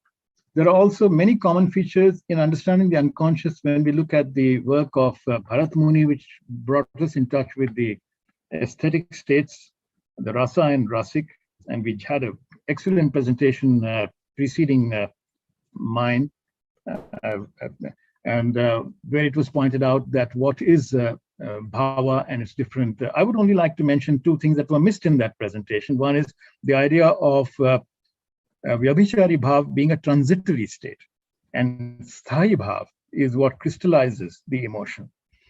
And that's what then enables the bhava to be, for a rasik to be experienced in an aesthetic way. But this also means that we need to recognize that there is such a thing as sanchar bhav, which was there in our tradition, which enables us to work with groups and teams and handle intra-group processes, intergroup processes. There is also the question of dreaming, harmony matrices, those are now Suggestipedia, etc. So this is these are the missing pieces of the puzzle that we need to really look at. It's also important what stance we take. If we are going to take the stance of acting upon, which is what social anthropologists did, they were giving themselves a status higher than the tribes and exotic cultures that they were studying. It deviated from the idea of humans being equal. This acting towards has the same, I'm sorry for the spelling mistake in benevolent, but the idea of acting towards is again fraught with hierarchy. Acting with is a viable option, but that means taking everybody along and testing out hypotheses for contemporariness. This is what the Vedas were all about. The whole idea of the Veda, the very word, is to bind that which cannot be bound and to test the insights in every contemporary generation to be able to build on them and remove those things that are no longer considered valid or we have better ideas about them. But acting against is also a dangerous thing. We should not be afraid of challenging and countering, but this cannot be the prime motive for claiming our own heritage. Our shared experience is about being able to grasp pictures in the mind collectively. But anything that's reached by will is not the only way we can reach knowability. We also have to look at elements like serendipity, which is a kind of akasmic prapti, or synchronicity, which is samkalik, or clairvoyance, which is siddhi and which we have been warned about, in the sense that gurus have always told their sadhaks that don't get carried away by siddhis. it would be a great blessing if you do not realize your own siddhis and are able to continue. Because if you continue the spiritual path as opposed to the religious path or as distinct from the religious path will eventually lead to dark tunnels. And these dark tunnels are also that tunnels that you have to go through. So it's also important to recognize not only these confluences, but also to recognize the kind of work that we can now do. And the work that has been done, I don't have much time to go around it, but we have been working with organizations, with family businesses, conducting mass observation exercises for communities, action research with artisans, entrepreneurs in communities, and with professions. The 7 dualities I just want to mention cannot be reduced to the binaries that can be wished away or that can be intellectually resolved. There is also a difference between buddhi and vivek. The capacity to discriminate, the capacity to discern is important, because buddhi can also lead to what the Greeks called kairos, cunning. But we are not concerned only with cunning. If we are concerned with dharma, then we have to worry about vivek a lot. And these 7 dualities will always be there. They're eternal dualities. We may be able to dissolve manifestations of these in the form of hundreds and thousands of binaries, but these 7 will remain. And I wonder if you would like to go deeper into it. There are some readings that I have, but we need to be able to move from religion to spirituality. That's the first step. The second step would be to go beyond spirituality to embrace reality, which is an even bigger step. So the question I need to ask you is, are you interested in working on your experience of the 7 eternal dualities? Thank you. I'll stop here and take some questions. That was wonderful, Professor Mathur. Your seniority and your deep delving into the topic, everything is reflecting in the deep presentation, profound presentation. So now the paper is open for questions. Sir, we use a webinar mode of the software. In webinar mode, we don't directly get the audience to start a question from the window. So it provides for a question and answer box where we get these questions. So if there are questions in the box, there is one question: what book would you suggest to approach for Indian research methods? That's an excellent question. I saw that question. It's from an anonymous attendee. Doesn't mention the name, but dear anonymous attendee, what I'd like to say is that there are methods and methods and methods. I mean, if you were present when Prasad Kaipa was speaking this morning, he was already hinting at the variety and the depth and the richness of methods that we have. Raghu Anantanarayanan, who spoke yesterday, spoke about also methods that we have, and there are immersive methods and there are also reflective methods. And if you want to look at some of these, there's a paper of mine called Inquiring Minds and Inquiry Frames, and I'll be happy to share it with you if you send me an email. And the other papers are already mentioned in the my slides, which are available to you from this presentation. So you could begin by looking at these 4 papers.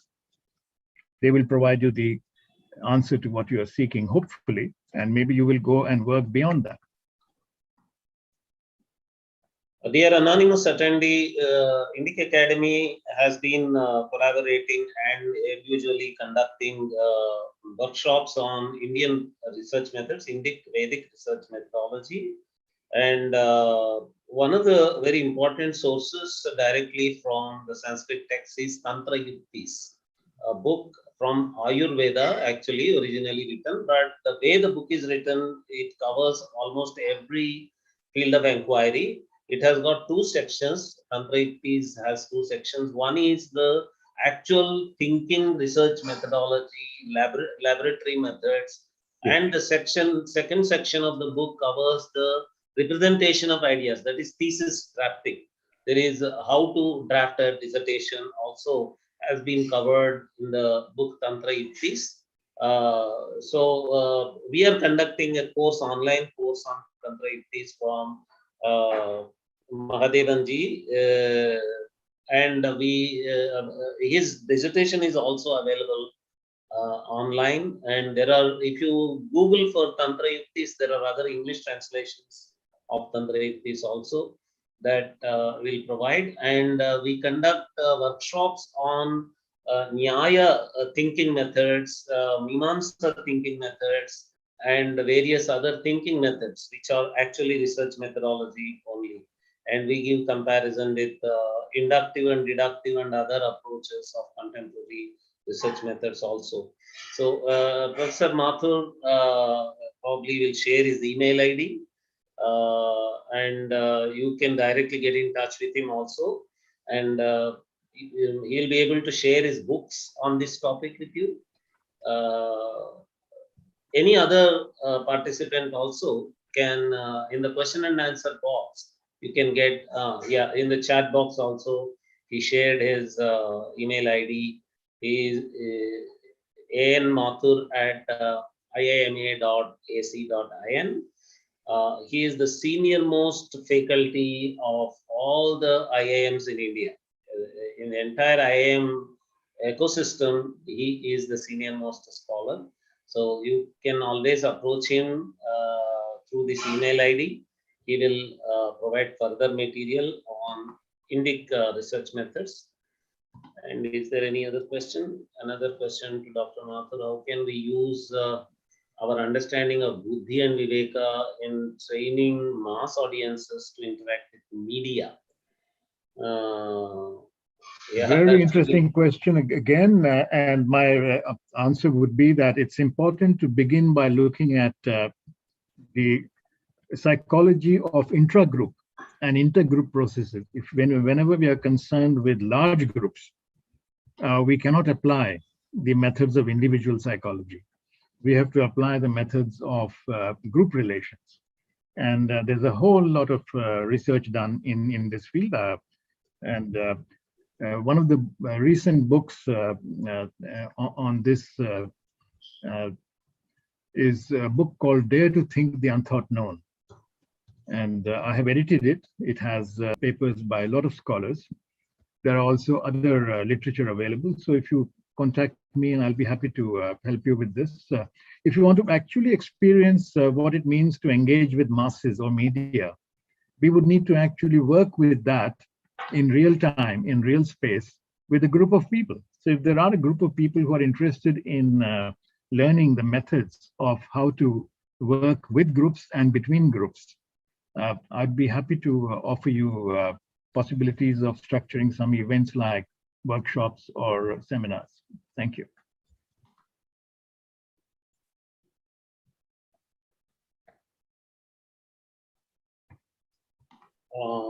We seem to have answered all the questions in the question and answer box. Thank you very much, Professor Mathur. Now we'll move on to the next paper. The next paper is from Sri Raghu Anantanarayanan ji. And there is another paper, Saraswati Saras, Multidimensional Features and Perspectives of Parenting in Hinduism and Modern Psychology. And I think now we are already approaching 2 o'clock.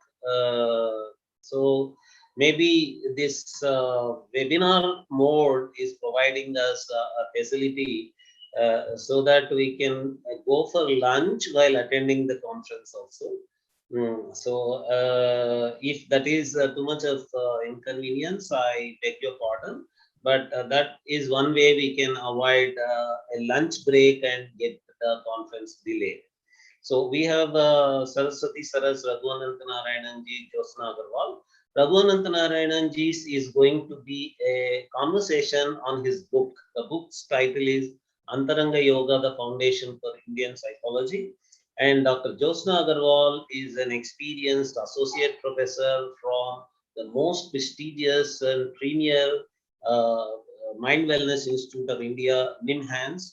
Her topic is relationship with God in Hindu traditions, a mental health perspective. Very, very interesting. Nobody would have imagined that that kind of a topic can be there. And that too from a professional psychologist from the premier institute.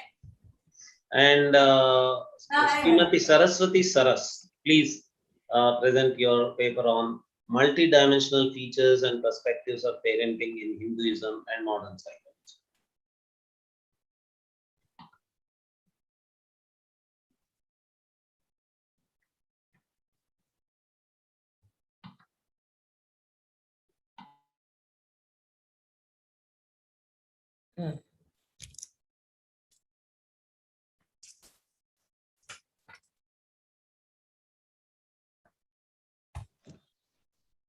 Please tilt the monitor a little bit so that forward. Yeah, that's better. Right? Yes. Am I visible? Are you able to see me? Yes, this is better. Am I audible? Yes, yes. Please go ahead. Thank you. Sadashiva Samarambam Shankaracharya Madhyamam Asmatacharya Paryandam Vande Guru Parambaram. Namaste to all.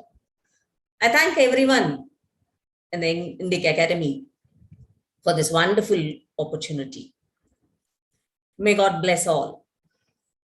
Parenting in Hinduism and modern psychology. That is my topic. Parenting is the art and science of making the next generation. This paper, whom I'm presenting, is intends to present a world view which makes parenting a liberating experience. Adhering to the principle of the Paramacharya of Kanchi, this paper derives its content and inspiration from the voice of God, a monumental work based on the words of Kanchi Mahapariva, the 68th Pontiff of Kanchi Kamakoti Peetham. It is a repository of dharmic knowledge and inspires one to lead a life based on dharma, which is the core of Bharat. Slide 1. Excuse me.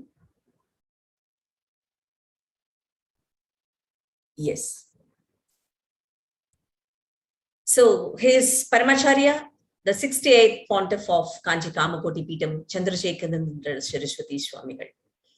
Next. Parents as progenitors. When a flower doesn't bloom, you fix the environment in which it grows, not the flower. Sir Alexander Den Hager, and Atharvana Veda also says, children should grow in the awareness of the brotherhood of man and the fatherhood of God. If no provision is made for this kind of an atmosphere and this teaching, we are denying them their due. Karma and dharma. Next slide. Dharma is for the dualistic world of karma and is within the realms of avidya. Non-dualistic world is not opposed to dharma, but is beyond dharma. All physical science deals with the law of cause and effect. The cause and effect is vicious.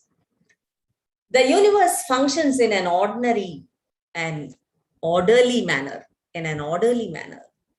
Because of the cosmic order which we call as RTA and dharma is what sustains the same, the cosmic order. Next, develop Atma Gunas. Daya. There are 8 gunas or qualities that a person has to develop. All human. Daya, love for creatures. Shanti, patience. Anasuya, free from jealousy.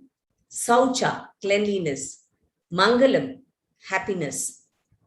Akarpanya, karpanya, miserliness. Apruha and spriha, desire or grasping nature. Anayasa, feeling lightness. But Hinduism goes one step further by prescribing various samskaras involving specific activities that help one to develop good qualities. Good qualities are the need of the hour. Next, role models from Itihasas and Puranas. The Puranas are the magnifying glass of the Vedas. The principles and rules of Dharma that are briefly dealt within the Vedas are enlarged or elaborated. They are elaborated upon in them in the form of stories. Stories. Paramacharya here says, in my opinion, the Puranas are history. History must be taught along with the lessons in Dharma. Only then it will serve the purpose of bringing people to the right path. And the Puranas precisely do this. Next, Tripuredya, the principles, mother, father, acharya. Let us see the importance of the three as discussed by Paramacharya. Matruman. Matruman is the one who is rightly trained by the mother in childhood. Pitruman is the one who is guided on the right path by the father once grown up.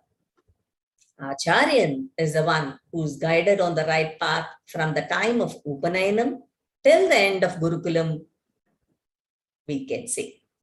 But responsibility sharing is a big discussion in present days. We see the father and the mother held responsible for any misleads of child. Yes, any misleads of child, the father and the mother are held responsible. And schools, the extent of expelling kids for bad characters. How beautiful would it be a system if all the three, the father, the mother, and the school, work together without giving up on the child. Wow, God bless us. Changes are inevitable. Next, philosophical concepts may or may not be within our reach. We may not able to reach, but love is a language that all understand. The universe only pretends to be made of matter. Secretly, it is made of love, says Daniel Pinchback. Currently, we see many views that presents motherhood as a burden for women, for it dents her career years, puts a toll on her physical beauty, and pushes her into postpartum depression. But in our culture, Sanatana Dharma, a woman was given extra care and was made to feel special in all the ways possible during pregnancy. She was celebrated as a queen, conducted, or she was made as a queen. Next, samskaras, the practices. Samskaras are refining or purifying. Dharmasastras deal with samskaras as tools that purify and make one fit to be united with Bhagwan, Paramatman. For example, while cultivating rice, it involves series of steps for the rice to be brought to the consuming stage. It has to be brought to consumable stage, isn't it? In the same way, our sages have laid down 40 samskaras as a series of rituals where karma is performed to purify both the antaranga, that is internal, and bahiranga, external. A sacrament involving mantras is only samskaras. Next, samskaras that are relevant to parenting. Garbhadana, for example, if a mother takes a medicine, the baby is nourished, isn't it not? In the same way, the inner thoughts and the feelings of the parents will affect the fetus, and its character will be shaped accordingly. Now, in the slide, we are able to see ancient Indians knew the science of fertilization without microscope. The images of fertilization are seen there are from Varahamurthi's temple at this place, Tamil Nadu. The temple is claimed to be 6,000 years old based on some legendary aspects, stages of development as per Garbha Upanishads. In the same way, photos of growth of fetus and their positions in the mother's womb are carved as images in the Bhairavar temple in Tirupur district, Tamil Nadu, thanks to our ancestors. Dharma Shastra prescribes the time from 4th day to 16th day in period cycle of a would-be mother good for conception. Pumsavana, the Shastra says, Pumsavanam vyakte garbena nischayen.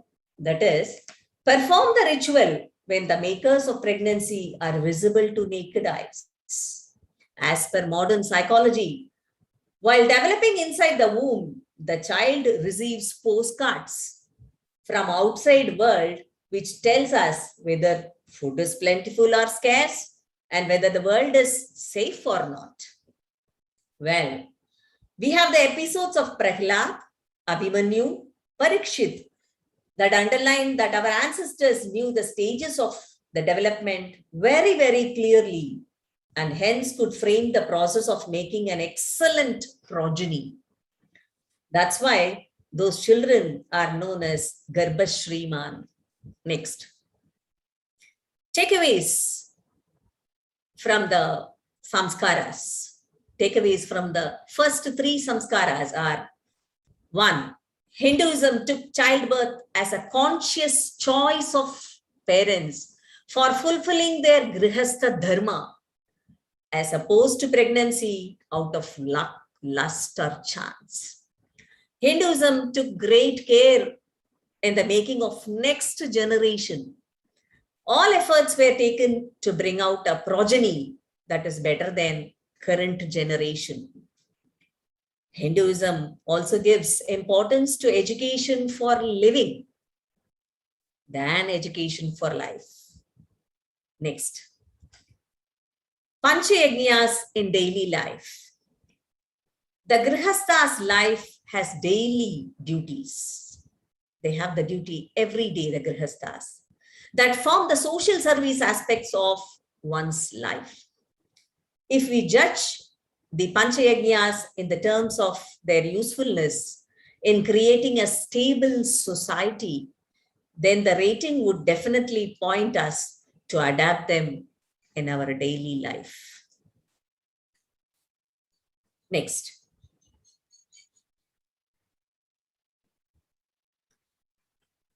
The Brahma Yajna, Deva Yajna, Pitru Yajna, all these are Panchayagnyas.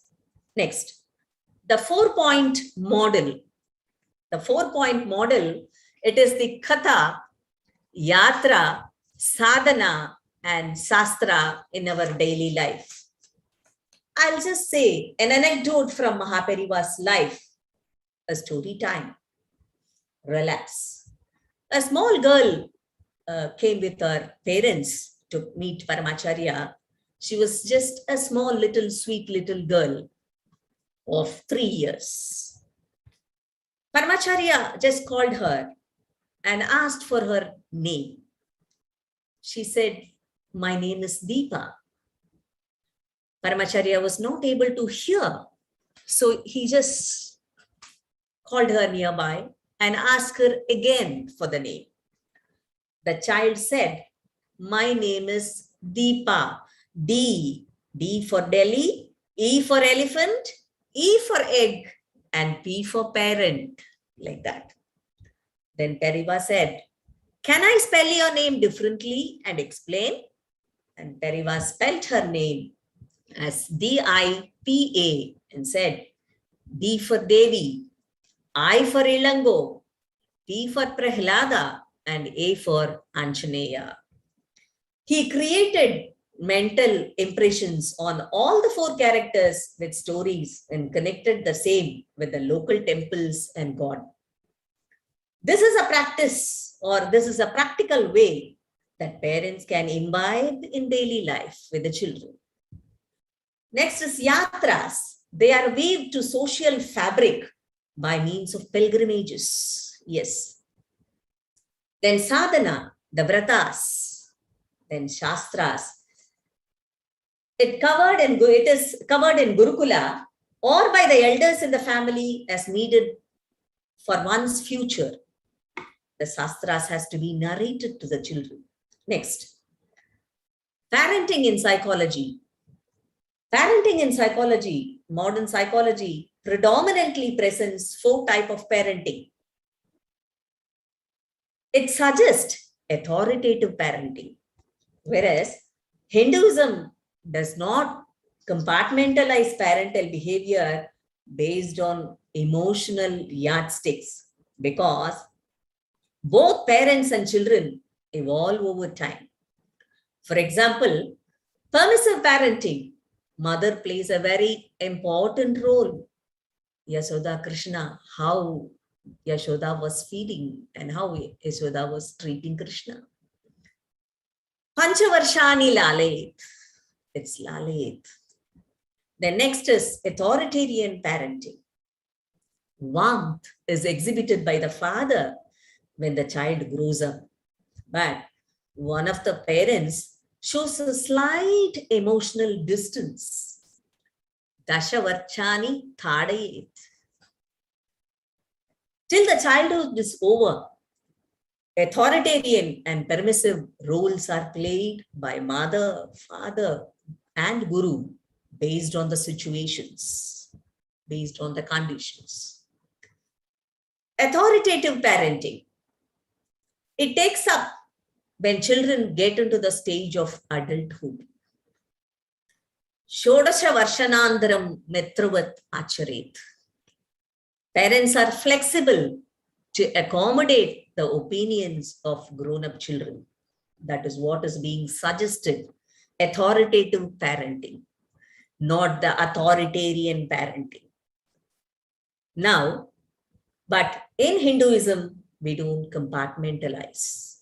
Parents are flexible to accommodate, where in authoritative parenting, the opinions of grown-up children.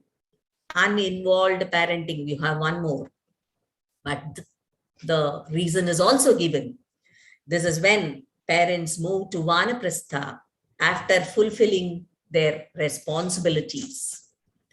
The responsibilities are passed on to the next generation, and parents focus on their spiritual path, avoiding conflicts in decision-making and the much talked about the generation gap.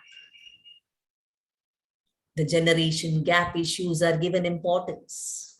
So, the depth of Hinduism is a moving parenthood along fixed principles. Yes, that is the advantage of Hinduism. Takeaway to parents. Next slide. It's clear that Hindu Dharma has invested time and energy to scrutinize various aspects in a depth that the current psychology is yet to dive down. So, the start of parenting, before conception, post-conception, it's given. I conclude by saying Hinduism offers an organic and dynamic system which is self-sustainable. Put into practice, it can meet any expectations due to the large and cohesive support base that is established. No child is left to the hands of fate, for the society takes the responsibility. As inheritors of rich civilization, we are given the fruits of the efforts of many great beings who had nothing but love and compassion for mankind. They have created day-to-day traditions, embedding principles that makes parenting a liberating experience. Janani Janma Bhumischa Swarghadapi Gariyasi instill patriotism in our young minds. The ultimate aim of being born in this land, Bharat, is to uphold dharma. Thank you, ma'am. I think that is the conclusion of your paper. Yes. Is there anything more? No, I just wanted to say Jai Jai Shankara, Hare Hare Shankara, the school of thought. Thank you very much. I am also a great devotee of Paramacharya. Yes, sir. We're all. And Dr. Mala Kapadi, are you there? She has been contacting me for child psychology related material in our Shastras. And you have provided a very rich and treasurable source for such people who are looking for child psychology. Particularly, parenting is a specialty within child psychology area. I think your work needs to be grown into a book, a full book. We'll be ready to publish that, ma'am, if you are coming up with a book. Yes, sir. On this topic. Sure, Thank sir. you very much. Thank you very much. And I have applied for fellowship also, sir. Oh, okay. Thank you. To you, yes. On research on voice of God. Oh, good. Oh, that's a different topic. Yes. We are talking of child psychology. Yes, sir. I can do it, sir. I can do it. So please answer questions in the question and answer box. Yes, sir. Yes, and now we are moving on to Sri Raghu Anantanarayananji, who is the senior most in our ecosystem. Okay. Raghuji, his book, Antaranga Yoga, is going to be introduced through a conversation between Anita Balasubramanianji and Raghu Anantanarayananji. Thank you so much, sir. Thank you, Nagrajji. Thank you. Hello, Raghu. Namaste. Thank you. Hi, Anita. Hi. So let me just start the conversation by having also been involved in this process with you for about a year now, more than a year and a half, with Dr. Lata and Dr. Anantaranjpe as well. To give people an idea of what brought you to this place of writing the book and its relevance in today's context, and what gap does it address? Okay.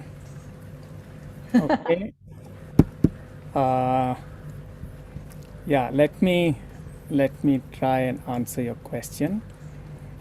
See, there are 2-3 things that has brought me to writing this book, or publishing it finally, because the book writing started, as you know, long back. When I first met Deshikachar, he had asked me why I want to learn yoga, and I had this idea that I had to do something to do with yoga and psychology, right? And I didn't know either of them very well, not that I know too much now, yeah, but whatever. So one of the things that happened was I was also, after starting to study yoga with Deshikachar and Krishnamacharya, I had also been working with Professor Pulin Garg from IIM Ahmedabad. So I was sharing with Professor Garg some of the ideas from the Yoga Sutras, and he was extremely intrigued because Professor Garg is one of the pioneers of reflective, self-level encounter group work in India. So he came over to Chennai, stayed with me for 2-3 months, and we would go and discuss with Deshikachar and occasionally meet his father also. And between Deshikachar and Professor Garg, they came up with the idea that there is what Krishnamacharya used to call Antaranga Yoga, was completely in the realm of psychological transformation, right? So the entire work started with these dialogues, and I was avidly writing notes, and then we put together these notes in the form of an initial document, and we were shaping it into a book when Professor Garg fell ill and some other things happened, so the work got suspended for some time. Right, and a couple of years back, Dr. Nambiar from KYM was very keen that I start some work with KYM, so he invited me and we put together a small team. Yeah, Dr. Jayaraman was part of the team. There was Sridharan, who was a very senior teacher in KYM. Then there was Dr. Lata Satish, another very senior teacher. And of course, there was you and me and other people who came in, right? So we took this manuscript, and there was a project that we started called Self According to the Yoga Sutras. Went through the old documents, reviewed them, compared it with some of the understandings that Lata, Jayaraman, Sridharan, and all of them had from their various discussions with Deshikachar. And the book is an outcome of all of that. Yeah, I just thought I would show the cover, Anita, of the book. Yes, please. Yes, Raghu. Maybe that can just be there on the screen. Yeah. Yeah, can you see that? Yes, very clearly. Okay. Yeah. So that is in brief the history behind the book. So it's been a few decades in the making. Yeah. And for me, it's a great event that it was possible to put together all the work that I'd done with Deshikachar into this book, because for me it's a great honor to have been able to do this with Deshikachar and Krishnamacharya to start with, then with Pullan, and then with the help of Jayaraman and Sridharan and Lata and all of them, to be able to bring it to completion and offer it back to KYM. Yeah. So for me, it's like a whole circle of a journey ended. Yeah. So now I don't know what to do next. I don't think there's any dearth of that, Raghu. So just stepping off from there, you talked about the looking at the self and its transformation, and that being the core of Antaranga Yoga.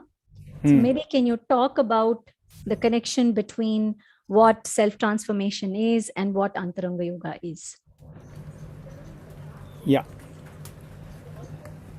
See, I don't think people recognize that, that yoga covers a whole movement of the mind. It starts by describing the Kshipta Chitta, the Muda Chitta, which are very much superficial kinds of minds, and goes all the way to talking about a mind that's capable of ekagrata, samadhi, and then all the way to nirbija samadhi. So the range of movement, the range of transformation that yoga talks about is very, very wide. Now, what has happened is, if we do a mind experiment, a thought experiment, we'll understand why Antaranga Yoga needs to be explained again. Right? Now, supposing every time I told you water and I showed you two pictures, I either show you a picture of ice or I show you a picture of steam. Right? So you have this impression in your mind that water is equal to ice or steam. And, I'm a poor Indian who studied with a master. So you come and ask me for water and I come and give you plain water. You think something is wrong with me. And I have to explain to you what water is. Yeah, we're in that sort of a situation today. Because whenever we talk yoga, we are either shown somebody in a posture, mostly Bhagirathasana, as the epitome of asana, or you're shown somebody with closed eyes, or not even somebody, just an outline of somebody in a sitting in meditation. But the plain water is in the middle, right? And water can be asana practice, it can be something further, but you have to understand water to understand all of these. Antaranga Yoga is exactly this portion, and the way Krishnamacharya has described the Yoga Sutra is that it consists of three parts. One is the Bahiranga, which is Yama, Niyama, Asana, Pranayama. Pratyahara becomes the bridge, and Dharana. These two are more or less the bridge. And then you go into deeper states, which are also part of Antaranga, and then you come to Parama Antaranga Yoga when you go into Samadhi and beyond. This intermediate process is extremely critical, and he's emphasized that, especially in Kali Yuga, understanding asana, pranayama, yama, niyama also as Antaranga practices is very important. Okay, so the way he describes it is that since the mind today has been very badly influenced, I mean, he's talked about colonization also, and he's talked about the various practices of child rearing, the world, how we live and all that, and says that the mind is in chanchalam all the time. So understanding something, let's say as simple as ahimsa, requires us to look at it as a mirror and to understand what are my impulses, what are my compulsions, when is it that I'm acting with Maitri and Karuna, what is it that prevents me, what is it that enables me, and so on. So he takes this self-reflective process, which is enshrined in the Yoga Sutra as Swadhyaya, as a very critical aspect, right? And he's also said, which is Shankaracharya said and other people have said, that before you understand anything of the deeper aspects of reality, your mind has to be capable of viveka and vairagya. And the practice of what Shankaracharya call Shat Sampat has to be something natural. It has to flow. So compassion, Maitri and so on cannot be forced. It obviously cannot be forced. But only a mind for which conduct in the world has this natural flow of Maitri and Karuna, where the mind is capable of Viveka and the mind is also capable of Vairagya, is actually capable of even entering a question like what is Brahman. So this portion of yoga becomes very, very critical, right? And if you take a modern context, and this is again something that Krishnamacharya has talked about, Deshikacharya has talked about, several conversations they've had, where there was once a question which said, you know, what's the basis of ethics in India, kind of a question. So what Krishnamacharya said is that if the person is steeped in yoga and he has a clear mind which is then inquiring into reality, then ethics is a fundamental ground on which this person stands. Raghuji, can you hold the book in your front so that throughout the conversation, audience are able to see the cover? Okay. No, I think just maybe screen share the cover. Yeah, is that okay, Nagaraj? Yeah. So throughout the audience will be able to see the book. Yeah, please continue. You can see it now? Yeah. Yes. Right? So all of these are processes of self-reflection. It's 14:30. Right? Yeah. And there are many, many methods that he has talked about. So we've tried to put all of that together and give an understanding both of the structure of the mind as it's found in the Yoga Sutra, and how this mind is caught in certain states which are not amenable to deep reflection.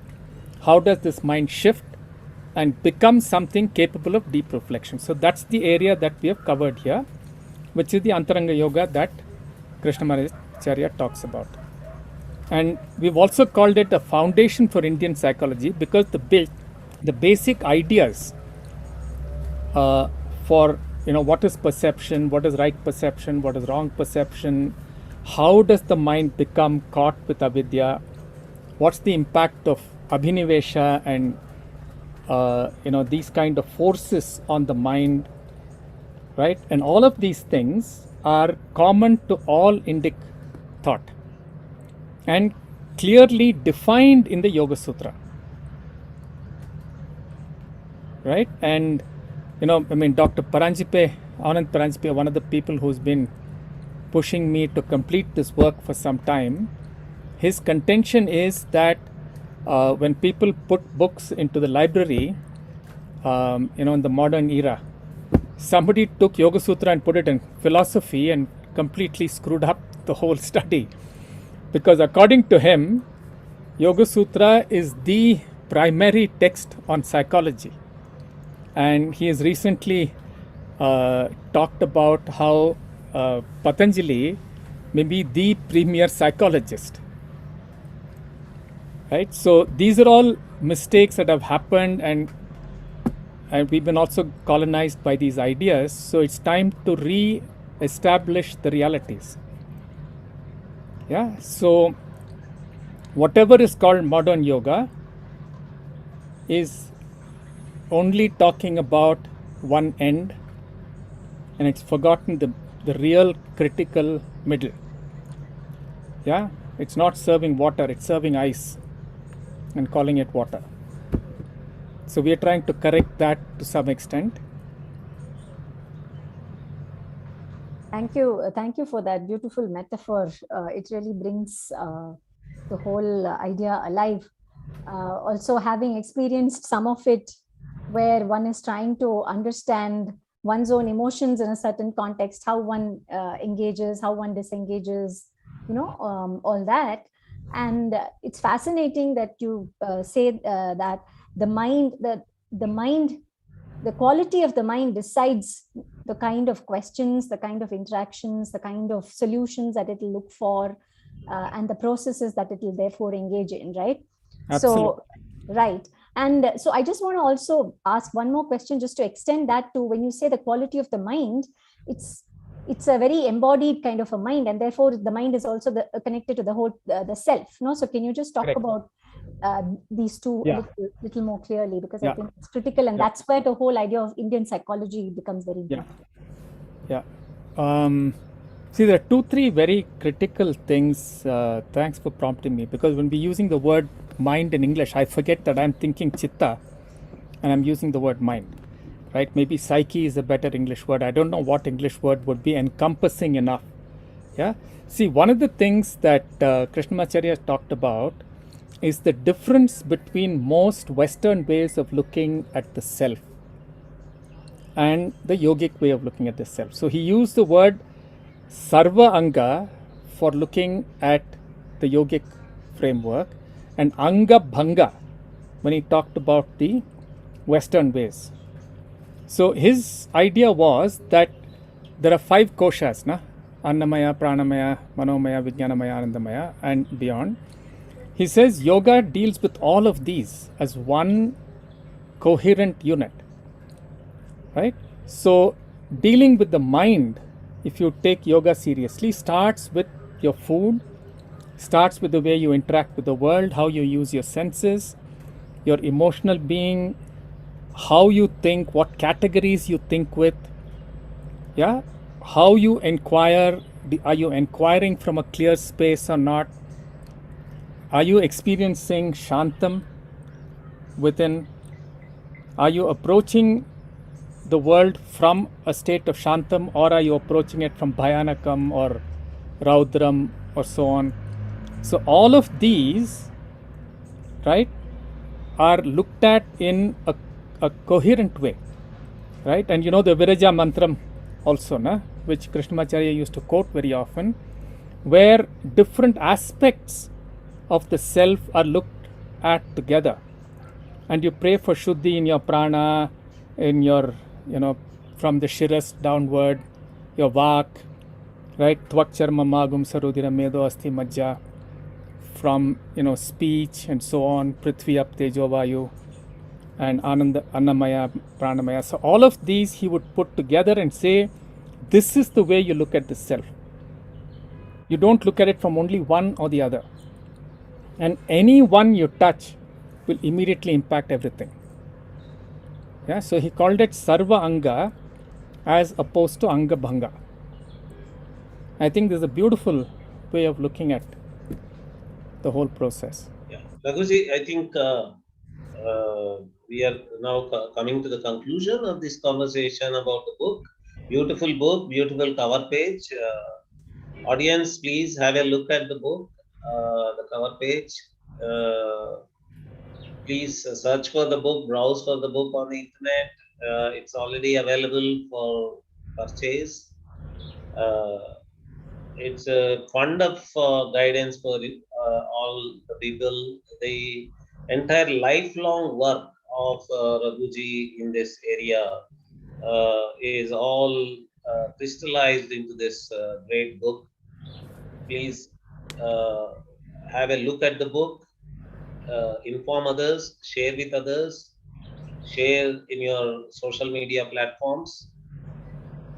Inform the entire Indian psychology world about such a wonderful book. Thank you very much, Sri Raghuji. Just one small thing, Nagaraji. I think the book is going to be available through Krishnamacharya Yoga Mandiram in their website. I don't know if they're going to be putting it up on Amazon or not as yet. But I think if people look into KYM website right now, they should be able to get an idea. And there is a question from Srimati Kanchan Gagate to Raghuanantha Narayananji. And Saraswati Sarasji, there are two questions to you in the question and answer box. Are you able to see the tab at the bottom, Q and A? Saraswati Sarasji? Can I just read out the question for Raghuji, because that's connected to also what he was just sharing. Maybe he can just. Yes, sir, I'm seeing this. Yeah, so Saraswati ji, you please answer those questions in the box itself. Yes, sir. Yes, Yeah. sir. Now Yes. I invite Dr. Josna Agarwal from NIMHANS to present her paper. Before that, probably Anita ji is going to read out a question. Yeah, please. No, I was just saying that I think it's a good closing because what Raghu was mentioning about the idea of self. And the question is, when we say self-transformation, is it about realizing Swarupa and not a journey from becoming bad to good? And I think maybe that can be tied also to what you were saying. Yeah, there are no categories like bad and good. There is the whole idea of whether the chitta is covered with avidya and how to dissolve avidya. And along with dissolving avidya, a sense of self also gets dissolved, which is called the asmita level of self. And much deeper, much more subtle levels of self arise. Yeah, so maybe one can say that one swadharma comes up, because the Yoga Sutra clearly says swadhyayat ishtadevata samprayogaha. So your deepest potentials, your divine potentials will start manifesting once you start dissolving the layers of avidya. After that, a much deeper level of understanding the formless divine and all that comes up. And those are part of this Prakriti. They're not separate from this Prakriti.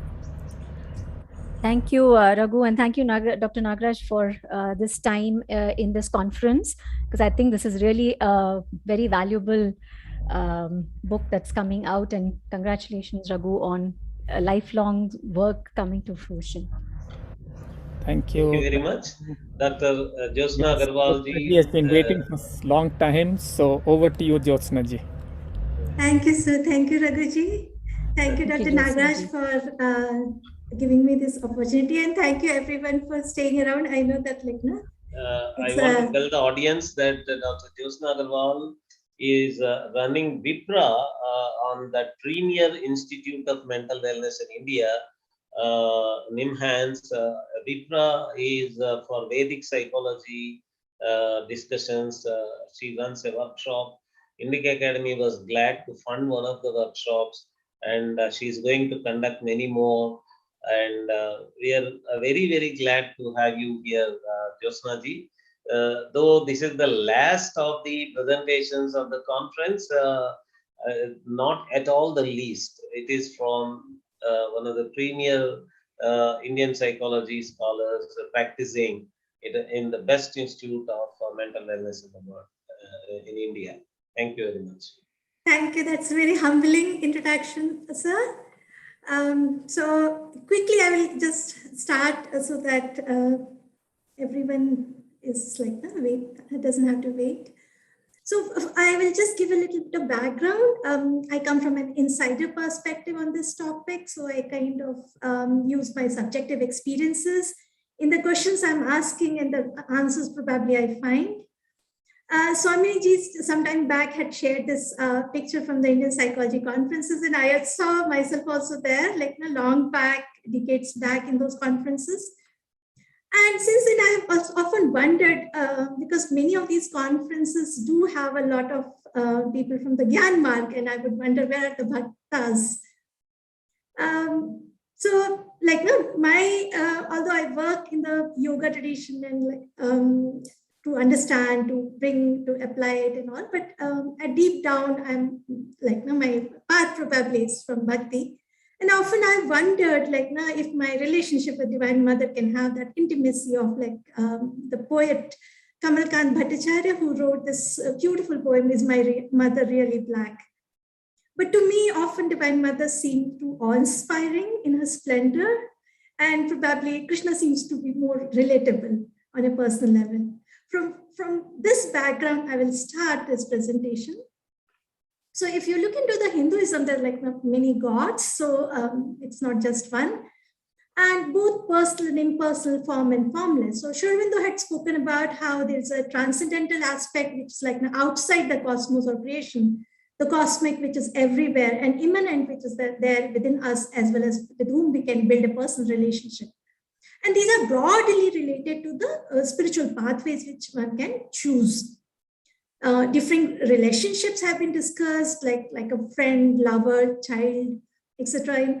Especially this text, Narad Bhakti Sutra, and there's a lot of freedom to choose. Not only like family to family, but within the family also, each one might have a different choice about which Ishtadevta or preferred deity or form they choose. And it's all is validated, as in Bhagavad Gita says that whoever comes to me through whatever form I reach him. So we also might have noticed that there are changing relationships. So people do change from one divine, like with whom they build very close intimacy to at times different, which can be influenced by many factors, including one's life state, psychological needs, aspirations, etc. So there's a very beautiful quote by Sri Aurobindo from Letters on Yoga, volume 2, actually, that how Krishna is the embodiment of playfulness, although hard to reach. But when Krishna finds kind of fancy to you, he can be very attractive, very charming, and compensate all the suffering. There's another one from the mother of Sri Aurobindo's book again on Mahakali, that how she's also the mother, because we often see her in her wrathful form, but her love is intense like her wrath, and she has this deep, passionate kindness, and she can break those obstacles which immobilize the seeker. So many of the different metaphors and imageries have been used for the relationship. For example, often God has been seen as a nurturing mother, and humans can relate with this mother through different kind of relationships. There are metaphors of baby monkey who holds the mother while mother jumps from, the monkey jumps from one tree to another, or the baby kitten who remains quiet, and the cat, the mother cat picks up and takes her around. Or the bhakta as a distracted child who remains in the world, busy with everything, until unless he suddenly remembers the mother and cries, and then only the mother comes, the God comes in the form of the mother in a way. So these are the different metaphors, but we may also notice this relationship doesn't go very smooth all the time. We may have noticed difficulties at different human level. And again, I will take a small quote from Sri Aurobindo, where he says that this love still has this ordinary human element. There is a call for return, and if the return does not seem to come, the love may sink. there is this self-interest, the demand for the divine as a giver of all that the human being wants. And if the demands are not exceeded, there is an abhimana against this, and then against a divine, and there is a loss of faith and loss of fervor. So if you look into this, people can at times treat God as a means to an end, where they are basically looking for something else, and that is called utilitarian perspective on God. So there can be many factors which influence this human element which comes in, which can be related to perception of God. For example, God is loving versus unforgiving, or judging and controlling, how they trust, how the behavior comes, what kind of beliefs are there. There are different theories from the Freud onwards, and I will be picking up one theory, which is attachment theory. This theory, although developed with the studies on relationship between infant and parent, but they also looked at how the early childhood experiences leads to an internal system of emotion, behavior, thoughts, which then gets encoded in the brain in the limbic system and becomes blueprint for lifelong relationship. So for example, when the parent is sensitively, attentive, consistently able to meet the child feels secure, safe, is able to explore the environment, seek comfort from the parent figure when they are threatened. So which is called secure attachment. When the child's needs are not consistently met, it can lead to some bit of insecurity, which is like in two different ways, anxious or avoidant, where like now people can think of parent figure as distant, there's less trust. Sometimes they can be very worried, or like now they want to shift their attention to something else completely. This theory has been extended further in relationship with God. So God has been conceptualized as spiritual attachment figure, and given that there is no physical proximity, the proximity is sought through murti, prayer, ritual, icons, objects, etc. We may notice that, especially in the times of distress, people find sense of safety, comfort by invoking the image of God, His presence, prayers, temples, etc.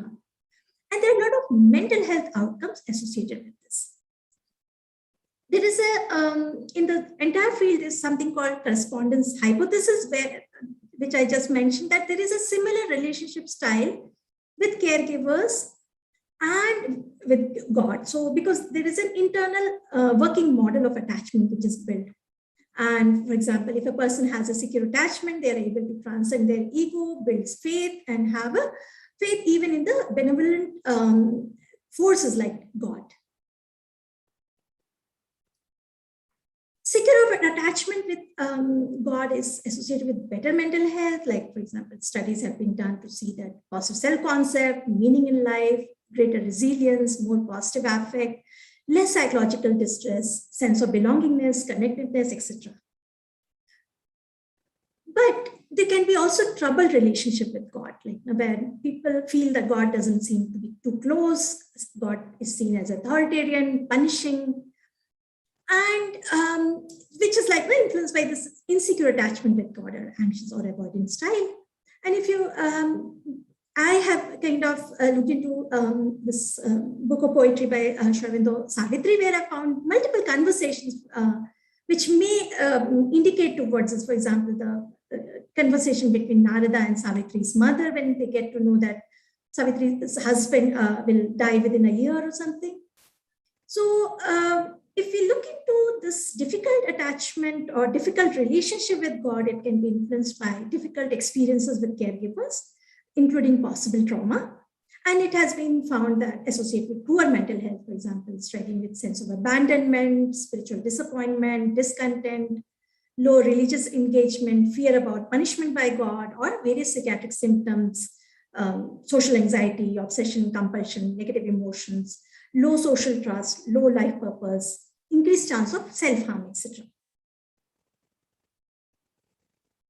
So a question can come, is there no hope?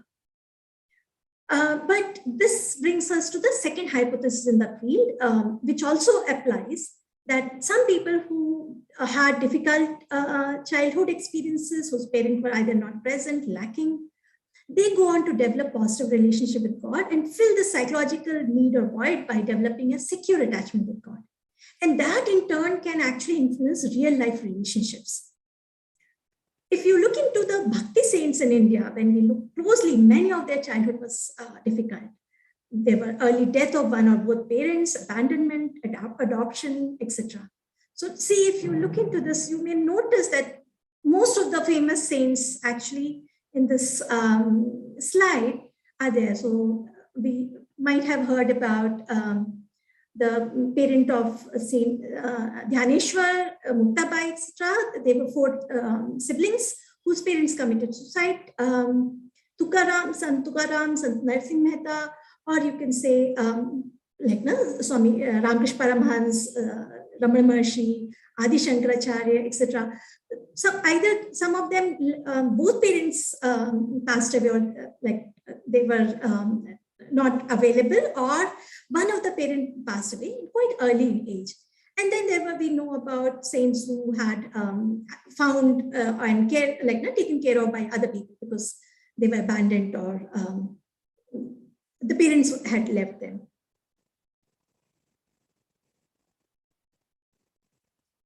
So this tells us that yes, it is possible to develop the positive relationship with God also in spite of difficult childhood experiences, which is the compensatory hypothesis.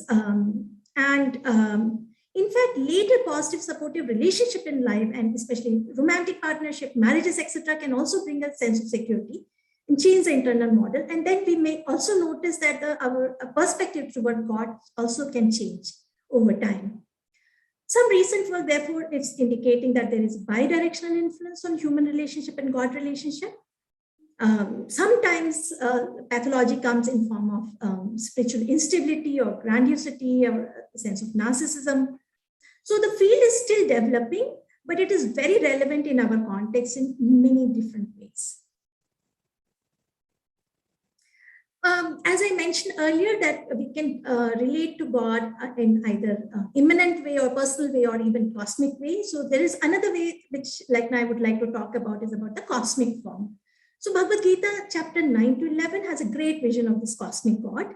Also describes this effect on Arjuna when he says that he feels almost awe-inspired, fearful, and in fact, if someone reads that, even the reader can have some bit of that experience. And Sri Aurobindo has written about how that part of Arjuna's saying to this chant to Krishna is actually one of the most beautiful poetries in Sanskrit. Which is generated by a sense of vision like that is the overwhelming feeling of reverence, admiration, fear, produced by something grand, sublime, extremely powerful. And this reminds me of one of the earlier presentations which had spoken about how this Vismay and Bhaya, those rasas. So awe is a kind of combination of these emotions. It has been linked with multiple psychological benefits from making one feel more connected to other people in the entire humanity, decreasing materialism, making people more generous, enhancing the sense of time, improving health, mood, sense of satisfaction, and critical thinking ability, along with bringing a sense of humility. I will end with this. Not much work has been done in India in this area. One publication, Chandur and Shriram had reported how managing difficulty through cultivating Anasakti, which is supported by Bhakti in a Madhva community, and how it helped people. Currently, we are also in the process of data collection in this area, and we have I have personally used some component of this in psychotherapy with different patients who are open to this or who are having this kind of struggle. But we need to explore further that whether attachment to God in Indian context is somewhat like attachment to multiple parental figures, like in joint families, where different relationship with different God happens, and all of it kind of builds like a network of support. Further, we also need to understand how the relationship changes with age, with life experiences, why rupture in these relationship happens and exit even where a person leaves a particular God, and how we can utilize this for psychological intervention. For example, Ishwar Prindhana is actually the surrender to God, but what if a person is having difficulty in their relationship with God? Thank you. Namaste, Jasna ji. That was really Very, very interesting topic. Usually we don't expect such topics to be taken up. One small correction, it is not Madhava community, it is Madhva. There is no A after DH. Madhvacharya is the founder. So after Yes. the name of Madhva, it is called Madhva tradition. It is also Dvaita Vedanta tradition.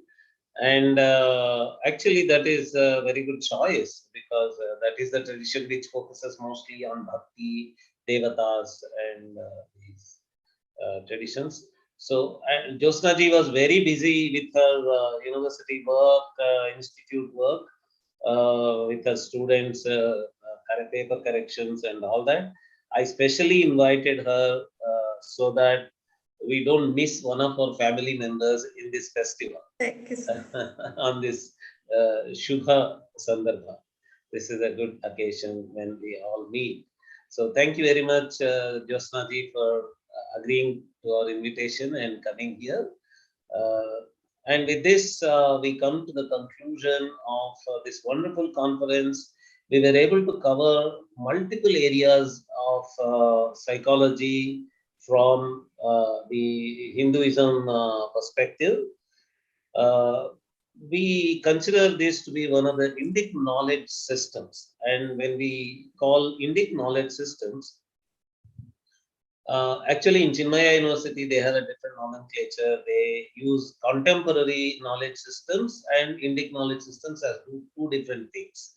They come from, for example, if it is Nyaya, it is Indic knowledge system. If it is contemporary psychology, they call it contemporary knowledge system. So, okay, let us use Chinmaya way of talking about things. In the contemporary knowledge system of psychology, of modern psychology, based on the Indic knowledge system of various Shastras, we were able to cover multiple subfields within modern psychology. And also we proposed some new fields also into contemporary modern psychology from the Vedic sources, from Indic sources, from Hinduism sources. We covered areas like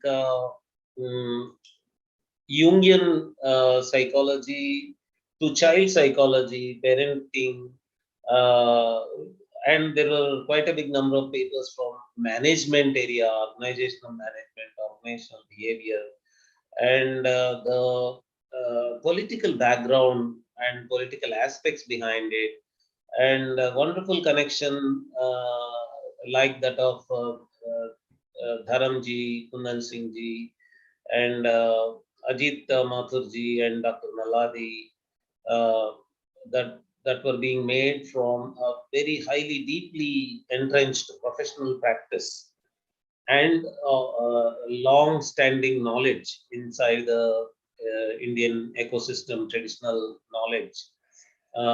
We were all able to hear wonderful background people have. In fact, let me tell the audience that we have many, many more such scholars who, for some reasons, were not able to participate in this conference. We are going to have many, many more of these.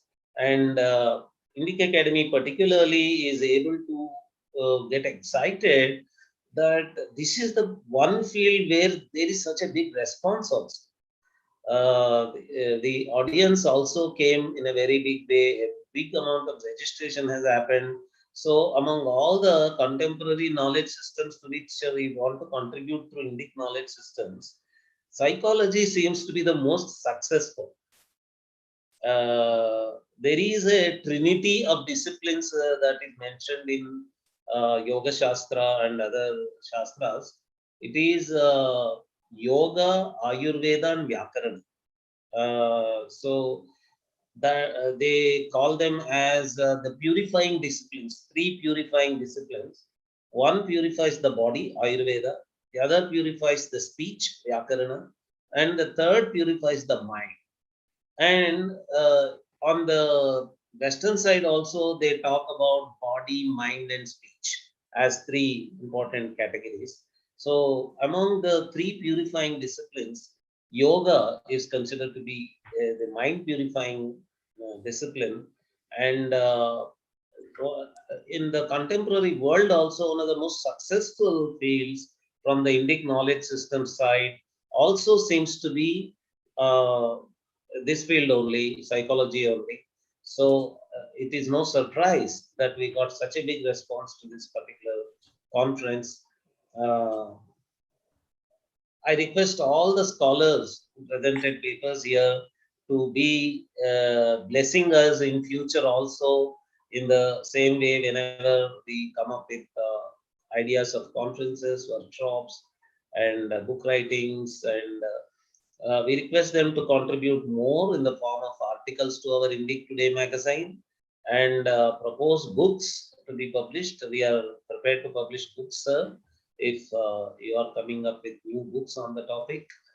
And please apply for any other financial help that the Academy can provide for any furthering of this knowledge. So with Shanti Mantra, let us close the conference. Dharamji. Yeah, please, Dharamji. Yeah. Since I stayed through, I do want to share just a few words before we do the Santi Mantra and say Oh, goodbye. please. Yeah, that actually is a blessing for us, please. I would like to share a few things. So one thing, we do not need to all converge into one method, one approach. So we should all continue to do whatever we are doing, however we are doing. So, for a long time, I have visualized that Indian psychology is done by Indians. Whatever you do, it is Indian.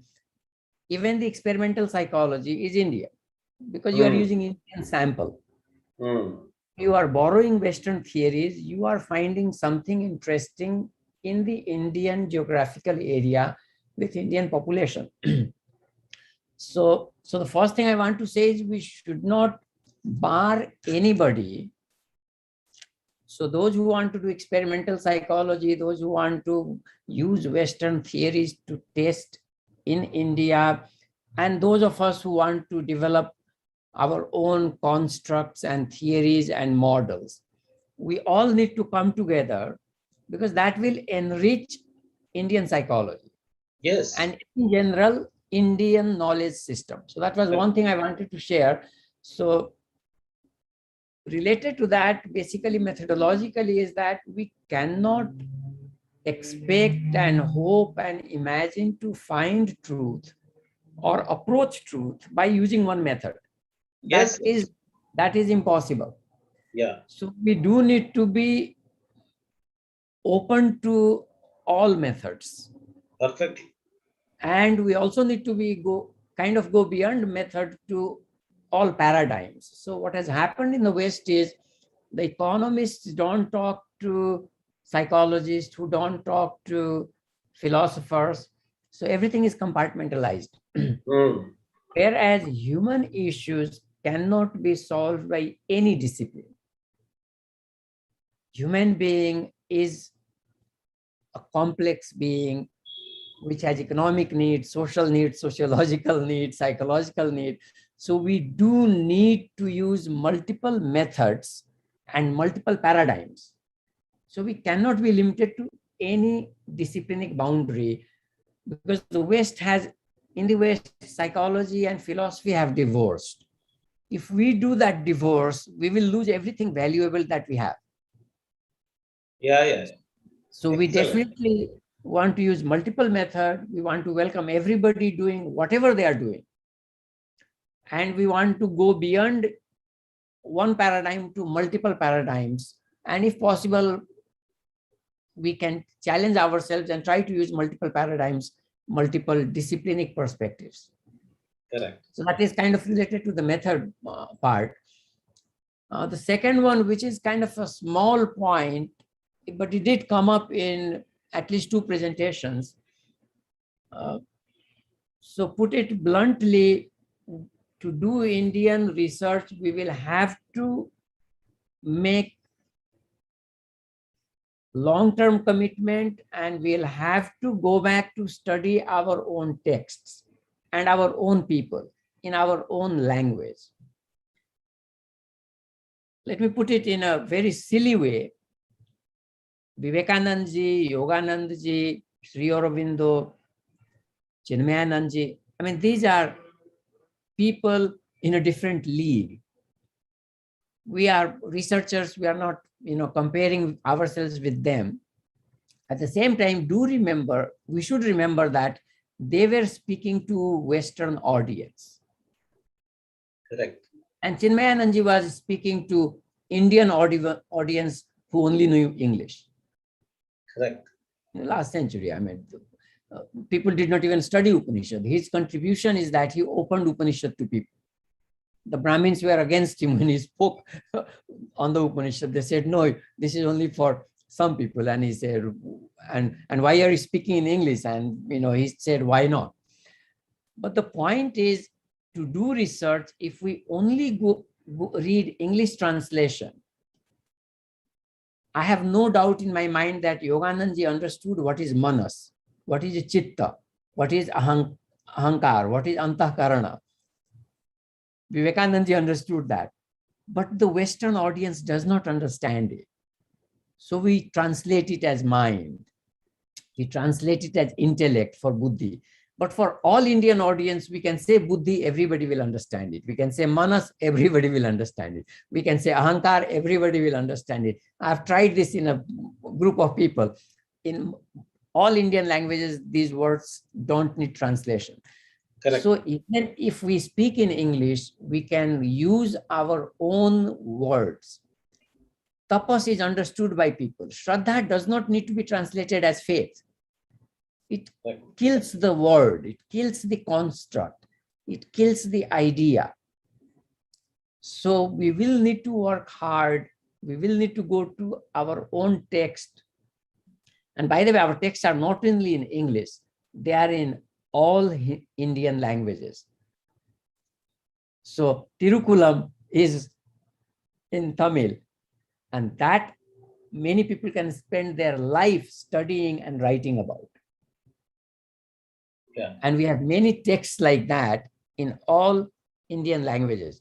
I've been trying to encourage somebody to study Jnaneshwari. And some people tell me that it's old Marathi. I said, try it. You know Marathi, so you can do a better job.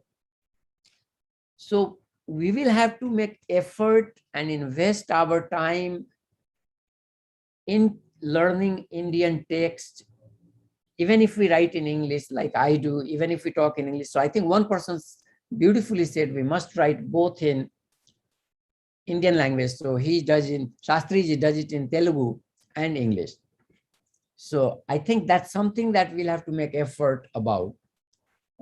So again, I think we are doing a wonderful job. INDICA Academy is doing wonderful work. All the participants are showing interest and commitment. Let's keep doing what we are doing, learn from each other, be open to multiple methods, multiple paradigm, and invest in learning our own Shastras. I mean, I come from engineering background and I'm in business school and I do cross-cultural psychology. That's why I do my own culture. But I have become now an indigenous researcher, which is also a growing field. Yeah. Indigenous psychology and management is a growing field.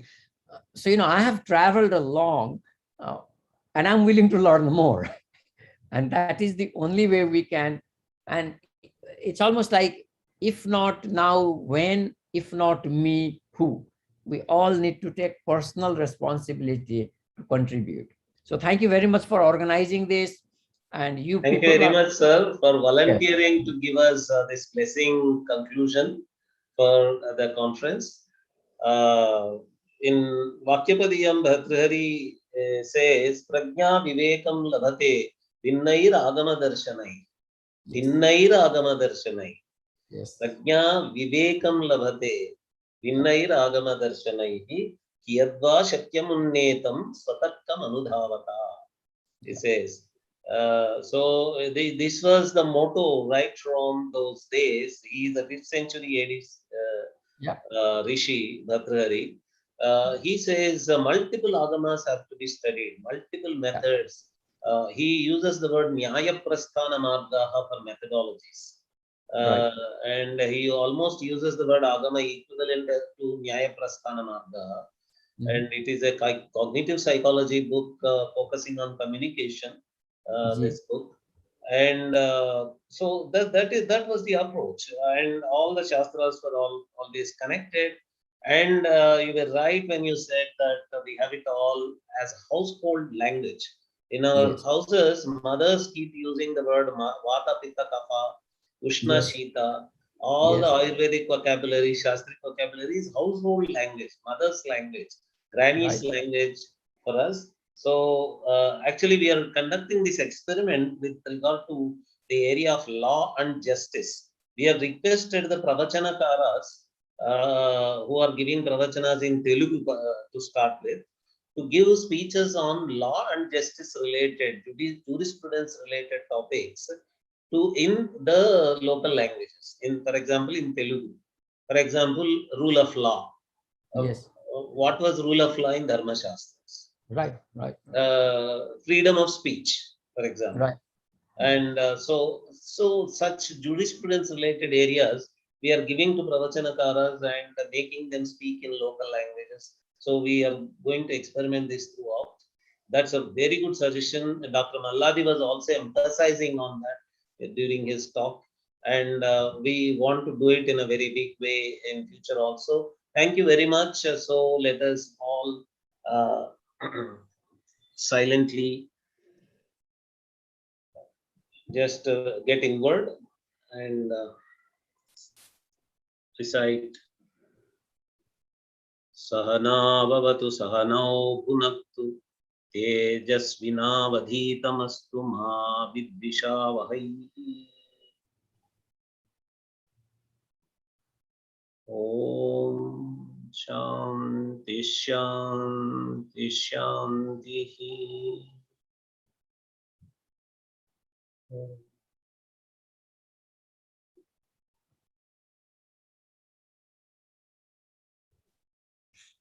Namaste.